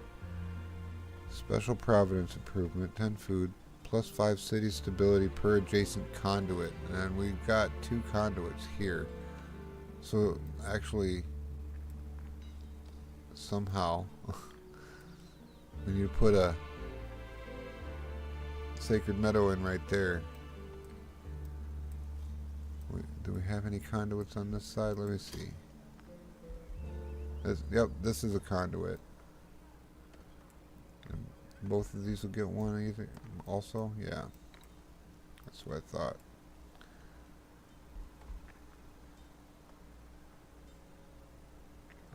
Yeah. Apparently I don't have this. I don't know what is here, but it can't be changed. What is there? Oh, it's just a fishery. It can't be changed because it's on the water. That's right. You can't build a meadow in the water. That makes sense. All right, we're not gonna worry about that too much right now. We'll build the specialty districts later. We got 2 items in queue. We should probably just hold off and save our money. That's ready to cast. All right.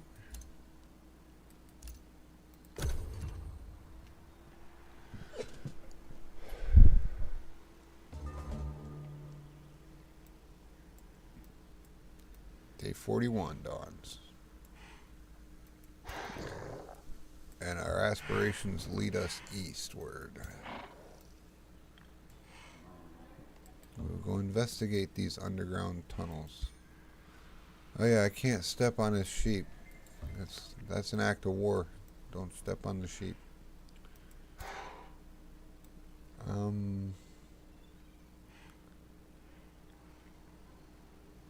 Can I walk through their territory? No. Erg. Okay, so go up there. We'll go around on the top. I'm gonna check that out anyway. Okay, you go merge with that one. You guys just hang out here until everybody's done building.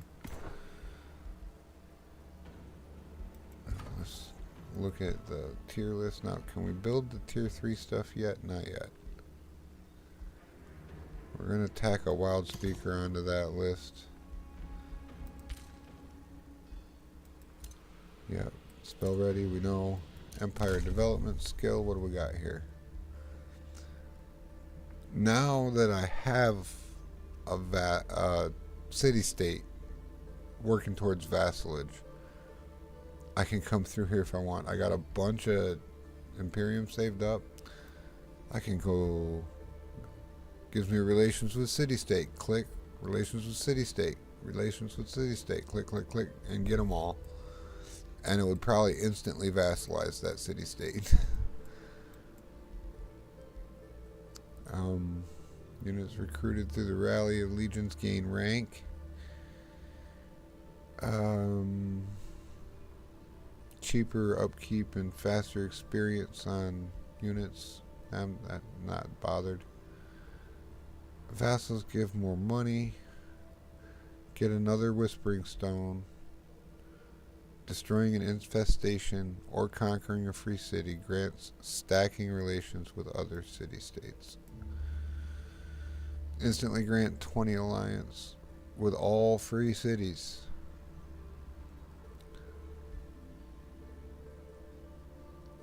All your units instantly heal and gain 1 rank.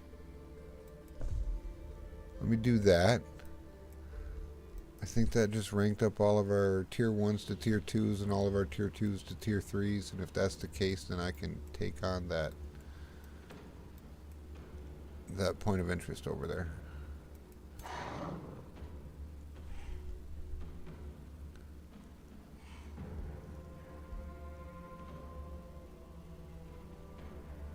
I don't know. It doesn't look like it did. That says tier. That's not rank. That's tier. Oh, here's rank. They went from recruits to soldiers, or soldiers to veterans, or veterans to elites. Oh, I see.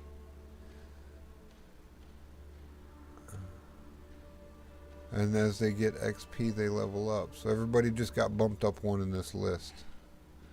But now my army stats are bigger. Alright. See, there's still things about this game that I'm learning at this point. This is only my 3rd playthrough of it, so... Yeah. We're going to be fighting over these providences like this because I can't change the alliance. So it's just... We're grabbing as much territory as we can when we can, and that's it.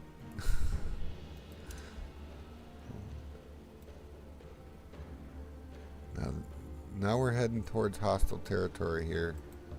Let's just get a peek. We're perpetually at war with her. So, okay, yep, go to there. I guess if you start and end your turn outside of the territory, you can move through it without issue. That's good to know, actually. Alright, where's the other... Yeah, you're up here. Let's look in this one. Is this one... Oh, this is only level 1. See? Okay, let me look at the other one. Where is the other one? It's right there. Let me click that. It says it's only level 1. Uh-oh, okay. Let's just take a peek. Take a peek. Okay, whatever. This one's a safe battle. Yeah, there's something different about that other one over there.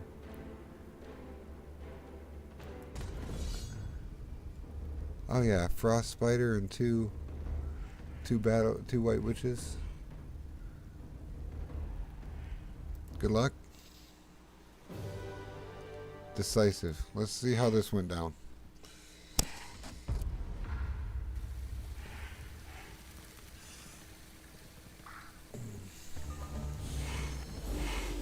Okay, so there's the temple we're fighting over.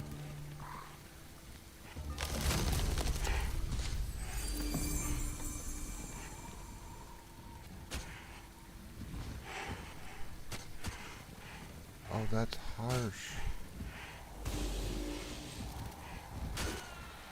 Oh, that's not even fair.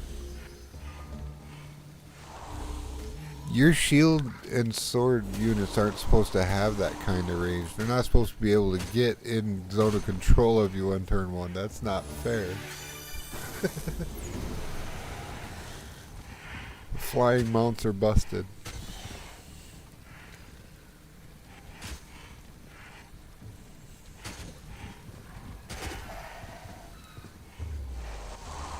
Oh, he blizzarded us. The freezing winds, it hurt all of our birds. That was unique. Oh, it's over. You're done for. Alright, cool.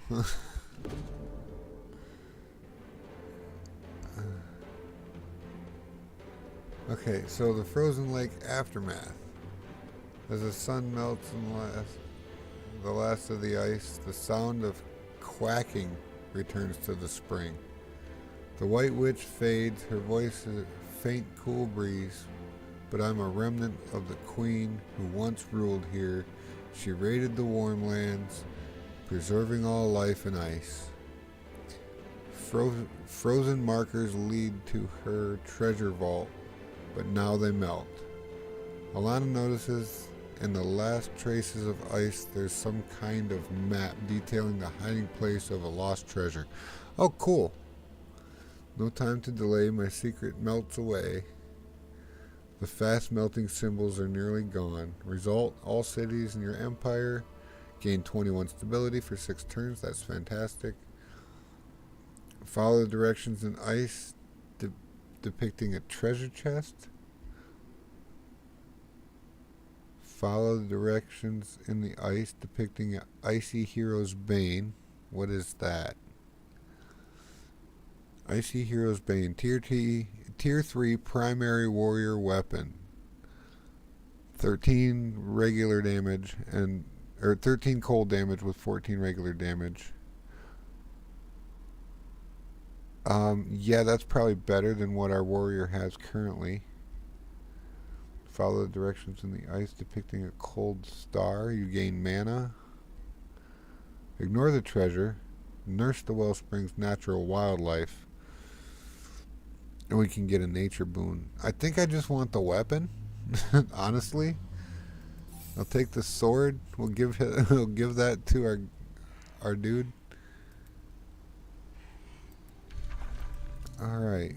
So that is cleared and claimed by me, which is fantastic. And then we go to our warrior. I know he didn't do the actual mission, but this is better than what he's using by a long shot. And yeah, no mount, no shield. He doesn't need any of that. He's got this thing. And he's going to be a total wrecking ball on the battlefield. You mark my words. Okay, well that was that. Alright, now we need to go look for the underground passages, which are over on the east side somewhere. So there's all this, we can see, if we look, there's a mountain right there and a watchtower. There's some kind of defensive gate structure there, and then it looks like some sunken ships next to some rocks here, and a dilapidated watchtower out here. So there's land out here that we need to go look at and see what's out there.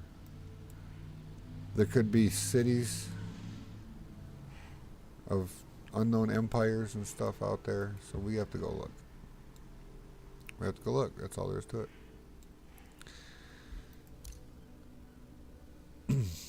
Yeah, embark. Go in the water. Okay. You built more. We have some gold to spend. Let's build the mint and get some gold flowing through here. Like, I'm getting 193 gold a turn. It just doesn't seem like enough. You can get another Providence. Well, we're going to continue to move south.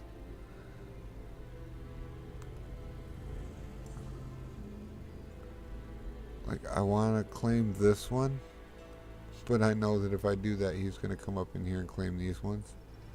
So I just claim this one for the sake of having a decent shaped border. And then whoever gets whatever in here is fine. Either one of us can have this one, it's fine. Either one of us can have that one, it's fine. The border grower won't be so bad. That spell's ready. Actually, yeah, we just heal her with it. Sure. Alright. Now you... Nope, everybody's done moving. Everybody's done with everything. We're good. Move on to the next turn. We also need to check out what's down here. So you can do that from here.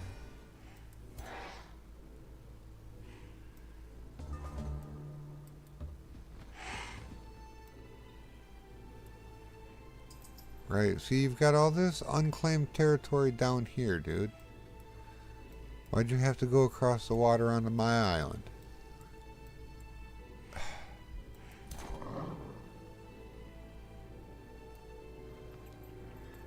Okay. Let's see if we can get a cheeky pillage going on in here. Loyal subject. Oh, really?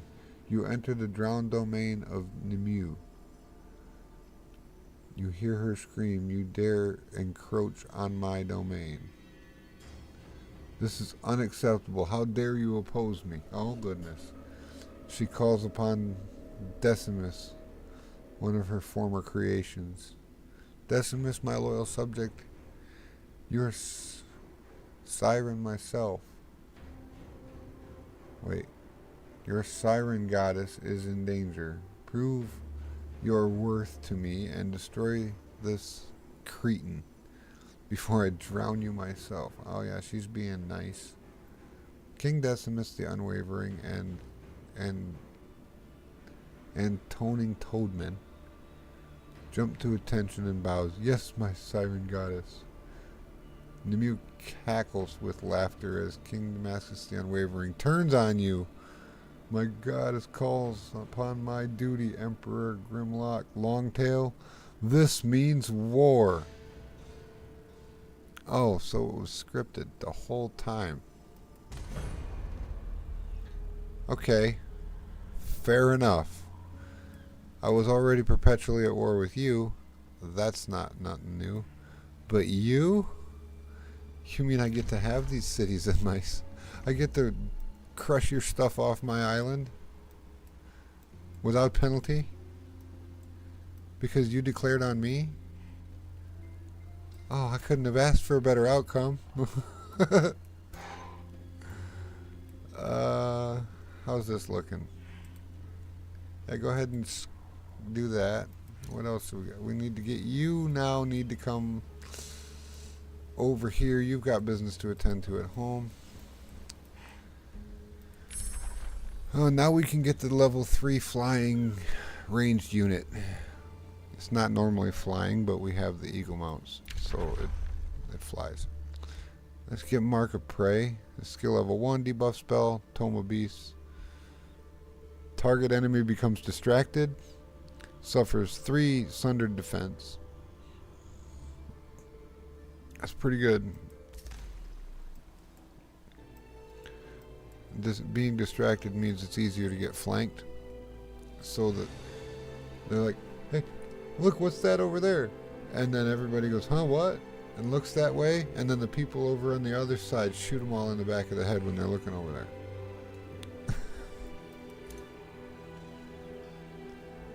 Okay, so how are we doing here? What do we got? We got 3 of them. We are like desperately low on money. Oh, how convenient we can get a gold mine right here. That will help. The treaty has been broken. Yeah, I know. I'm aware. The little toad turned on me. That's fine. It's fine. He's like a super vassal for a super duper queen. Oh, what are you doing? Oh no. No, this is not good. Oh no. He's done. He's done for. He doesn't have the capability to fight that off. And running away does not save your units. I might have to back up a turn and move him out of the way.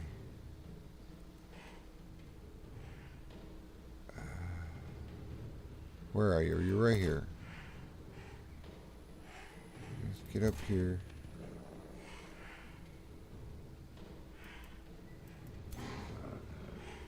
You go in front. You go over here. You go to that side. Okay, we're gonna defend him. And then we're just gonna stack everybody in a little circle. And then we're gonna activate this one.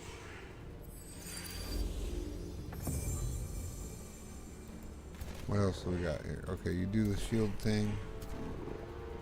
You do the shield thing. You do the shield thing. There we go, that's the one. You do the shield thing. What other kind of stuff can you do here? You do Twin Awakening? To the archers. Okay, perfect. Now you do the shield thing. And this has a 2-turn cooldown. And this is our heal, so I'm just going to save that one. But there's these spells here that we can cast too.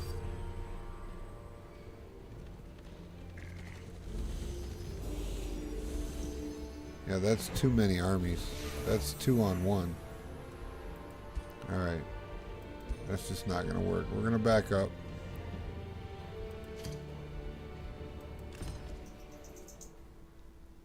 Got to rewind a little bit.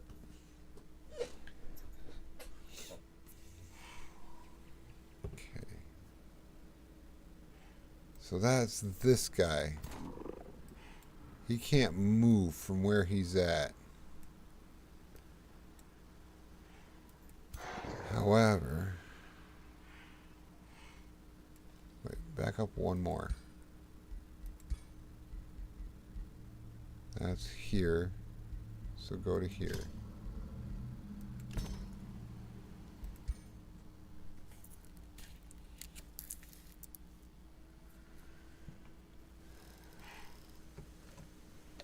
Okay. They haven't declared on me yet here. Okay.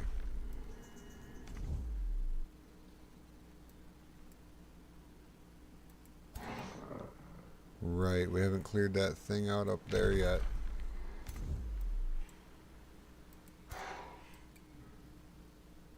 Or did we? Nope, not yet. Okay. That's fine. That's the army that does it right there. So that's where we're at. We gotta... But we're gonna be prepared.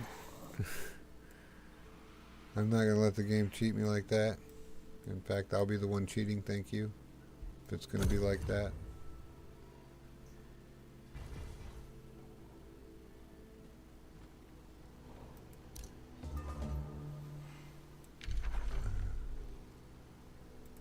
Alright, whatever. His actions have not been the friendliest of late anyway, so whatever. I put this one here. And this one here. That way they're in range of each other for combat. And if they attack one of them, they attack both of them. That's safer.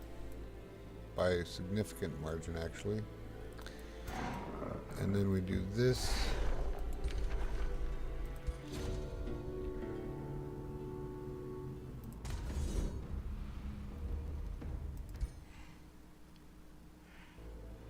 Oh, wait, what? Didn't I just win? Didn't I just hit the win button? Auto combat. Victory. Okay. And the sword. Okay, now we're back to where we were. Except this guy's got a little bit of a bonus. And we're not going to equip him with the sword because that makes him slow. But yeah, you need to come this way.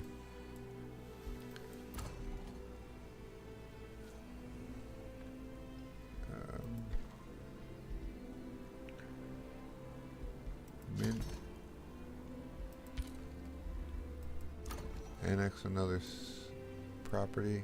That one. Heal her. Perfect.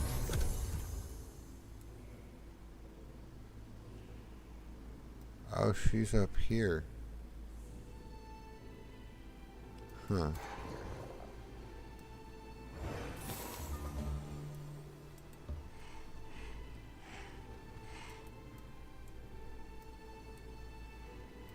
It was something about going that way that triggered the war in the first place.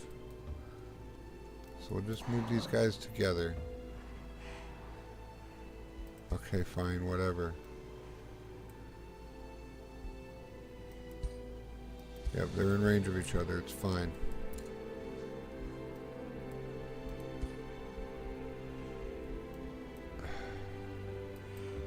I can't just get out of the way. Stop telling me I can't walk on it and just move around it. Okay. So we just got our birds, our units. And I have a bajillion mana that I'm not using, so we're going to use mana to reshuffle our... It's like flipping the pages in a book. Aspect of root, skill level 4, unit enchantment. It's an army enchant. So it'll enchant my shield units and polearm units with aspect of root, which makes them heal. Let's get that one. Yep, we got a chaplain. How are we doing here? We got 3. We got the wild speaker coming. And there's the glade runner. Okay, so that's going to cost us 140 to start the glade runner, and then it's going to take 5 turns to make it. There's our gold.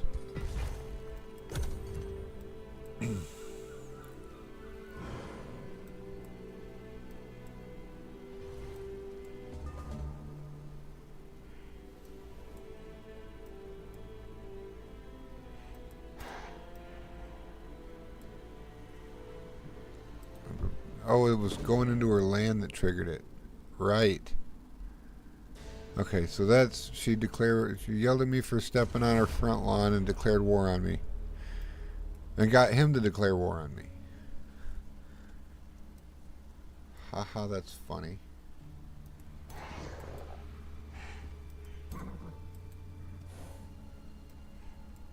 We're leaving. See you, bye. We're going back over here to our home island, and we're gonna kill Casterland first, and then we'll take Kesburg, whatever, and get rid of it. Enemy. Oh, let's get that going again.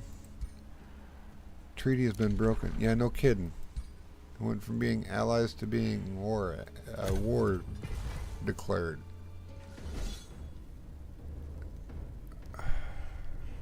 Urgh. I can't just run. There's not a button for that. It's there. It's just grayed out.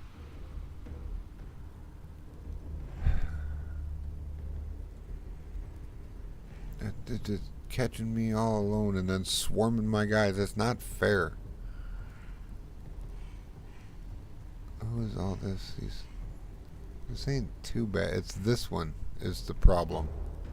The Entwined Protector and the Razorback, the Gore-Tusks.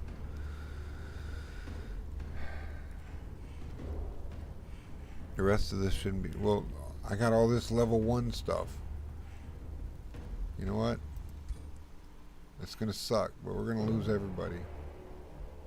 I can't do anything about it. That's the one that got away? It couldn't have been the hero. Alright. Alright, I just learned something. We gotta do some preparations. We do not step on her territory until we are ready to do so.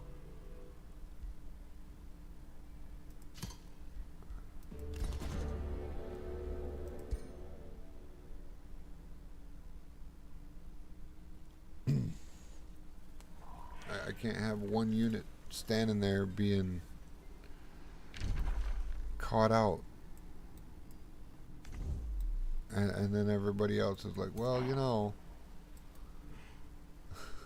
he's dead now. We're going to take you and we're going to not go in there. We're going to come over here. Like, we could probably go look in the watchtower because that's not in her territory. That's probably why it's positioned where it's at. Let's go there. Yeah, so now we can see that this is the end of the island. Alright. And that's also not in her territory, so it doesn't trigger the event. Go here. Get down in the water. We're going to go up. I'm going to leave just one of these guys are behind.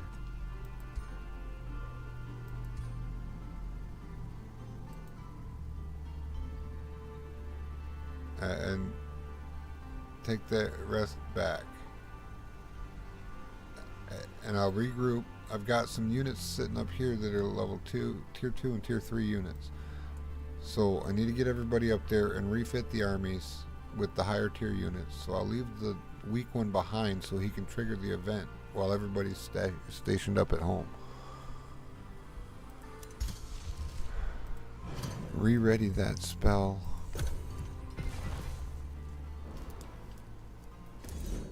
Oh, what is this? You didn't declare. Well, you're always at war with me anyway. Okay, back up another turn. I understand. I get it.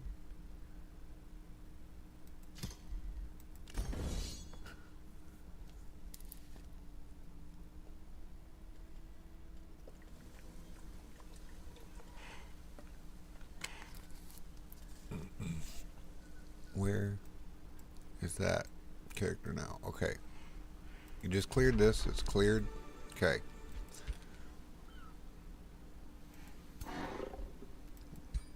Leave one guy sitting here. And he'll run down here and trigger that event. But everybody else is going the other way. Hit end.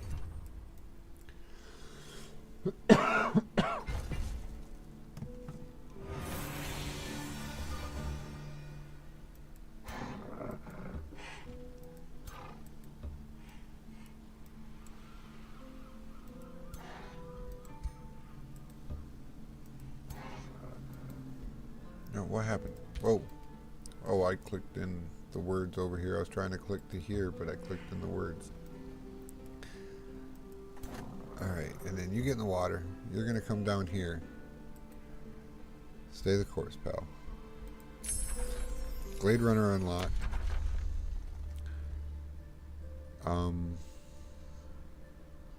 This is that building I was looking at. With the city stability being so high, we want to put the Covenant in our cities to get the extra mana and knowledge.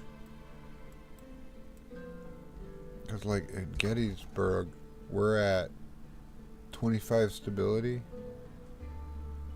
So every level above stable, or above unstable. So yeah, we would get 10 and 10. And if we can get it up into orderly, it'll be even better. You made more units. Good, we're going to need those to come down here. And then, yeah, you're making a wild speaker right now. We don't need that anymore. We want the Glade Runner. Unfortunately, stopping this doesn't give me my refund back for my money, so I'm just going to let this build. And hopefully by the time it's done building, I have enough money to buy another one.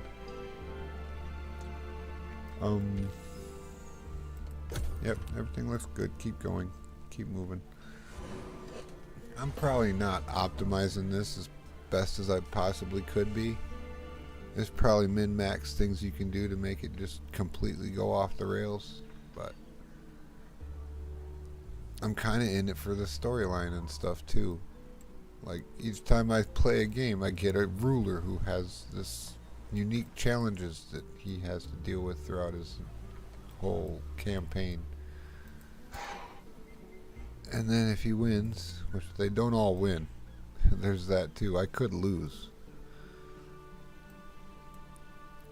And I trigger this war because the war is happening. It's going to happen. I'm just going to situate my stuff a little bit better before I start it so that I don't immediately lose my units.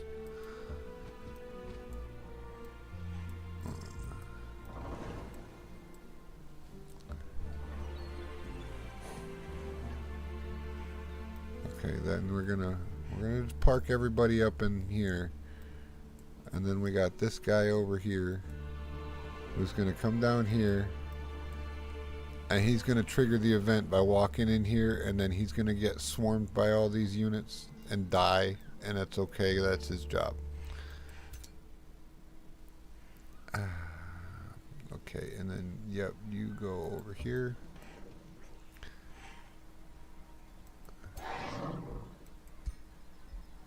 She's just like, I'll take you guys now. These ones can do whatever. This guy can pop out. Or, okay, these three can pop out that way and then have a little bit of movement. I'll move them over there.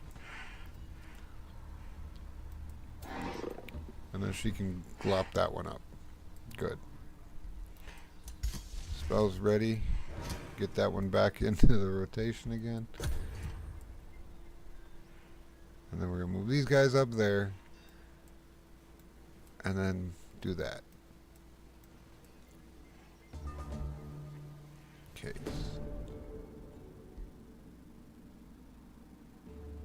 What is this? Taste of friendship. During diplomatic negotiations, Sage Morpho Codex of Flotsam sends you a bottle filled with an unknown substance.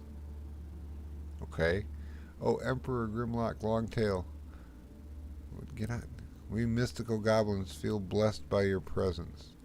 In anticipation of our new pact, we had this small gift sent to you. Morpho Codex holds up a glass.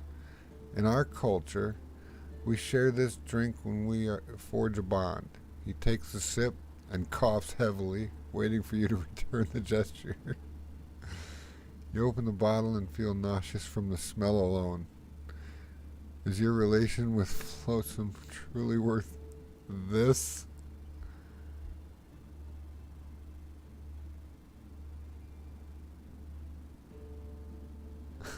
So here's your three choices are make a toast and take the sip.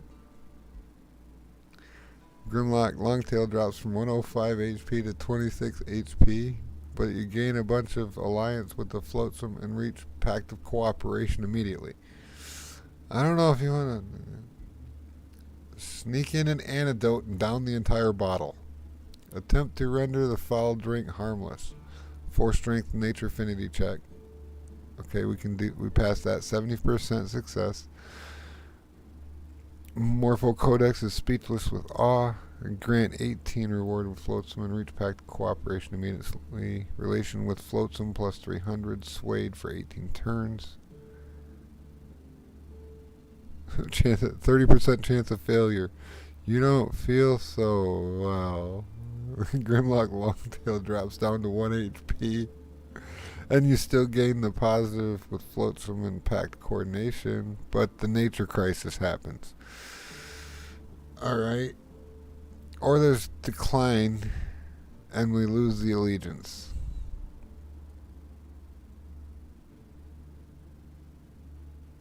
And it adds turns to reach pact of cooperation. Let's sneak in an antidote and take a sip. Deciding fate. Pass or fail, pass or fail, pass. Oh no, I failed. We still got the relationship bonus, but dang it. Now I have to use this. Is that the right guy? That's the right guy.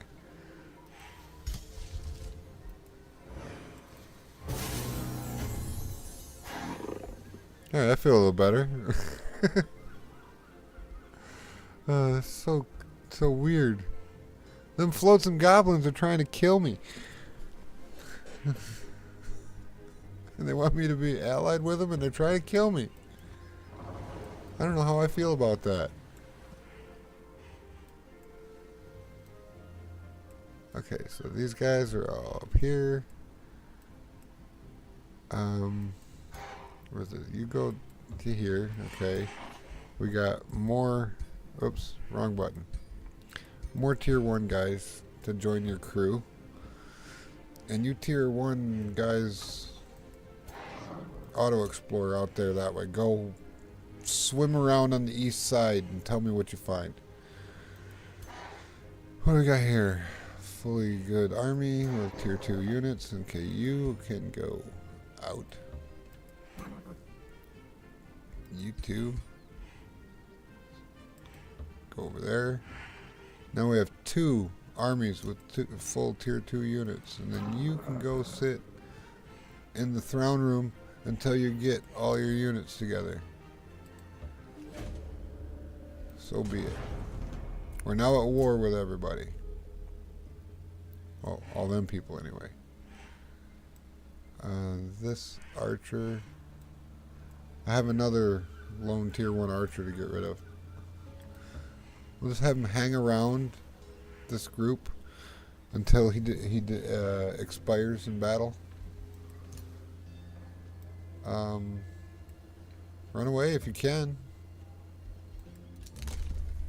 Okay, what do we unlock over here? Right of expansion. All cities in your empire instantly gain 1 pop. Wild expansion. Nature empire. Completing a providence annexation summons an animal unit.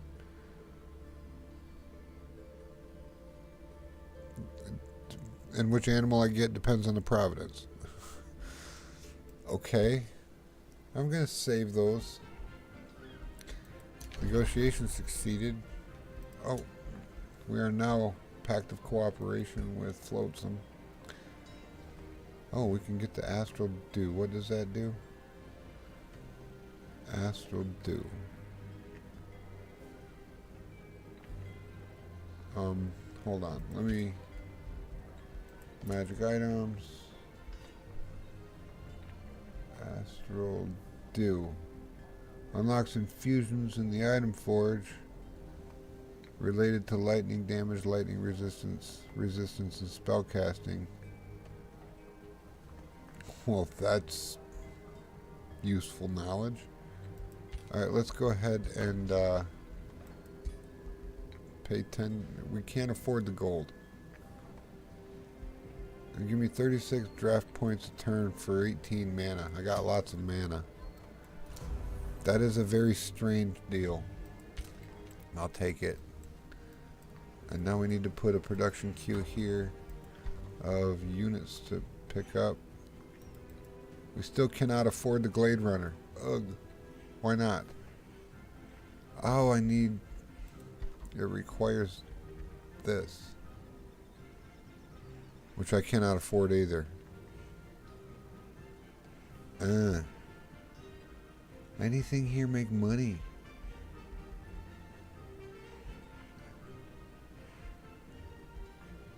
Nothing here makes money. Alright, fine. Yeah, good to know. I don't have any money. That's my biggest problem. I'm only making 31 gold per turn. That's not enough. Okay, you see what's happening here? We're all moving over this way. Okay, you see what's going on over here, frog guy? Frog man? You're gonna get so attacked. You can see it coming, right? Like, this is not a mystery that you're gonna get attacked at Casterland.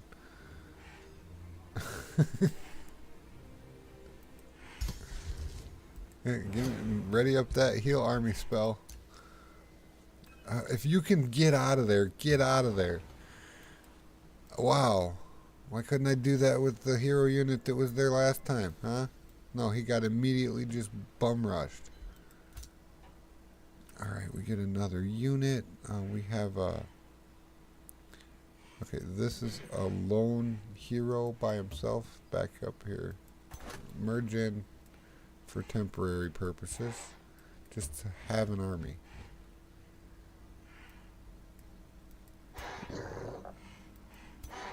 No, this army is just all units. It's not got a hero in it. Covenant research is complete. Aspect of the root.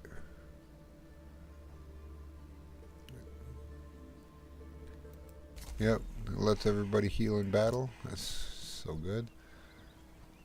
Seat above all. Still not a good name for a city. I cannot afford to buy anything here. I must spend that money on buying the tier 3 town hall, which is 280. I don't have that yet. And it's going to be like 4 turns until I have that much. Maybe I can pillage some things around here to get some money. It will be likely. Let's see. Take this. Go over here.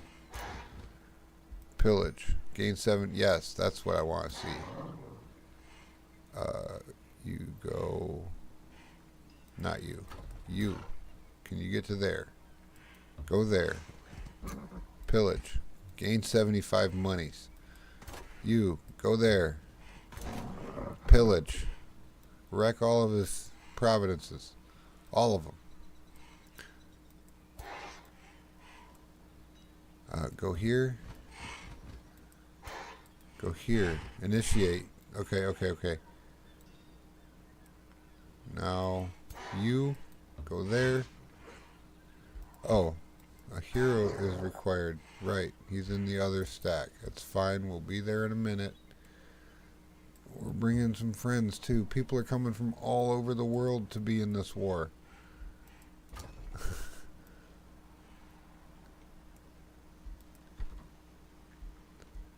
I still cannot afford this. But we're making a mint. Like, no, that's the name of the building, too. But it's going to make us money. Spell's ready. Is anybody even injured? I don't think anybody's even injured. Nope, nobody's even injured, so that's not going to do anything. Okay, we're all set here. We don't need to see that. Go next turn. Now we're going to surround this guy with a bunch of stuff. We're going to have all the money soon enough. Like when these pillages pop, we're going to get... Oh, here he's regrouping. Is he coming in to defend, or is he just going to leave? It looked like he's just leaving the place.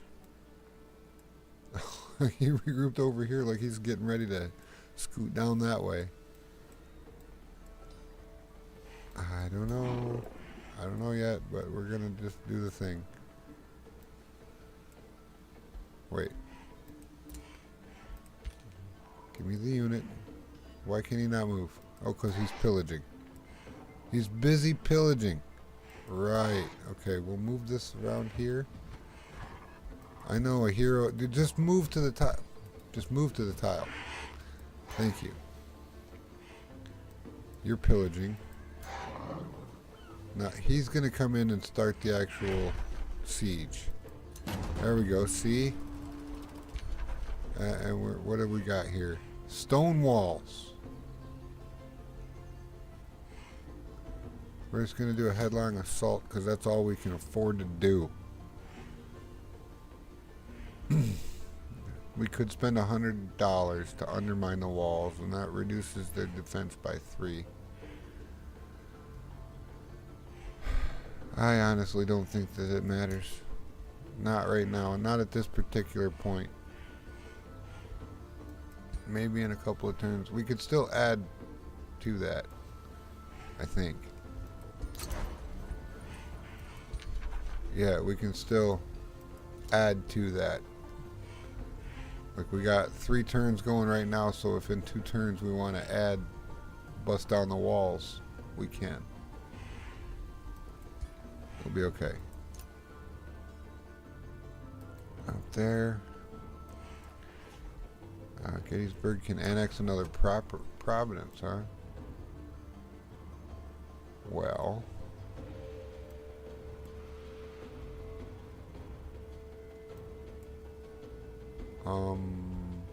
This one. There we go.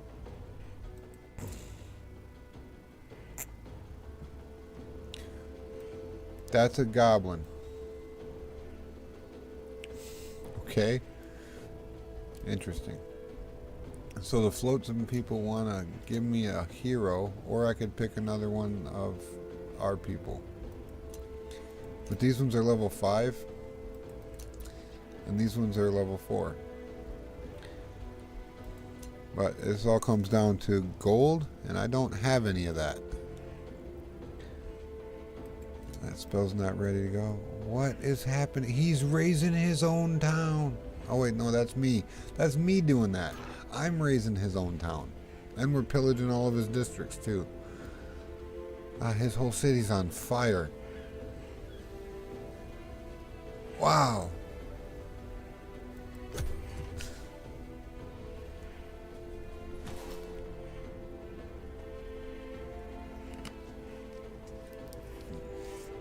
Pop, pop, pop. I have all the money I ever needed for everything. Oh, he's coming to defend. Yep, he's trying to defend it. Alright. Ooh, this is risky because he found a way to attack where he's only attacking half the army. Oh, this is not good. This is me making mistakes setting up my units around. I have to wait until after the pillaging is done to start the siege. That's what I just learned right here. So we're going to back up 2 turns.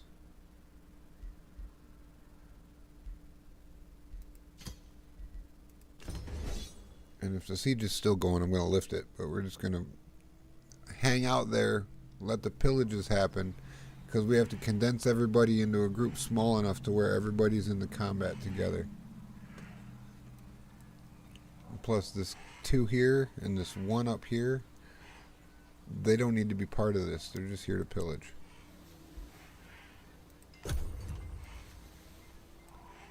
So yeah, he moved all these units down here.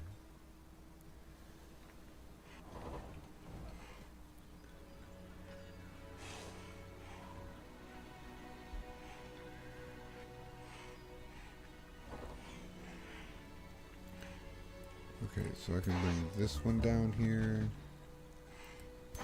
and you down here,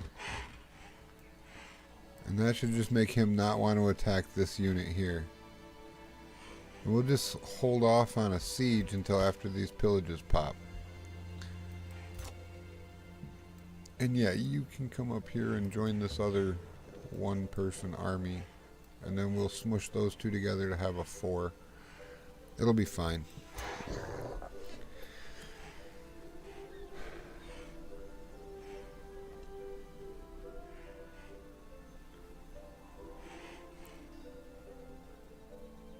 Orders required. Hang out. Annex another province. Oh, right. This one. I don't have the money. All that happened. Alright, we know what that spell is. It's ready to go when we need it.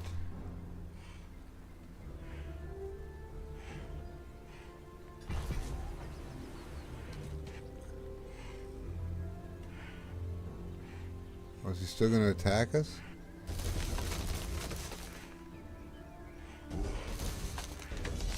Oh. Well, this will be fun.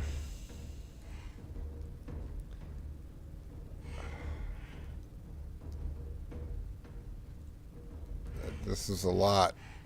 This is... What's he's got 2106 and I have 1861. So it's really close. I'll do it manually. Let's I think if I do it manually, I can outskill the AI just enough to win. We're probably going to lose a few of these sortie boys. Alright. Okay, so you come up to here. You come up to here. Get the tooltip off my way. Thank you. You'll come up to here. You come up here. Alright. What else we got? What's this? What is that pointing at? These things? I wish I could just click the big button in the sky and select the unit. Like, why can I not do that? I have to click on this stupid arranged hitbox that's like on the guys. Just let me click the big button that tells me what... Oh, that was a bad move. Just let me click the big button that tells me what class they are. As the, I want to select this unit. That seems intuitively to be the way it should be. It's like... Why is there always one thing in the game where they're just like, no, we dropped the ball on that.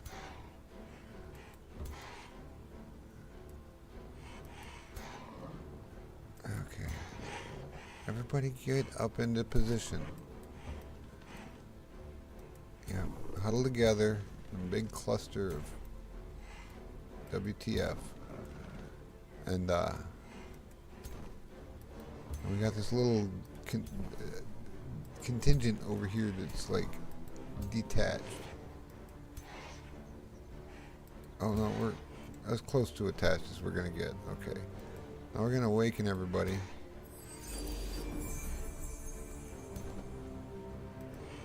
Shield. Awaken if you can do it. Awaken somebody.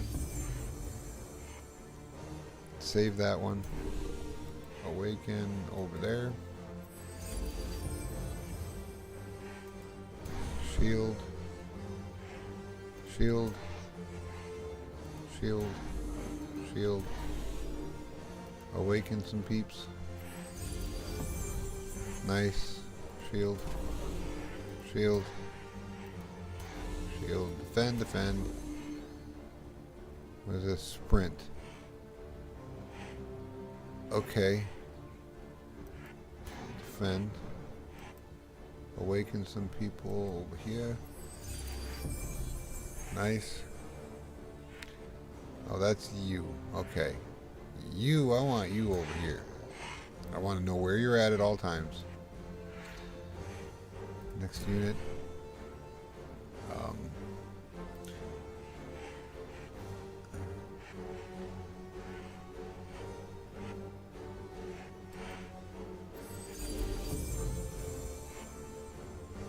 Yeah, see, they're all getting their radiant buffs because of all the awakening that's happening.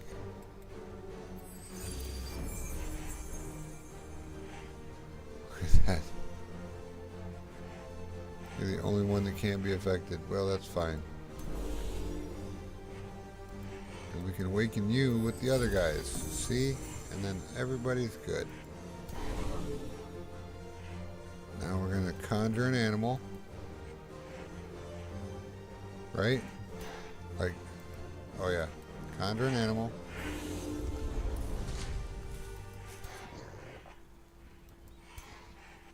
And I think that's everything. End my turn. So that's all the pre-battle buffs. Now we gotta rotate a little bit so we can see what's going on.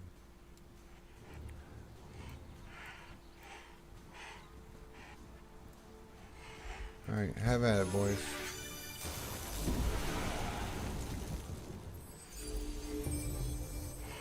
Yeah, all these ranged units should have extra long range.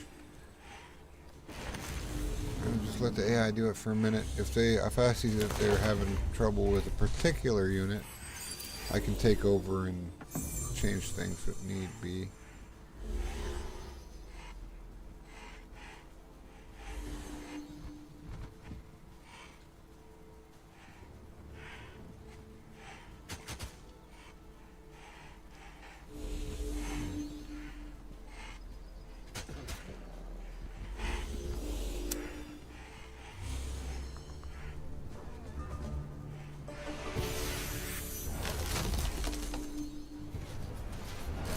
He here in battle? Is that him? No. Is that him? No, that's Nashton Faulkner. that him? No, show me the icons of his people. Is he here somewhere? If that little slimy toad is here somewhere, I can just kill him and put him in prison, then I won't have to worry about him anymore.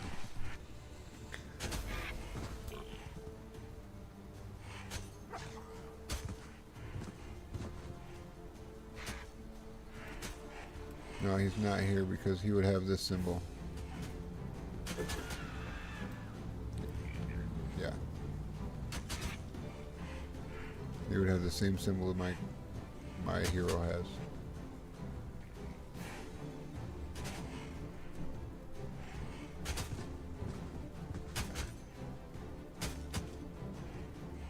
Get him.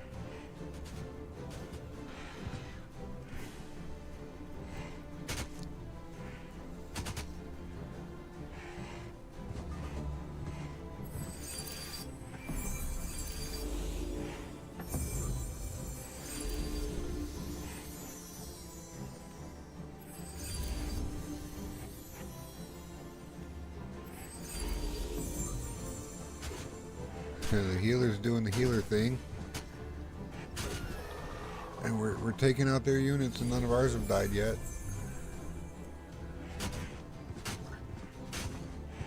Said it was risky, but like I don't think the AI knows how to set up the debuffs and buffs correctly at the beginning of the fight. It just kind of goes, everybody that's in range gets hit with something. It doesn't stack them up first. If you put them in groups like that, and then hit them with the buffs, like it hits more of them at once.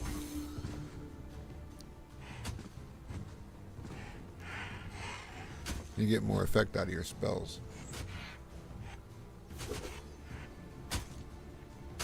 And that might just be the difference in the tipping point here.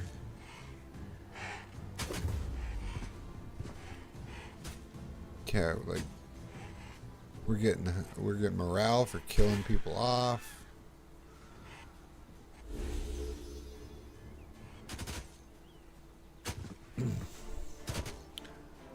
Plus, like, once they take actual damage and then they get healed up with the temporary heal points, that's just... Oh, that was not good. Whatever just happened right there was not good. They, like, killed my guy.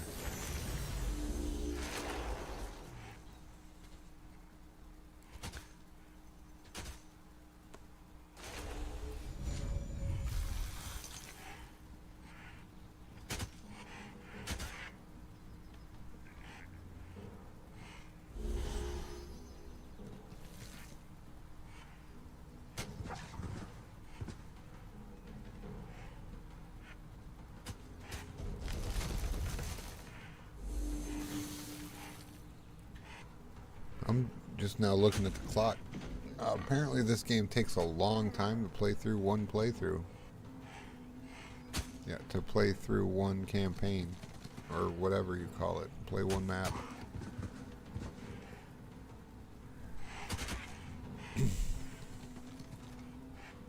Like we're only at like turn 45 in the game. Out of upwards of 90.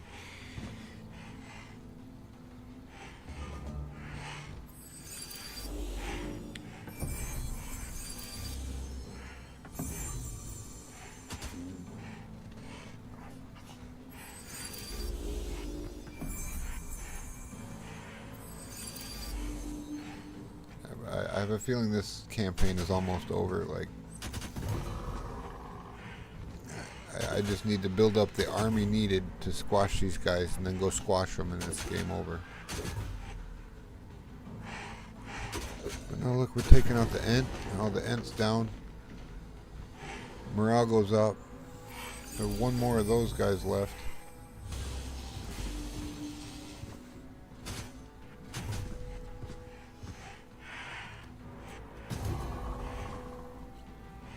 Other morale is dropping even more. Our morale is going up even more every time that one of them gets killed. Yep, heal them.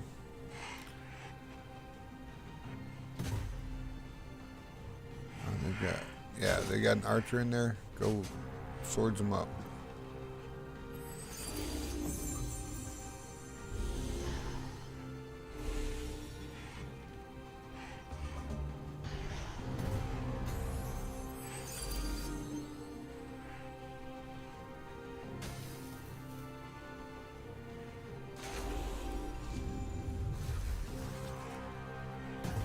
fielding such a big military might be part of the reason I can't afford to do anything. I felt like I was behind the 8 ball from around turn 20.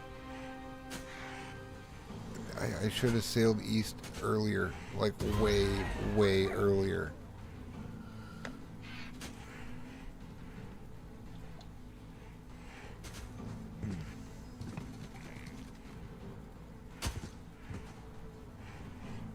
Just judging by the way this battle's going, we're not going to be able to beat this one. And that's okay. It's a game where you learn. Like, we can try again next time. Just start over and do it again using the stuff you learned from this playthrough in the next one. But hey, I gotta go to the bathroom real quick, so while this is auto battling, I'm just gonna go run to the restroom. I'll be right back.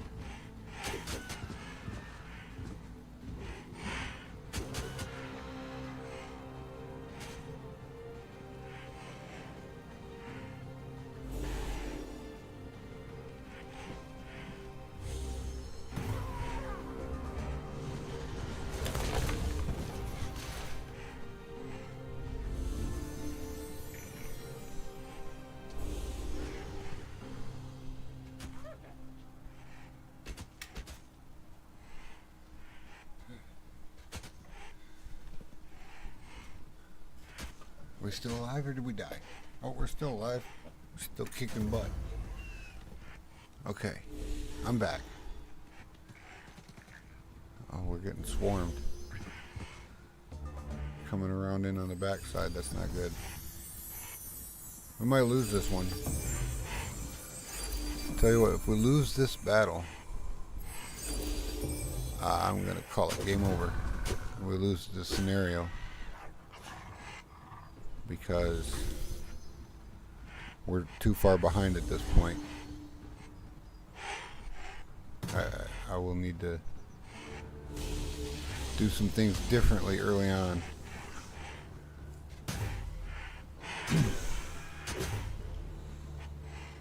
But hey, you don't win them all.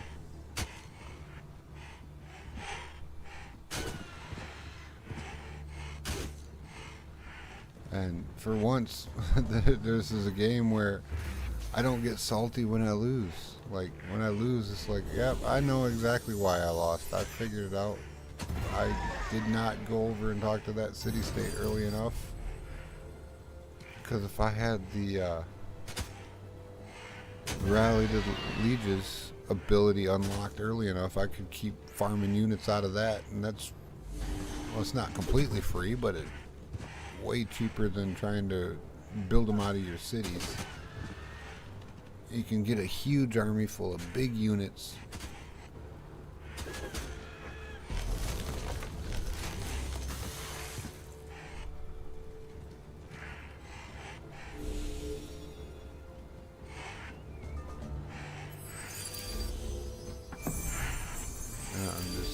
I'm watching, it's just looking like we're gonna get our faces creamed here.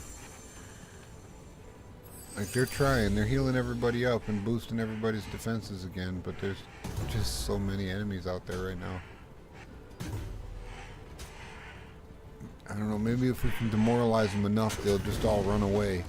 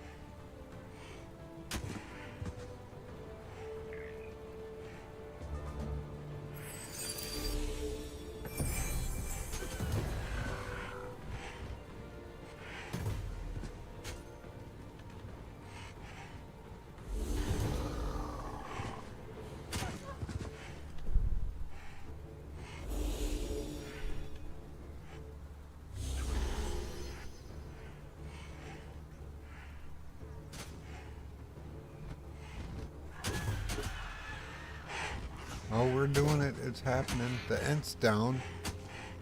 We might end up winning this. If we actually win this, that means city ours. That means his entire empire ours. Like, this is the bulk of his army right here.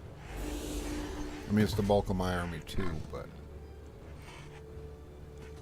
I have a spell that heals everybody back to full after battle. I don't think he has that.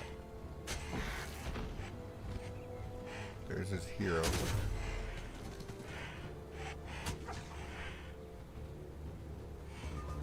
This is really, really close.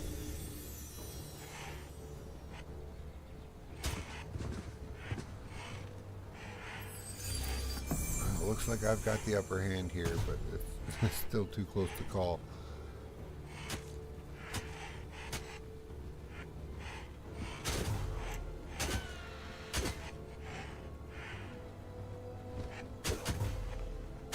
Man, they're really trying to kill that hero. Get him. Get him. Oh, got him. Nice. We might just win this one yet. Like, they still have some units over here in the periphery. But all their guys are getting really demoralized and trying, and really low on health. And our guys keep buffing and getting moral and morale, rather, and healing.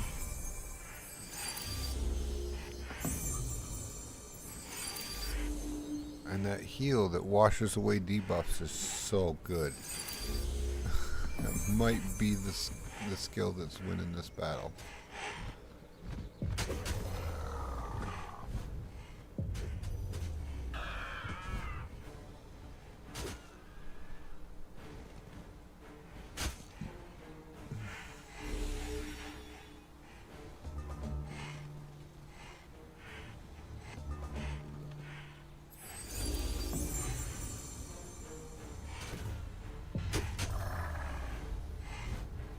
Wow. Okay, so we're gonna win this. They are currently routing, trying to run everybody off the map.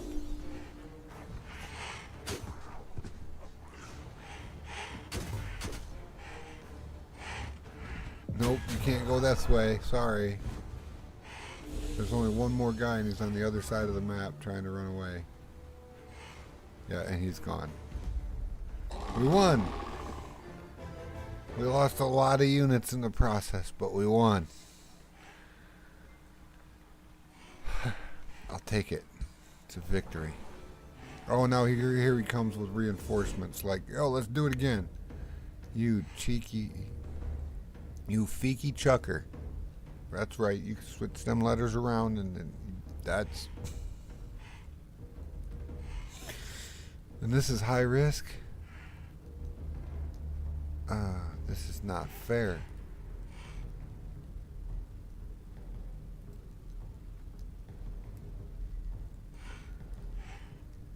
Oh, this is attacking the other group of enemies that I didn't have in that last battle. That's what's happening here.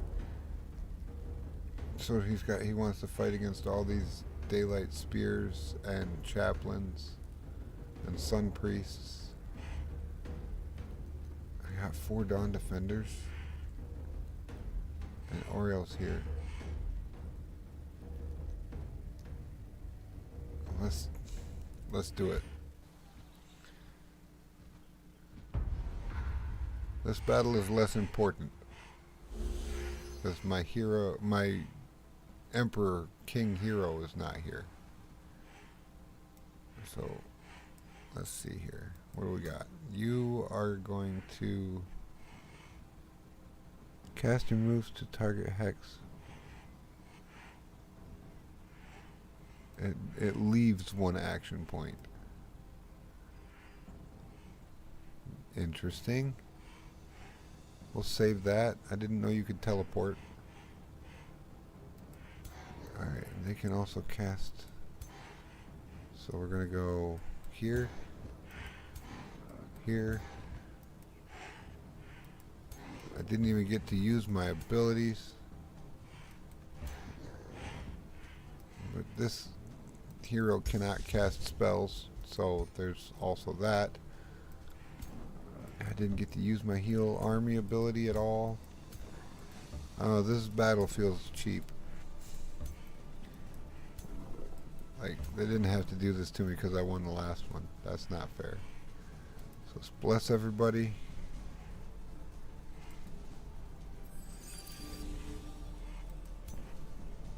Let's heal everybody. Oh, just the one, huh? Thought that was an AoE effect.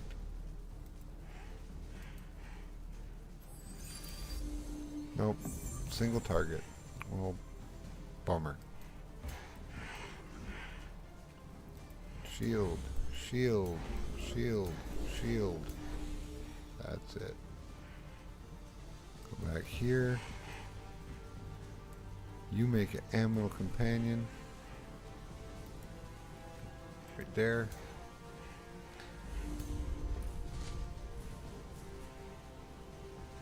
I'll go up there. Awaken these guys.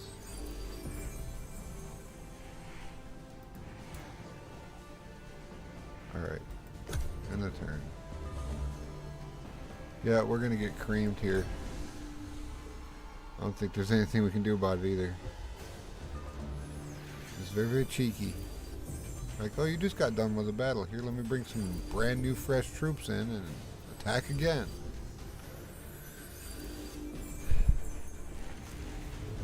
Well, at least I know that tactic is possible now.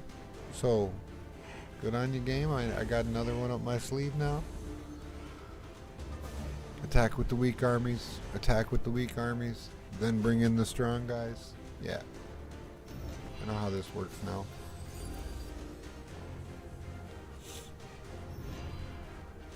Now they're doing all the same stuff with the bolted defenses and the resistances.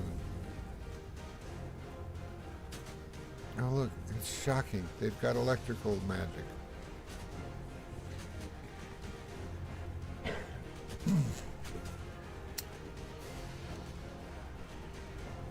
Zoom in just a bit. Quit jittering around and just follow the battle. There we go. That's what's better. Right. They did the overgrowth.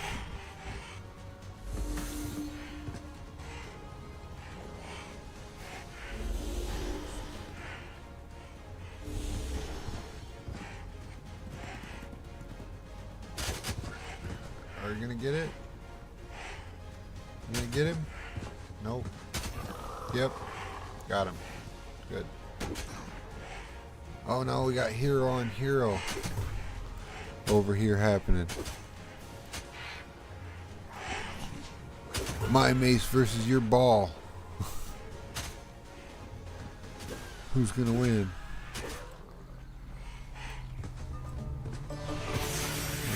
She's an orc.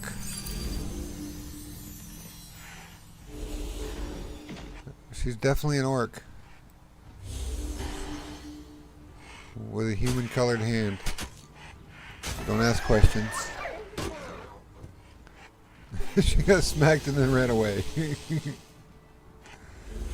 that's retaliation strike when you leave zone of control. That's what that was right there. Like she tried to run away, she got the retaliation strike first and then ran.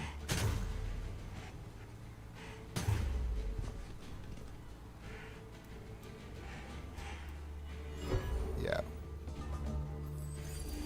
We're pretty much done for. We got like 5 units left.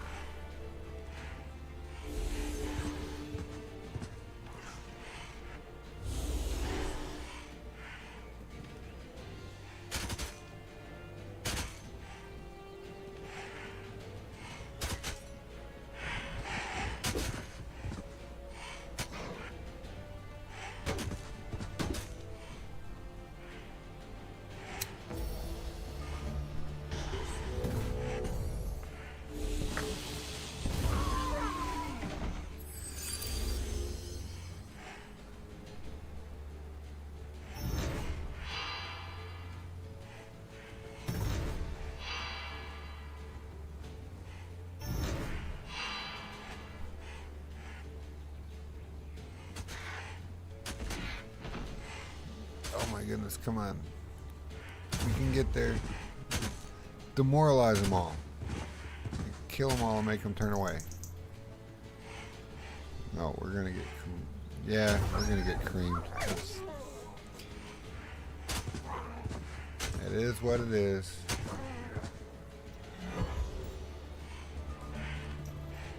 Oh, now my guys are routing. And they're like, no, we're getting out of here. No, heal him. Heal him.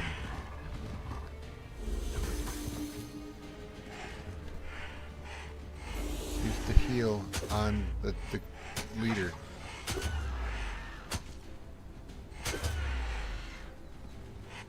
Oh, there is no leader. He's gone.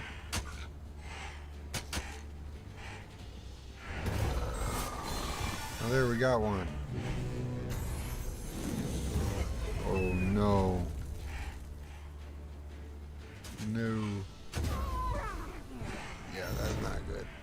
Oh no. Yeah, they're using all their powerful spells at the end. Oh goodness.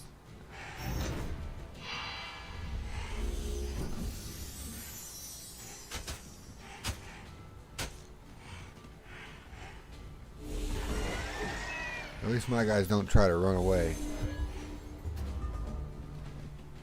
Well, now they are. Like, we're getting out of here. Like, I still got this full health unit over here healing everybody. It's just not doing enough healing to keep them alive.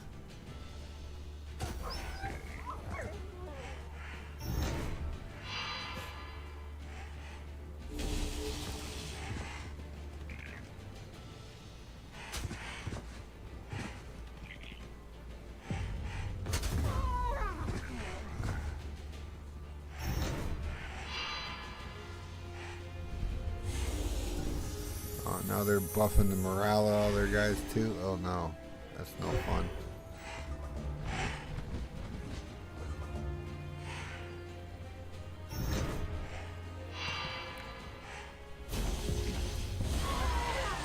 Right.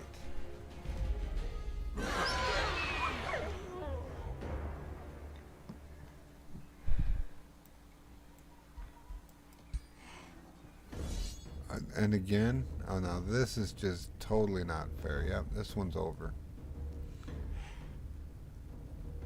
Alright, I'm gonna get captured right here, everybody.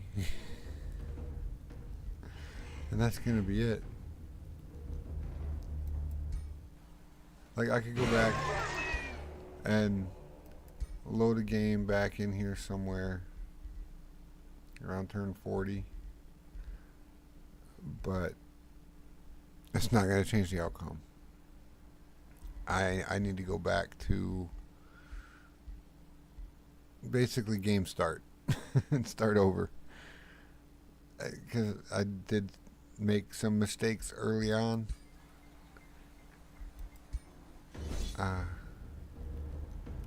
Yep, it's non-stop here. Yeah, we're gonna get completely creamed. And now they're gonna, now that I have no army, they're gonna come rolling in ours.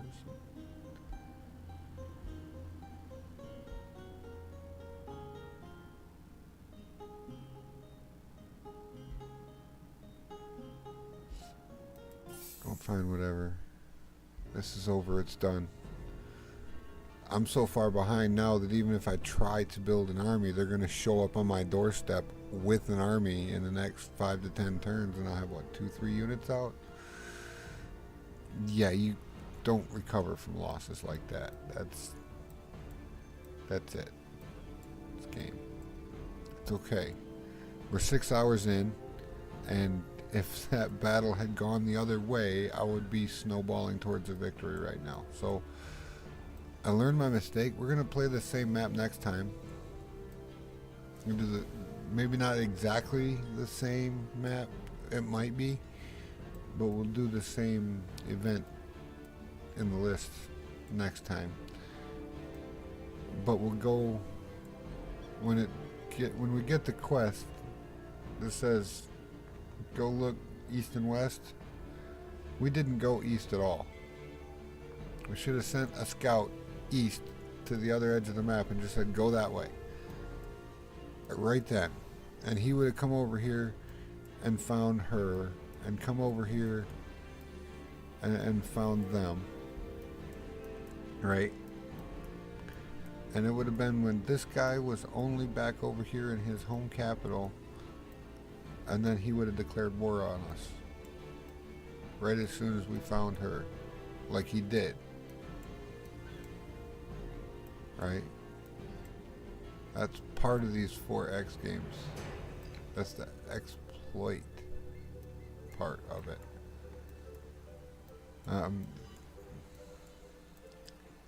I had something going there for a minute, and then we just started falling back because I wanted to wait to get my second city until I met the city-state, and that was my biggest mistake. I should have plonked down an outpost at the southern tip of the island as soon as I got down there and realized it was coastline.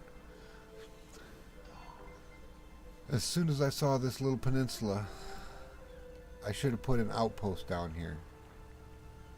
Probably on this province to get the astral dew. And then that's 2 cities, and I can salvage the wreckage of the old city for its rewards, and then maybe on the edges of each there might be enough room on here for 3 cities, realistically. Like, you don't settle in the old city location unless it's far enough away from your capital. Number 1, this is too close.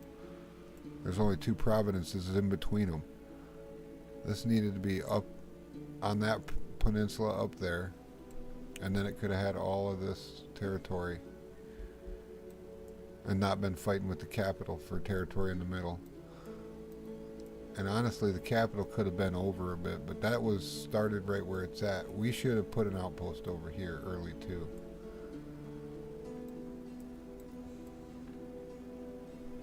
Outposts don't have to update. But they do hold territory. They don't have to be turned into cities until you have the. And then, if I would have had all them outposts out, it would have made sense to do things like expand governance and fruitful integration. And that was another thing that I didn't do that I should have been doing, was putting points into this shit. I was waiting until I found a city-state, and then it was too late. When I did finally meet them, it was too late. Wait, we have the OS button, but I only have 2 cities. But we have an OS button. Where's the OS button? It's right there. I already used it? No, that's not the OS button. Where's the one that gives me all the free troops?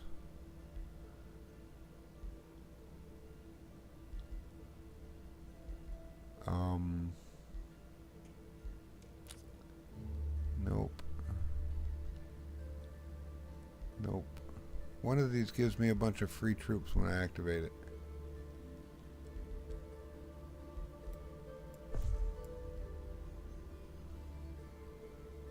No, no, no. Did I already use it? Or is it down here? Ah, this one. Right of the last stand. Each city in your empire loses 1 pop, but immediately summons 3 tier 1 units. Boom. Now I have a army. I have 3 tier 1 units in each city. And they're not great units either. Like, we got a bunch of spiders. Show me the... We got a bunch of spiders and a pig and a scout. Or a shield unit. Yep, this is done. It's game over, we lose. It's okay. Next time, we'll have a little bit of ammo up my sleeve. And this is kind of what I was talking about when I was saying at the beginning. I want to get to where I can beat it on normal difficulty with relative ease before I crank it up to more difficult stuff, because it's just normal and I got my butt handed to me. I probably could have won on easy, but that's fine. So we're gonna surrender.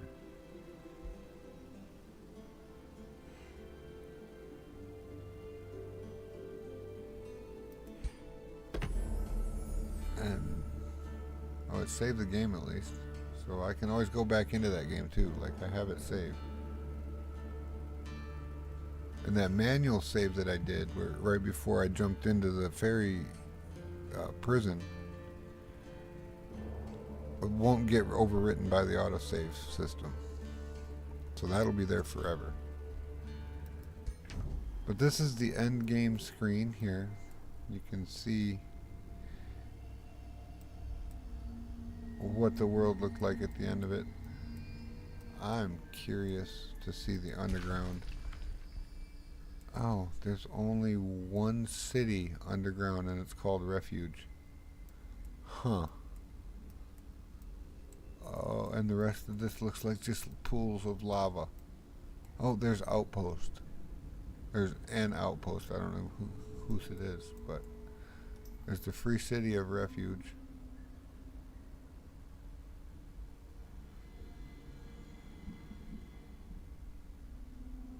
And that's it, underground. Oh, there's a free city over here on this island. See, like, if we would have went to the east. Okay, we'll go back to the first turn. Zoop. Okay, we started right here. He started with 2. She started with 3.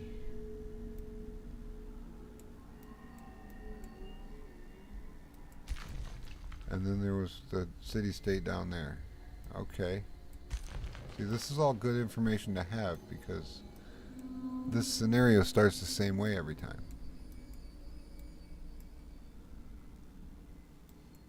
It might be on slightly different land masses, but there's always the ally that you meet at the beginning of the game that's immediately allied with you until you run into her.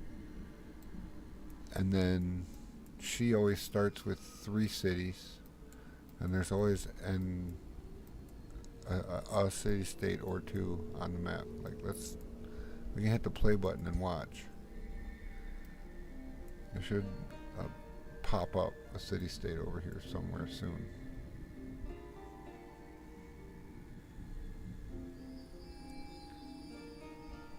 See, that right there is where I was like, that's annoying. See, there's the city-state popped up. There's another one. Or is that just the outpost? Oh, oh, that was her putting a city up there.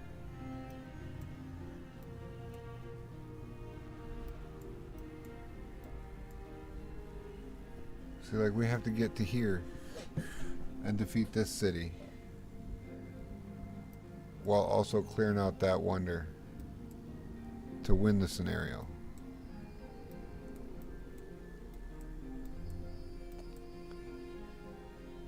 But that's where it ended at turn 49, when I got completely wrecked by trying to invade this city and getting just completely snuffed out. If I would have went east, here's the thing, Outpost is where the connection to the underground is at. And it comes down into here, and then you get to see Refuge. And then Refuge has 2 of those gateways that connects it from this continent to this continent. It's like right underneath the map right here. Right, so it connects from there to there. So they can trade on this continent and this continent without needing like ships and stuff. So the correct move was, as soon as I got the message that said go east and west, you find this guy, and then you sail that way, go to this uninhabited continent and start colonizing it, and then run into the underground city-state as soon as you settle your city on this continent. That's the correct play. So that's what's going to happen next time. We're going to go into it armed with that knowledge and see how it goes from there. Okay, I got a few points towards my pantheon, I guess, but I can't add him to the pantheon because he didn't win. Choose your destination. And then we're back at the beginning. We still need to beat the Enchanted Archipelago. So that's going to be it for me today, everybody.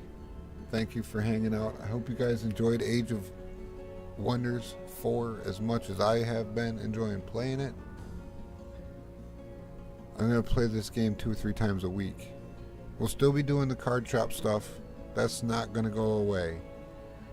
But I'm going to mix it up with this because I really enjoy playing this. And lately I've just been playing it when I'm not playing TCG Online. Like when I'm not playing TCG Simulator and streaming it or doing something that has to do with that project, I'm doing this. I'm playing this game. So we're going to go through the whole storyline campaign live on stream. I might even start over at the beginning and do all of them just to have it on film, on recording. But that's going to be it for today. Thank you all for stopping by. We'll catch you all next time. Oh yeah, don't forget, if you enjoy the video, buttons down below, like and sub, you know how they work. But I will catch you all next time. Enjoy the rest of your day. This is Arctic Wolf, out.